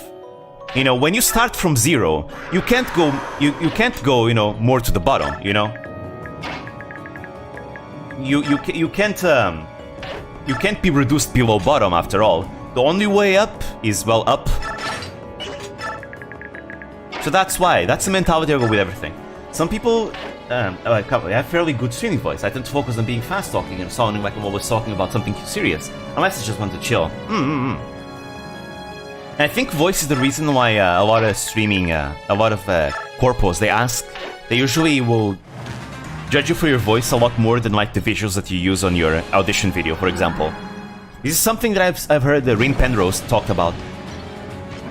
And I think Pippa said the same thing once in one of her streams. Some people just have natural talents towards certain things. I don't think people can do literally anything. That's overly optimistic view of life and wishful thinking. I think, in my opinion, talent is just a head start. It's just that when you are talented at something, you can more easily learn and get good at that thing. That's what I believe talent is.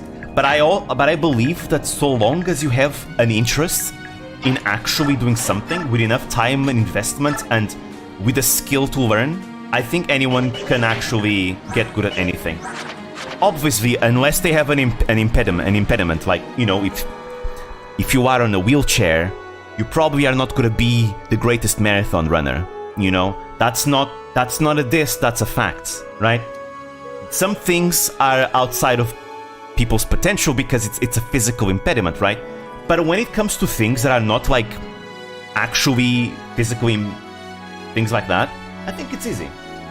Let's be real, no matter how much you put your mind to it, you're not going to beat LeBron James in basketball. I mean, I guess I can't really talk about sports, right? Because I'm, you know, all the sports I've practiced, I did it casually, and I was never much into the whole sports thing. So maybe what I'm saying doesn't apply to sports. Maybe, I don't know. I mean, I'd like to believe that an athlete that tries their hardest and puts in more effort than anyone else and knows the best way to learn, maybe, but I'm not an athlete, so I can't really say about that, right? All I can say is what works for me, but I'm not an athlete, so I don't know. However, when it comes to art, like art, or anything that requires, just in general, artistry or your mind, I think anyone can do it. For example, if you want to get good at a certain art, if you want to get good at drawing, if you want to get good at singing, if you want to get good at dancing, if you want to get good at writing, I believe anyone that really wants to achieve these things, I believe anyone can do it. Because there is nothing physically that can prevent you. With being an athlete, I can see the argument. You know, not everyone's genes are the same. Not everyone can, like, be a peak performance athlete with amazing bodies and all that. Sure, maybe not everyone can do that. But when it comes to art, which is kinda separate from that physical side in a lot of ways, I think when it comes to art, anyone can do it. And I think content creation too. I don't think there's no, that's wrong. I was gonna say I don't think there's a science to it. No, that's wrong. I think there is actually a science to it. And it's learning the science behind how things work that will allow anyone to get good at something. And I think it all starts with the admitting that you suck at something. That's the start. First you have to admit you suck at this. From there you can start actually learning. Because when you admit that you suck at something, your ego will not block you from getting knowledge, right? And you will pretty much be learning and taking all the advice you can take to learn something. That's how I got better at League, by the way. I used the same mentality. Got to gold after that. Sure, gold is not that much, but guess what? I never made it to gold, and after I took that mentality, I got better at League, and I got to gold, and I could made it to plat as well, because honestly, gold players were not that different from silver players, so I probably could make it to plat. But you know what?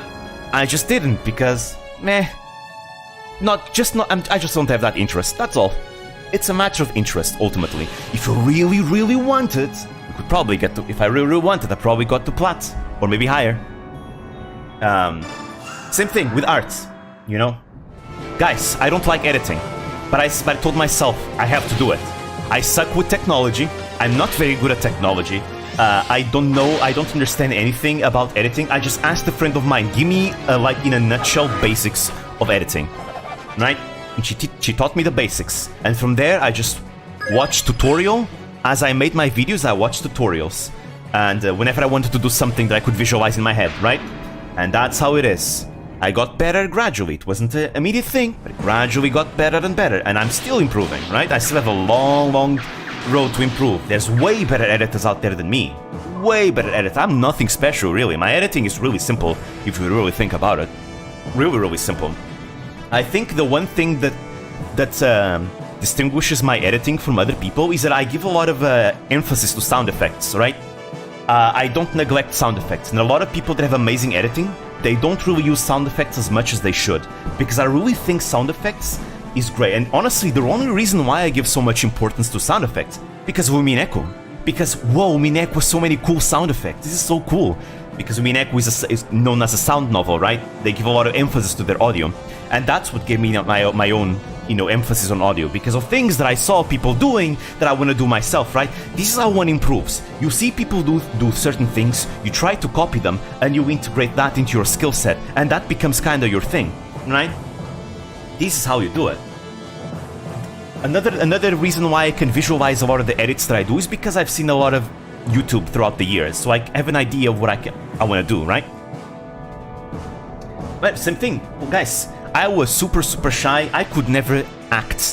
When I joined my theater club, my teacher, she even told me years later that when she saw me for the first time acting in the theater, she was like, "Yeah, this guy's not gonna go that far." But she never expected me that, you know, years later, I would be literally one of the best actors in the theater club in our high school. And she told us, "Man, I miss you." Things like that. Right? But why? How did that happen? It didn't happen by accident. I was actively wanting to become a better actor. I was like looking up stuff online. How can I improve my acting, right? Because I wanted to become a voice actor. And every single voice actor that I saw giving advice online, they said, "Hey, do theater. Theater will help you with that." Again, same thing with voice acting. I keep practicing. I keep looking stuff to learn, right? I don't think I'm special, guys. I really don't think I'm special. But I've acquired all the skills that I have through hard work. That's all. I don't think I'm special at all. Like, at all. I really am not. I'm just a regular person. But I really believe that regular people can have the power to do a lot of things if they really apply themselves to, you know? Like, I mean, outcomes, I can't really talk about outcomes. Outcomes is not something you can have a control of. You can only have a control of your own skills, not your outcome, right? Whether your skills will make you successful or not, who can say? I can't. No, there's no guarantees of that.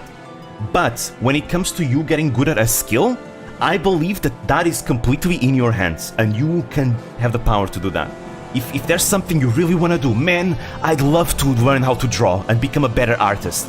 You can do it. It will take time, it will take effort. Some people will take longer than others. But if you really try, if you keep practicing, if you know how to learn, how exactly the techniques that you need to learn to get good at it and all that, I believe anyone can do it with enough commitment, effort, tears, sweat, you know, blood, sweat, and tears. I think talent is only like you being more easily being able to get good at something. But ultimately, even if there's something you're not good at, if you still try, it might take longer, but you can do it too. But again, this only applies to, like, in my opinion, like, from my perspective, arts, things related with arts, things related with entertainment, performance, things related to things inside your control, your personality. Again, anything that's inside your control, not outcomes. Outcomes, I think, is something that tends to be... I think when people think about you can do everything you want, there is a misconception about outcomes. And I never talk about outcomes when I'm talking about this, because outcomes is something outside of your control. How the world reacts to your skills is not something you can control at all. That's how the world reacts. We can always only control ourselves. That's all. As long as you don't use the same sound effects over and over and over and over and over, like those three, the MMT animation of MMs per hour. I hate those sounds so much now. Yeah, you can't use the same sound effect all the time. You need to vary. That's something I've learned as well. So no, don't worry, I don't. I have an entire folder in my PC, an entire library of sound effects, so many sound effects, and I keep adding more as I find more interesting ones. The best people at certain crafts dedicate their lives to it. Exactly. You don't have to dedicate your life to something to become good at it. You just need to be to the right mindset for self-improvement. Exactly. And here's another thing, another misconception. You don't need to become the best in the world at something. You don't. Like, I think that's a misconception. People are saying, like, oh, not everyone can be the best. But you don't have to be the best. You just need to be good enough for yourself. You know? Like, you need to compete with yourself. So long as you become better than how you were yesterday, you're already doing progress. Everyone else, who cares? Are they better than you? Sure, who cares? Just, you're doing progress yourself, right? That's all that matters. Stop comparing yourself to others. Don't. I mean, I compare myself to others more as a way to see how long I have to go, right? And as a way to learn from them, right? But when it comes to actually judging myself, I only judge myself with myself. And then I look to others as a way for me to improve, right? There's a lot of people that are way better at me at pretty much everything I do, right? There's people out there that are better at acting than me. People out there that are better at voice acting than me. There's people out there that are better at singing than me. People that are better at entertaining than me. People out there that are better at editing than me. People out there that are way, maybe even more creative, who knows, right? So many people that are way better at me at so many things, but is that going to prevent me from keep doing from what I do? Nope. I'm going to keep doing my thing, and I'm going to keep improving my skills, because that gives me fulfillment, and I enjoy creating things, and it's a lot of fun to mix all my skills together to make some cool other things. And who knows, maybe from all this, real originality can come up with the transformative things that I can do, right? Because real originality is transformative, because there's nothing that's actually original, really. It's all based on things we see and splice together and merge together and create something original out of that. Yeah. I used to stream too. I have great design transitions, HUD and stuff I made by myself. I played on a very high level, showing high skill, talking a lot of stuff. That's great. And again, a lot of people have a lot of interest in like watching high-skilled gameplay in any game. So like that's a really good thing to capitalize on. And I'm super boring for people who just wanted watching fun streams. I was sitting focused, showing what I tell by action. You know, it's something I realized, streaming and playing well is actually difficult, because you're actually so focused on one over the other. It's difficult to do both. That's why I really admire Suisse for being able to play at a high level while also being focused. I want to get there, I really do. But yeah. I trained a lot. Most of the time I practice in game, learning new things and polish what I already knew. After that I show people how to take wins and how to learn after I lose. But I'm lacking. People doesn't like training, focusing and become better in everything. That's why I'm boring for common viewer. Yeah, you need to find yourself a niche of people that are like into that part of things, right? Into that kind of thing. Usually if you are into a certain community that's competitive, like imagine League of Legends. Take League of Legends as an example. Some people that want to watch people that are really good at playing, because they want to become better themselves, right? So you need to find that specific part of the community and appeal to that niche in specific. But a lot of casual players will not want that, and the majority of people that play League are casual, right? So a lot of people actually will not go for that. It's difficult. It's all about how best to portray the skills you have to people. Oftentimes, those people that are super competitive, they usually are dedicated to one game though. So doing it to multiple games doesn't usually work. It's difficult. It's something that I think every content creator has to struggle at some point. How to best portray their skills. I think it's something even I am struggling with. I'm not fantastic at most games. I'm above average at most of the things I play, but I'm not a pro. It's just important to entertain and engage people in other ways. I like to believe I'm good at games, personally. I mean, I don't know. I don't think it's up to me to judge, maybe. But I've been trying to focus more on the entertainment aspect. But I also want to show good gameplay. I'm trying to strike that balance like Suicide does, but it's difficult. Again, I still have a long road to go through on both entertainment and playing well while streaming. Really difficult, but you know what? Hey, I'm here for the long term, so you know what? So long as I draw breath, I'll keep trying, and we'll see how far I can go, right? You miss out on nothing by trying, after all. You like Gosu, who gets so many views by only playing Vayne. All the Vayne 1 tricks will watch him to learn from him. Exactly. It's easy until it gets into competitive scene. I can dunk on all but the sweatiest of people in FromSoft games. I will unapologetically say I'm great at PvP with those. Oh, okay. I'm not very good at PvP in Souls games. Feels a bit clunky sometimes, especially when it gets super laggy, personally. Hike, Renov, this way! I found a way out! Excellent, let's get out of here. You don't have to tell me twice. But yeah, I think Suisei has that mentality of, hey, I'm gonna get better at this and I will make it happen by learning. I think she has that mentality for sure. Yeah, I respect Suisei very much. She's probably one of the Vtubers I look up to the most because of that.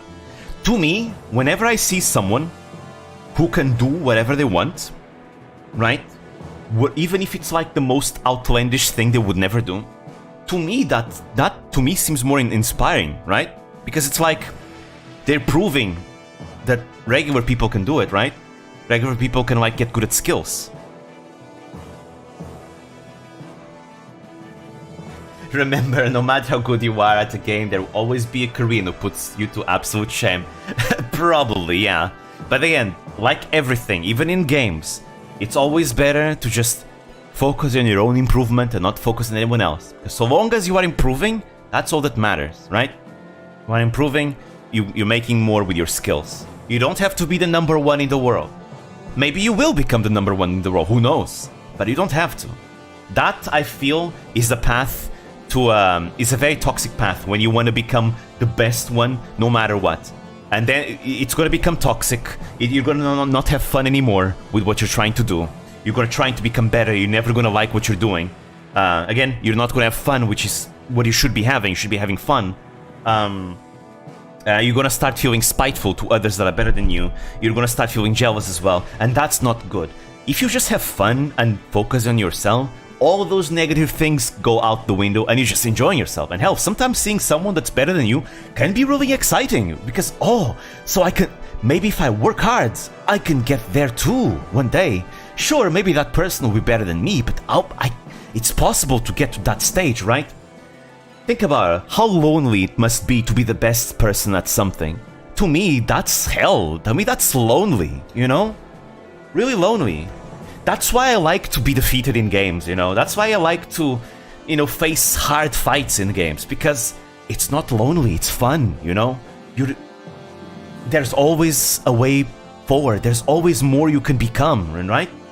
But if you ever reach your peak, if you ever reach a peak that it's impossible to get better than this, if you ever reach a point where you are the best person ever and no one can get better than you and all that, that to me feels so lonely. I wouldn't want that at all. I really wouldn't. Like, I want to get good and better and better and better, but I feel like being the best is a curse. I really do. Like, I feel like being the second best is way more fun, because being the second best, there's always more you can do. Always more you can, you know, try and hope to reach. Always. Right? There's always a future, basically, right? But once you reach the pinnacle of skill, then, I don't know, I feel like at that point you have to undergo a different journey. A journey of, what will I do with this skill that I got, right? You know, it reminds me of this concept of the pinnacle of martial arts, of, good job, you reached the pinnacle of your skill in martial arts. But now your journey is only now starting, because what will you do now with that skill? Because all those skills mean nothing if you don't actually have nothing to do with it. And now it's up to you to undergo a journey to see what will you use those skills for. Things like that, I don't know. You know what they say, it's lonely at the top, but it's less lonely if you at least have people who are pushing you to your limit. Yes, exactly. I like that a lot. That's why I love rivals. I like having rivals when I play games. You know, a good rival can really push my skills to the limit, and I'm gonna try my best to beat them. And hopefully they'll be also doing the same, trying their best to beat me, and both of us can get better and better and better and better. I love that. So much fun. Now, they was only good in StarCraft 1 only because it was popular in Korea and people dedicated their lives to the game. In StarCraft 2, when others can do that too, Koreans are just good. You can't be the best at something because it's always someone there's always someone breathing at your neck. Hey, I think that's fun. I think that's a lot of fun. I've heard once you master a style of martial arts, you should go on another style and try to integrate it. Yeah, I've heard that too. By the way, guys, I've been playing a lot of Advance Wars by Web. It's a lot of fun. I recommend anyone that likes turn-based competitive games to play Advance Wars by Web. It's a lot of fun. The community's been thriving a lot too. There's a rank ladder in the website too, so you can play in fair, balanced ranked matches with nice maps that go on rotation and are made by the players, and only the very best are added to the ranked ladders. You can also play casually up to 16 players. Advance Wars by Web is a lot of fun, guys. And the reason why I'm talking about this is because the Grandmasters, like the best players of Advance Wars by Web, it's a lot of fun to see how high they can reach in skill. Like the skill ceiling in Advance Wars is really high, really high. It's a lot of fun to see like the Grandmasters try and get better and better and beat each other and all that. Makes me wanna do it too. That's why I've been playing Advance Wars by Web ranked in the website. But yeah. Yes, we did it! We made it through the caves! Oh, sorry, my screamier voice today sucks. Because, I don't know, my voice today isn't doing so good. Looks like we finally lost the Banyan army as well. We can find the rest of it. I thought we were finished. I thought my rashness had killed us, but we've lived to see our land again. Hey, Screamier, has all the heat gone to that shaggy head of yours? Look around. Is this Gallia? What? No, we can't be in. You! By whose authority have you entered this land? We're in Goldoa. Goldoa, the land of the dragons. By the goddess did we mess up. The dragons. It is said that they are the most powerful of all the Laguz tribes. I've always wanted to fight a dragon, but I never expected it would happen like this. When our king finds out about this, I will have much explaining to do. You've got to get home first, Screamier. I guess we have to pay that stubborn old lizard a visit, don't we? Let's go. Competitive scene is highly underestimated by people. You can't be the best in what you're doing, because you always need to improve yourself to stay the best. Exactly. That's why best find fun in training. Exactly. That's why it's much better to find the enjoyment in getting better, in you yourself getting better. Because you have fun, you know, enjoy the process. It's great. I love it. It's a lot of fun. The new Tekken is coming out soon, guys. I might stream some Tekken when it comes out because, hey, my main has been added to the game. It's Lily. You know, Lily got added, so maybe I'll play Tekken in the future too. Anyways, and there you have it. We never intended to violate Goldoa's borders. It was an accident. Hell yeah. My old main was Asuka, but my new main is Lily. I know, I'm maining her rival.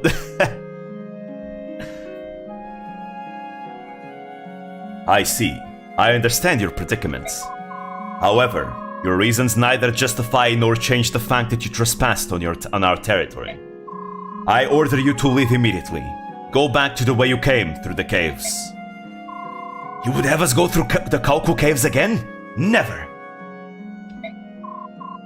Stop talking, Screamier. Many of my men are wounded. You're sending them to their deaths. I will not allow this. It is regrettable, yes. However, I cannot make exceptions. Your men will leave, now. How could a Laguz be so cold to his brothers? We are your people as well. This isn't news, Screamier. Goldoa and its lizards have ignored the suffering of their Laguz brothers for centuries. They even looked the other way while we birds and beasts were enslaved by Beork. Isn't that so, Dragon King? Our country is neutral. It has been since the time of Out of Mind and will continue to be so. And you might as well just kill us now. It'd be the same as sending us back to the Kalku Caves, and it saves us the walk. You are a Beork. I would not expect your short-lived kind to understand. I don't need to understand to see that it's a poor king who has so little regard for his fellow living creatures. Your Majesty, please hear our plea. Hey, it's Enna. What are you two doing here? Please allow my grandfather and me to guide the Laguz Alliance to the borders of Gallia. I beg of you. Prince Rayson of the Heron tribe stands among these men. The Dragon tribe owes him safe passage. Please, your Majesty, he saved the soul of your son. Would you condemn them to die, despite the good they've done? Do as you like. This is the only exception I will ever make. Where is her husband? He's dead. He didn't survive, he died.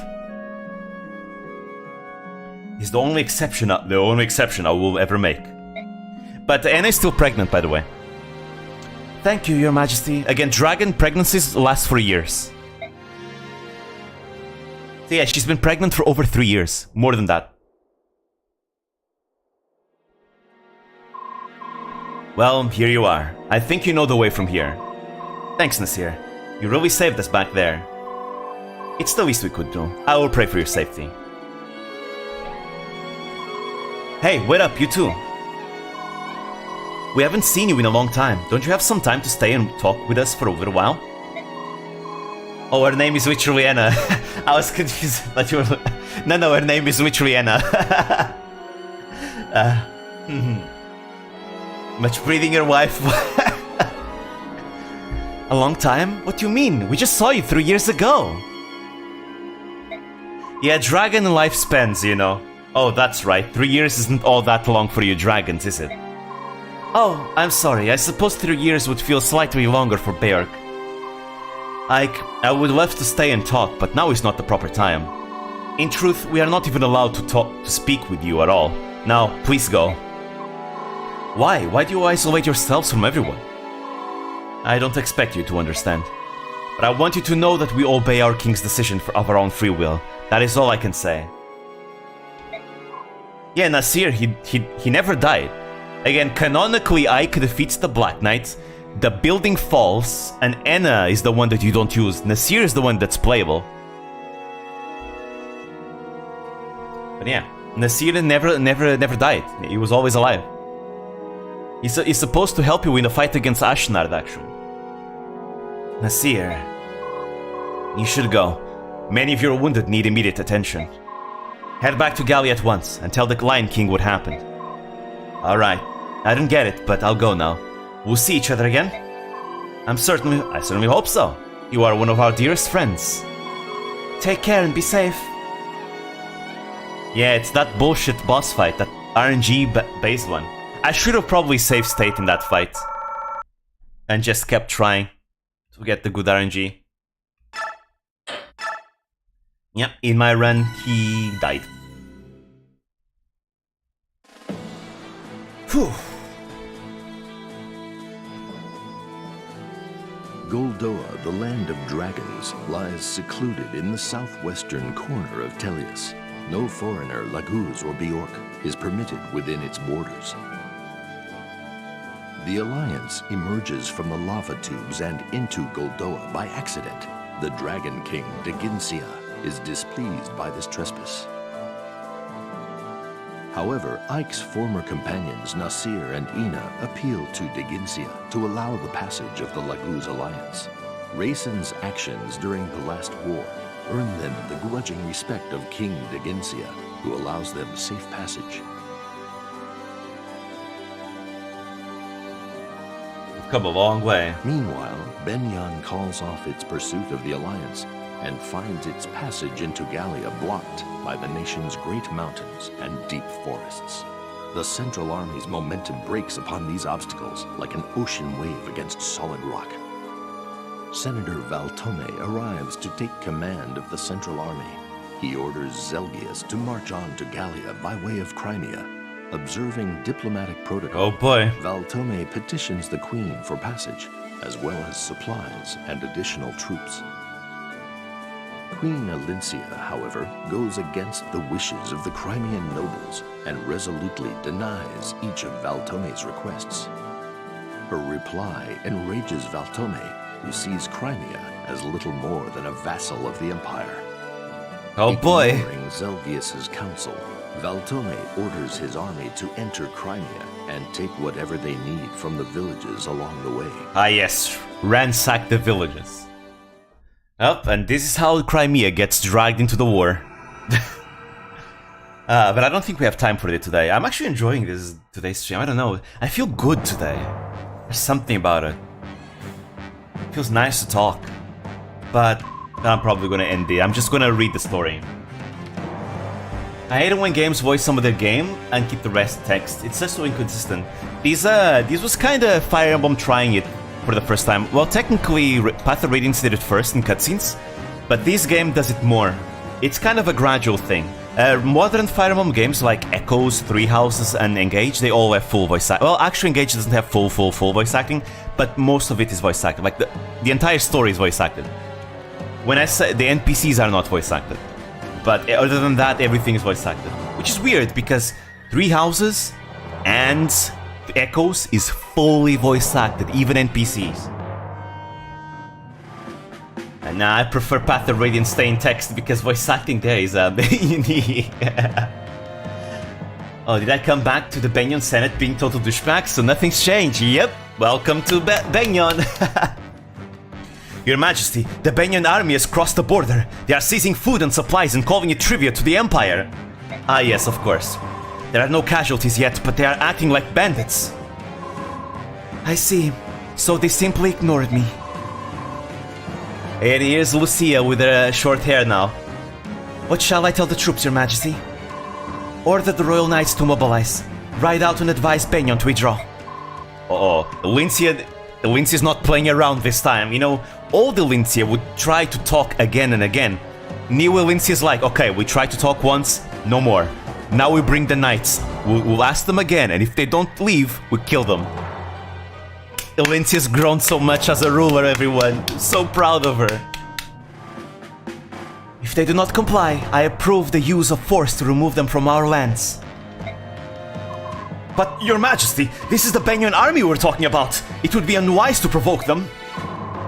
I had hoped to avoid this situation, but the Empire's attempts to strong-arm our people shall not go unanswered. I mean, hey, Lincia's giving them 2 chances, you know? First chance, peacefully. Second chance, on gunpoint. No third chances, though. Deploying the Royal Army, the Royal Knights, is the only way to protect our borders from incursion. However, I remain open to suggestions. Do you have an alternate plan of action, Lord Seiran? No. Please forgive my impertinence. Your Majesty is quite right. I'm glad we are in agreement, Lord Seiran. There we go. Dude, Lincia is not playing around this time. This whole situation disturbs me greatly. I wonder, what is happening to the Empire?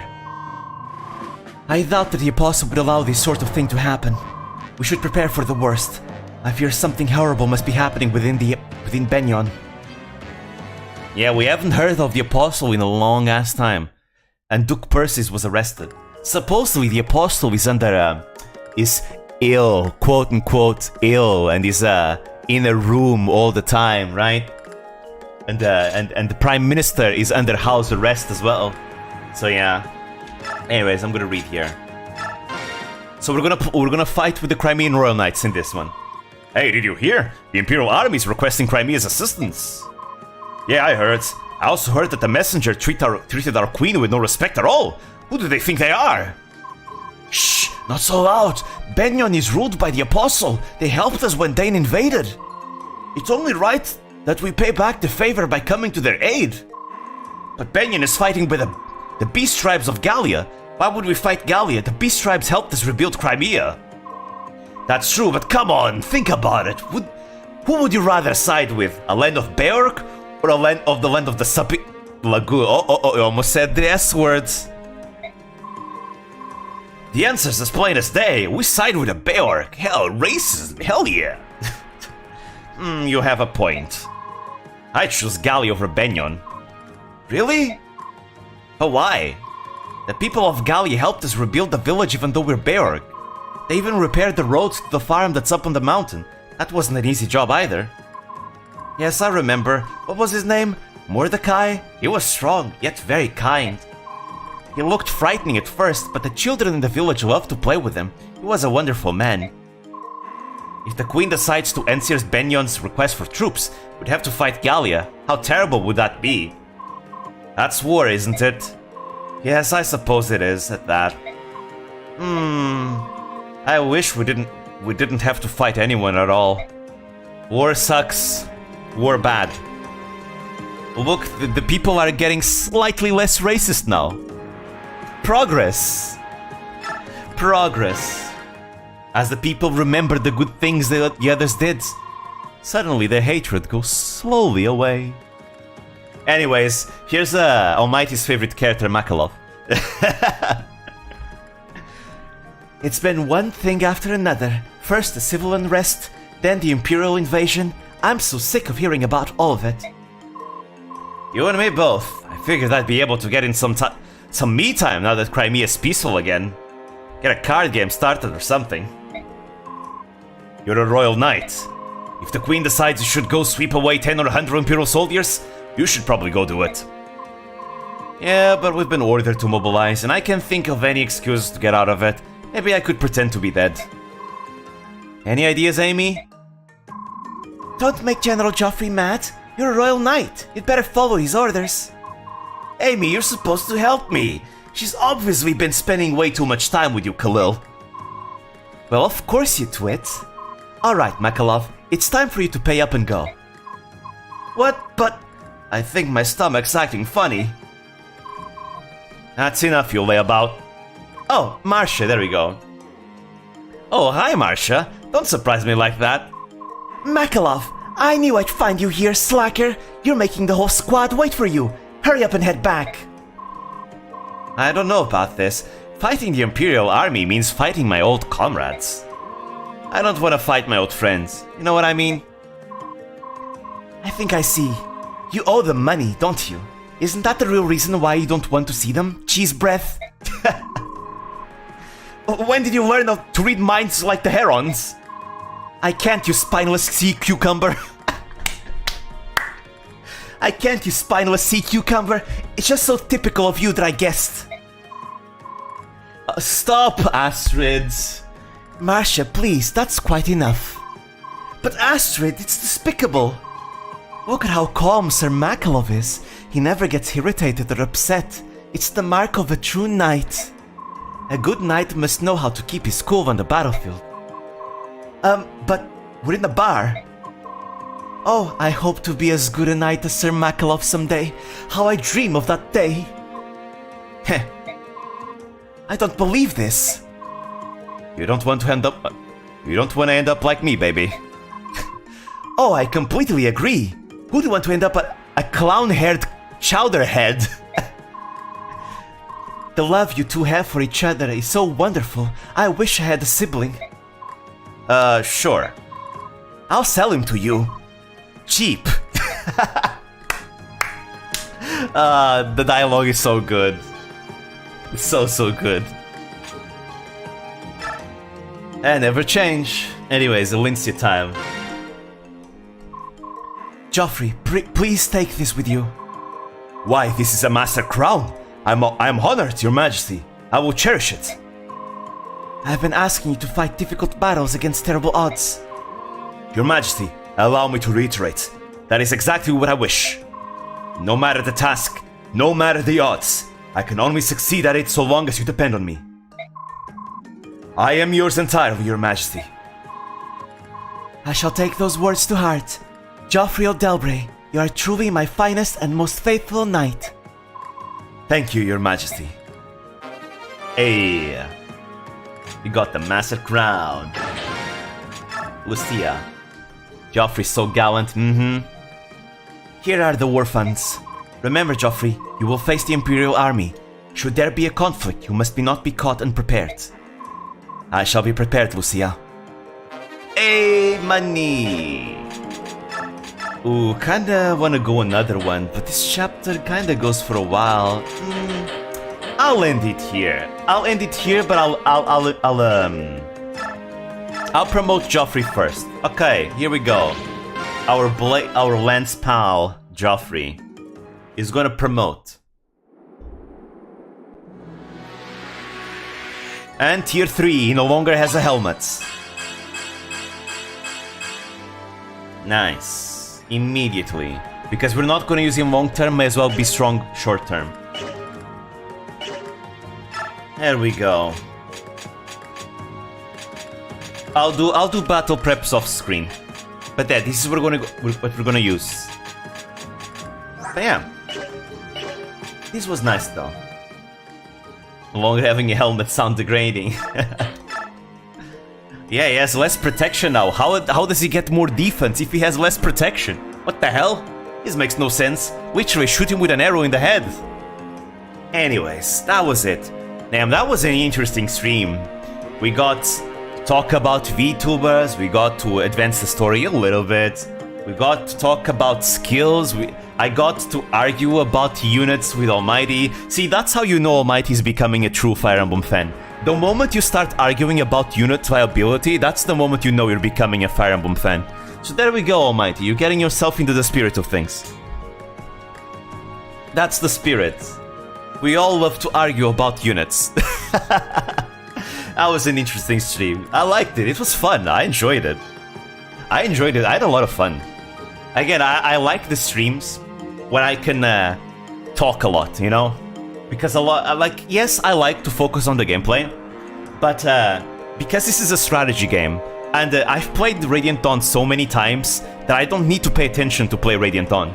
So it just feels, it's usually if I'm just focusing on the game, I am too silent, and I want to talk to people, and I think this was a nice stream where I was able to just talk, you know, just talk and talk and talk, which is nice. Like, yeah, when the situation gets dicey, like earlier, I will focus in the game for sure. Other than that, just talking is nice. I like it. But whilst I caught an FE stream, yeah, we're halfway through FE right now. I mean, there's still a long way through. How many chapters does this have? I think there's like 5 or 6 more chapters in part 3. And then we have part 4.